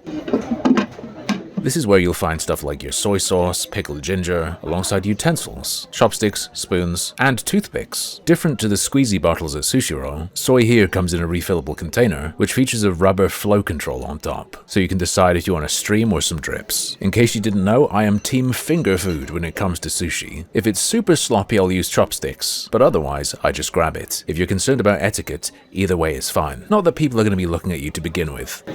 Not blow you away level, but it's more flavorful than I expected. Mild and meaty. Texture is very soft and uniform as well. More than just tender, but not quite melt in your mouth. Rice is moderately vinegared. A solid start. Here's what you do when you're done with the plate. The disposal slot is right at the end of your table against the conveyor belt. And I have to say, I much prefer this to letting the plates build up. Maybe a bit harder to keep track of what you've had, but you can simply check on the screen at any time. Next to that slot, as you can see, is a hot water dispenser. If you want to drink plain hot water, you can. No one will stop you, but this is for making tea with. That's what the black pot is, not wasabi. But I was missing some wasabi, and this is what they give you. So I put a tiny bit on top and gave it a go. Very delicious. If Guga had used more, he definitely would have realized what he'd done. I think he was trying to be polite. Speaking of doing things differently, I probably should have added the powder first, so that the pouring water would stir it a bit. No problem though, I have infinite access to spoons. Yep, it's powdered green tea. Not much to say about it. Quite bitter. Add more if you want it stronger. The way you actually get wasabi at Kura Sushi alongside other condiments is by plucking it out of its bowl as it passes by. Easy to do, but also easy to miss. Let's order a couple of the recommended dishes. Kisslip cuttlefish tentacles is both tempting and horrifying, but let's go with the meat. Super large Miyazaki beef and a Turkish kebab. This choice would turn out to be a disaster. Stay tuned to find out why. Rather than continuing to order, I decided to pluck some plates off the track while I waited. This is large scallop nigiri with a shiso leaf. Large portion, not large scallops. Here's a sudden drink jump scare. Now I was really taking my time here, hoping my order would arrive. If I order something else and it comes before yours, Meow. it comes, we know that something's going wrong. I remained hopeful though, and endeavored to enjoy my scallops as I waited. It looks like the shiso leaf is going across the blocks of rice, but it has been cut. Otherwise it would be a pain in the butt. What is a pain though is keeping those scallops on the rice. It's a real balancing act. Looks good. Maybe they didn't need soy, they look kind of marinated. And let's grab a bonus real quick. My fear of oversaltiness was unfounded. Sweet, tender scallop, lemony shiso. Very pleasant. Next we're gonna grab some ika. My understanding is that this could be squid or it could be cuttlefish. I'm putting my money on squid because cuttlefish is normally served as a smaller, firmer sliver that gives a melting ice cube crunch. I ain't never seen cuttlefish with this much drape. Not much flavor beyond the soy and vinegar. Little bit of a slimy crunch and very much on the chewier side. Yeah, this is squid. Not my favorite. Having had Sushiro's version, I had to get Kura's Hamburg sushi, and this is very different. It's 2 separate pieces, it's sauced up, and there's a big blob of mayo. Sushiro's version was a single patty balanced on 2 blocks of rice looking like a tank. Go watch that video if you haven't already. Now this version is certainly easier to pick up, but it's reminding me of canned hamburgers, which is not a good thing. The sauce is quite sweet. The mayo adds richness. The patty though is perfectly homogeneous. This is beyond processed. And sadly no onion pieces are detectable, which I think is key to a good Hamburg. Despite being less stylish, Sushiro wins. This is okay though. I didn't realize it was going to, but that plate triggered the game. To be clear, this is game in the gambling sense. You don't do anything. You just watch a funny cartoon and you win or lose. This time, we lost. As a test, I put in another order. At this point, I'm still waiting for my first order. I put in another one as a test, and I've received that other one. Here I have XL eel with a side of confirmation we have a problem. You can see the shit Meow. that you've ordered, and the picture is just sitting like over in a trash pile or something over there. Speaking of trash, this eel looks pretty bad to me. I find the floppy separated skin to be a bit off-putting, and it's supposed to be soft, but this eel is flapping in the breeze. Seems strange. This is the only eel I've had in Japan that I don't love. It isn't just tender, it is mush, and the skin is like seaweed you forgot at the bottom of a bowl of ramen. The barbecue is just for show, you don't taste any glaze. Really bland with an unpleasant texture. Not good, especially for a premium piece. Here we have shrimp with mayo and cheese, and you'll be glad to know I've talked to a staff member. You can call them over using the touchscreen. Conveniently, English was clearly this guy's first language. We showed him what we ordered, he noted it down, went to the kitchen with it. We also told him that we realized we can see the order that's been sitting in the kitchen, so I don't think we're gonna have an issue, unless they try to give us the old plates that have been sitting around. Anyway, this looks good, a little bit scorched. Oh, that is naughty and very good. Forget about tasting the shrimp. You get creamy mayo and a shockingly strong cheddary cheese, despite how little of it there is. Dirty junk food brick, but in a good way. At last, we have the extra large Miyazaki beef I ordered at the start. The chef hand-delivered it, it is freshly made, and she apologized profusely and repeatedly. It was a bit much, to be honest. Lots of gomenasai, lots of bowing. Tried to say it's all daijoubu. Tabemono wa kore desu ne. You know, food's here, isn't it? Was that the right thing to say? I don't know. I only know some very rudimentary Japanese. She probably couldn't even understand what I was saying. But what is right is this Miyazaki beef. Is it legit? I don't know. I don't care. That sauce is amazing. Very similar to the sukiyaki sauce I had at the Ryokan in Hakone. It's sweet and savory, but it's less sweet than, say, teriyaki. It also lacks some of the other strong ingredients teriyaki has and lets the beef shine through. This is the first great dish I've had tonight. So maybe that means it's lucky too. Alright, let's go. It says EI, but I don't know what that means. Looks like our little man has to strike the target. Please send him your energy. He's trained his whole life for this, but he might need extra help. And omae wa mu shinderu. Nailed it. I assume Atari's gotta mean win. I had no idea. Something else I didn't realize was that the gacha machine is above the conveyor belt.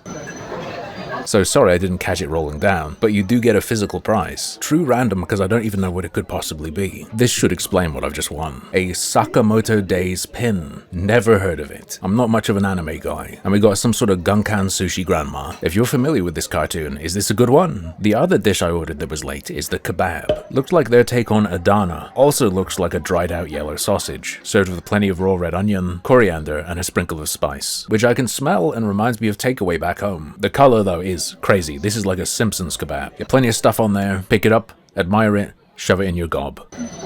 Seasoning's about right, lacks a bit of depth, is quite cumin-y. The kebab itself is mulchy and spongy. Big time reformed mystery meat vibes. I actually have to critique the onions as well. This ain't right.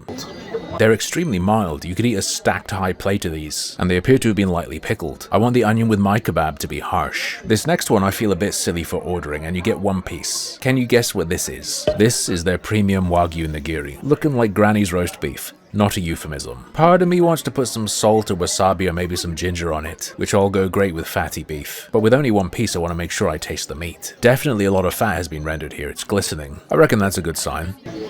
I expected a little bit of warmth, but it is room temp. There's plenty of fat there, good beefy flavor, but there's none of that melt in the mouth Wagyu texture. It's actually kinda chewy and tough. Not worth.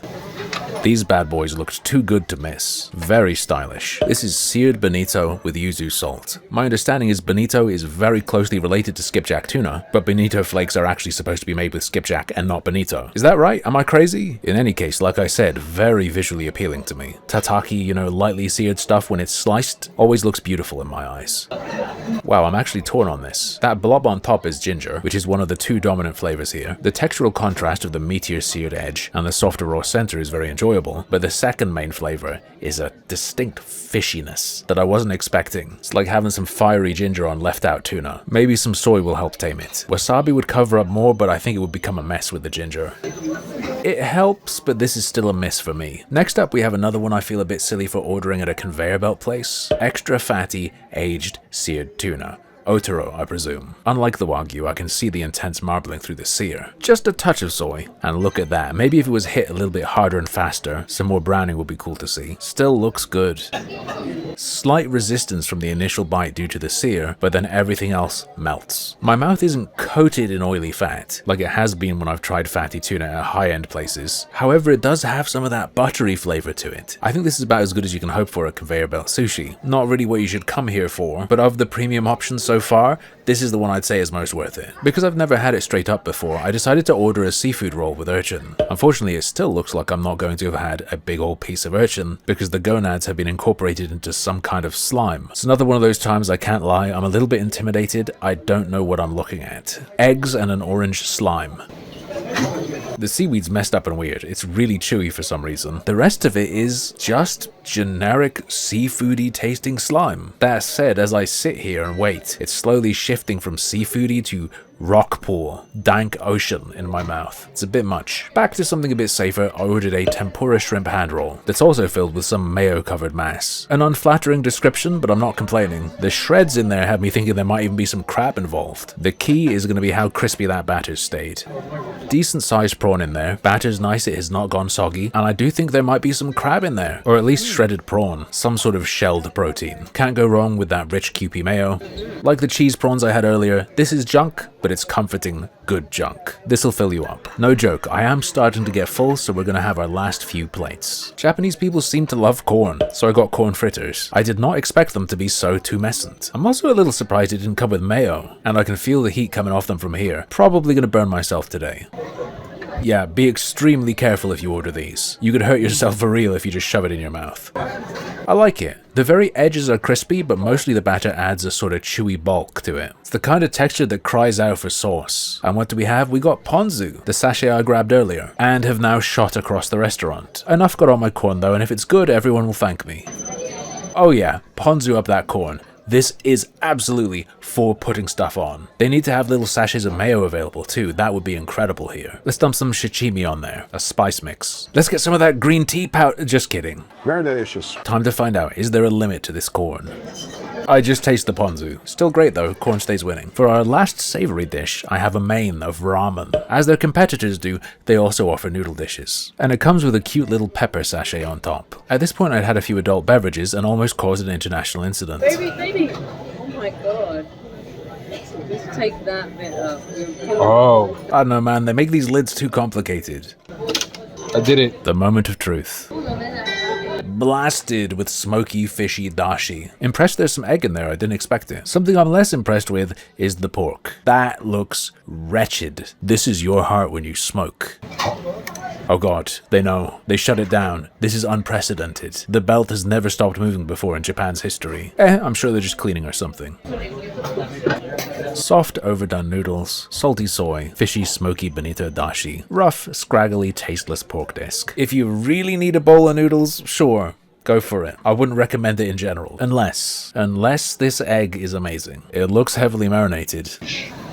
Flavor bomb. Also a salt bomb, but the ultra rich yolk helps mitigate that. Eggs in Japan are just something else. Is it worth getting this bowl just based on that? Still not quite, unless you're really craving soup. Alright, dessert time. And we are gonna have 3, starting with the rolled omelette, unless they turn out to be a savory version. Sometimes they're soaked in broth. They don't look like it to me though, and they also look kinda wrinkly. Not much to do with these, but pick them up and eat them. Wait, that's true of most of this. Cut me some slack, this is a longer vid than usual. Ah, that is disgusting. It has a syrupy sweetness and a slightly rubbery texture. That's not the problem. The problem is, this is the same vinegared rice as all the savory sushi. Oh, that's insanely bad. Wow. Genuinely abominable. Dessert number 2 is a special seasonal chestnut dango. Grilled balls of glutinous rice flour, topped with paste and chunks of chestnut. Gotta go fast. You'll understand in a sec. These are the softest, least chewy dango I've ever had. The paste provides plenty of chestnut flavor, and the actual pieces are very starchy, a far heavier dessert than its size would imply. It's warm too, very comforting. Now, like I said, I'm in a rush. Can you hear that music? That is dessert 3, and it's coming right for us.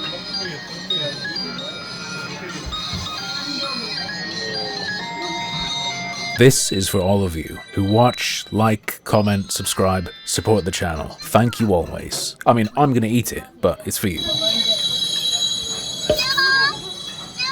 This costs 350 yen, and our table was at the very end of the belt. It starts playing the music as soon as it's put on the belt, and stops when it reaches the customer it's meant for. Yes, I just terrorized the entire restaurant for 5-10 solid minutes. There are a few different desserts and a few different messages. This is the thank you, and the cookie says arigato. The dessert itself is a pudding, but instead of the creme caramel or classic flan presentation, looking like a mesa, this is served in a bowl with fruit, specifically pineapple and strawberry. The pudding I had at Sushiro was pretty great. Will this compare?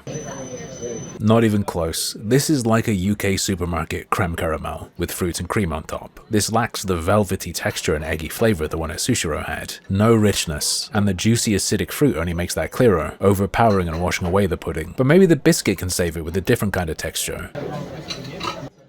I feel like I can taste fish. Dry, crumbly cookie, no butteriness. Hint of fish. It won't have come from my fingers because I went to the bathroom and washed my hands before ordering dessert. The ramen bowl is still here, maybe it's a fragrance from that, but I just get it when I eat the cookie. Maybe dodge this one just in case. When you're ready to pay, you just sort of go to the checkout page on the touchscreen, and you bring your barcode receipt to the self-checkout. Girlfriend didn't have as many plates as me and only had one drink, but we ate a ton for less than 50 quid. For the last video in this collection, I'm gonna try some giant fruit. You gotta try the crazy giant fruit in Japan. Just so you know what it's like, right?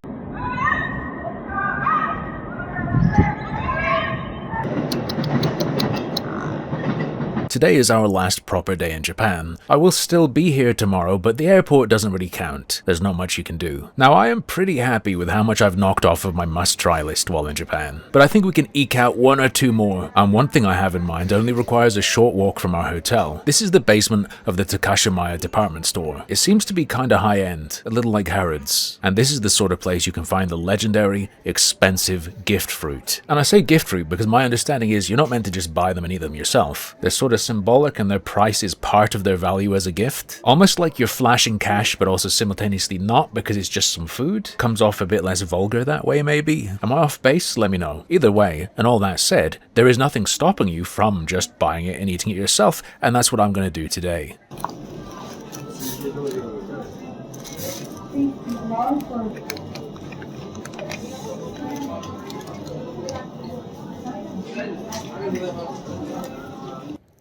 Yes, you are seeing that correctly. The equivalent of £15.20 for 7 strawberries, more than 2 quid each. They're very large, they're very pretty, hopefully they're also extremely tasty. It's hard to imagine these being worth it. And these aren't even the most expensive.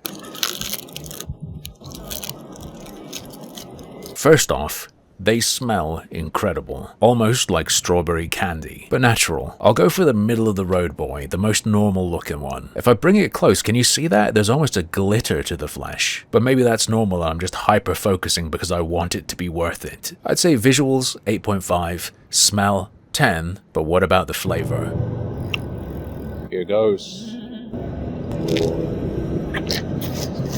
Incredibly consistent texture except for the slightly denser core, super juicy, sugary sweet, but the actual strawberryness is pretty weak. Honestly disappointing, especially after the way it smells. Let's try another one, and you better believe I'm gonna eat every last bit of these.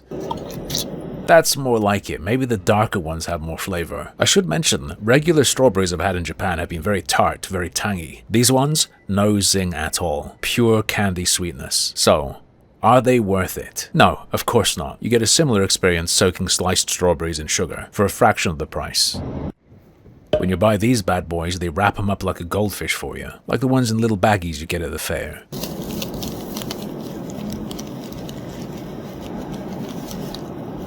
Probably the largest grapes I've ever seen, and certainly the largest I've ever held. They're more like plums. Now the overall price is higher than the strawberries, but the price per unit's lower, so bargain? Can't help but notice there are some blemishes on these. Maybe I didn't go expensive enough. You can go significantly pricier with the grapes if you want to. Closer to the stem, it's a color I'm more used to for red grapes. For reference, I have pretty big hands, so this is what, 5 normal grapes maybe? Although they do vary in size. Texture like a firm jelly. Flavor is like a concentrated normal red grape, with a really furry cranberry juice dryness, or I guess wine dryness. Clearly really heavy on the tannins. So dry, I didn't expect that. And the stem side, unsurprisingly, is a little bit stemmy. These would go crazy with a little smidge of peanut butter. Hey, get out of there! Our friend's back and he's being naughty. We decided to take a walk to Shinjuku-Gyoen National Park, but we're struggling to find an entrance. We got there eventually, but it turns out you gotta pay to enter, which is fine, we have money to use up on our Suica cards. It just feels a bit weird paying to gain entry to an area that has a Starbucks. Well, what about theme parks? Yeah, I'm not a fan of theme parks either. Always feels like I'm paying money to pay more money. But I guess now that I'm in, it would be silly not to go to the Starbucks, right? Maybe there's even special Japanese coffee at Japanese Starbucks. They could have anything, I don't know, a miso latte. But we'll never know, because I am not waiting in a line that goes out of the darn building to get Starbucks. I simply refuse. I don't care if they have the craziest snack of all time. Especially when there's a perfectly good canned corn vending machine right nearby.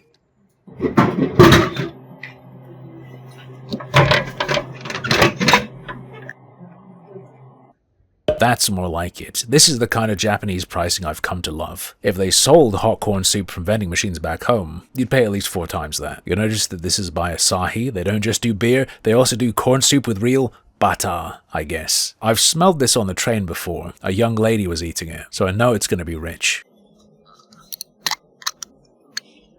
It was interesting to see that the no eating etiquette seemed not to apply if it was something from the vending machines on the train platform. Saw that a few times. Oh, that's almost really good. Thick, starchy, got real pieces of corn, and I taste the butter. If I could stop there, it would be better than the corn soup I had at the hotel. But unfortunately, that's not where it ends. There's also a ton of sugar added to this. Too much sugar. It would be amazing and comforting if they just dialed that back. As it stands, I can finish it, but it's a little bit gross. At the visitor center, guests were invited to vote for their favorite rows. You could grab a sticker and make up to 3 votes. But I just went with 1, and I bet it all on this orange boy. I don't think I'll ever know if he won, but at least I left my mark. And a message on the whiteboard that I only saw afterwards was meant for reviews. Man cannot live on canned corn soup alone, so after strolling around in nature, I stopped by a Family Mart to get a Spam musubi, which I heated up in the microwave any customer can use. Back in the UK, we've got a few of those trendy self-service instant ramen places now. But I've yet to see a convenience store with microwaves. My understanding is this is a bit like a cultural boomerang. Spam musubi is a Japanese-influenced Hawaiian invention, and now Japan does their own version of it, mass-produced, with the addition of egg and cheese, which I do not think is standard. Wow, okay, very seaweedy, quite dank. I shouldn't be surprised, I knew I was microwaving moist seaweed. I just thought I'd at least smell the Spam too. Now this is ocean vegetable all the way. Decent slice of it, industrial scrambled eggs, and radioactive plastic cheese. Sounds like the perfect recipe for a guilty pleasure to me. Huh, once you actually bite it, you only really get salty Spam and rice. The seaweed remains a scent, the cheese disappears completely, and the egg is just a very subtle texture. Okay, there's a bunch of mayo in there too. Gives it a little bit of richness I was hoping the cheese would give it. It's not bad, but it's not what I was hoping for. It's not what I imagined. Put a stronger tasting slice of cheese in there and it would be a must grab. As it stands, take it or leave it. You're not a real man without a pork bun in your hand. Perhaps because it serves as proof of your stoicism through withstanding extreme temperatures. This is burning hot.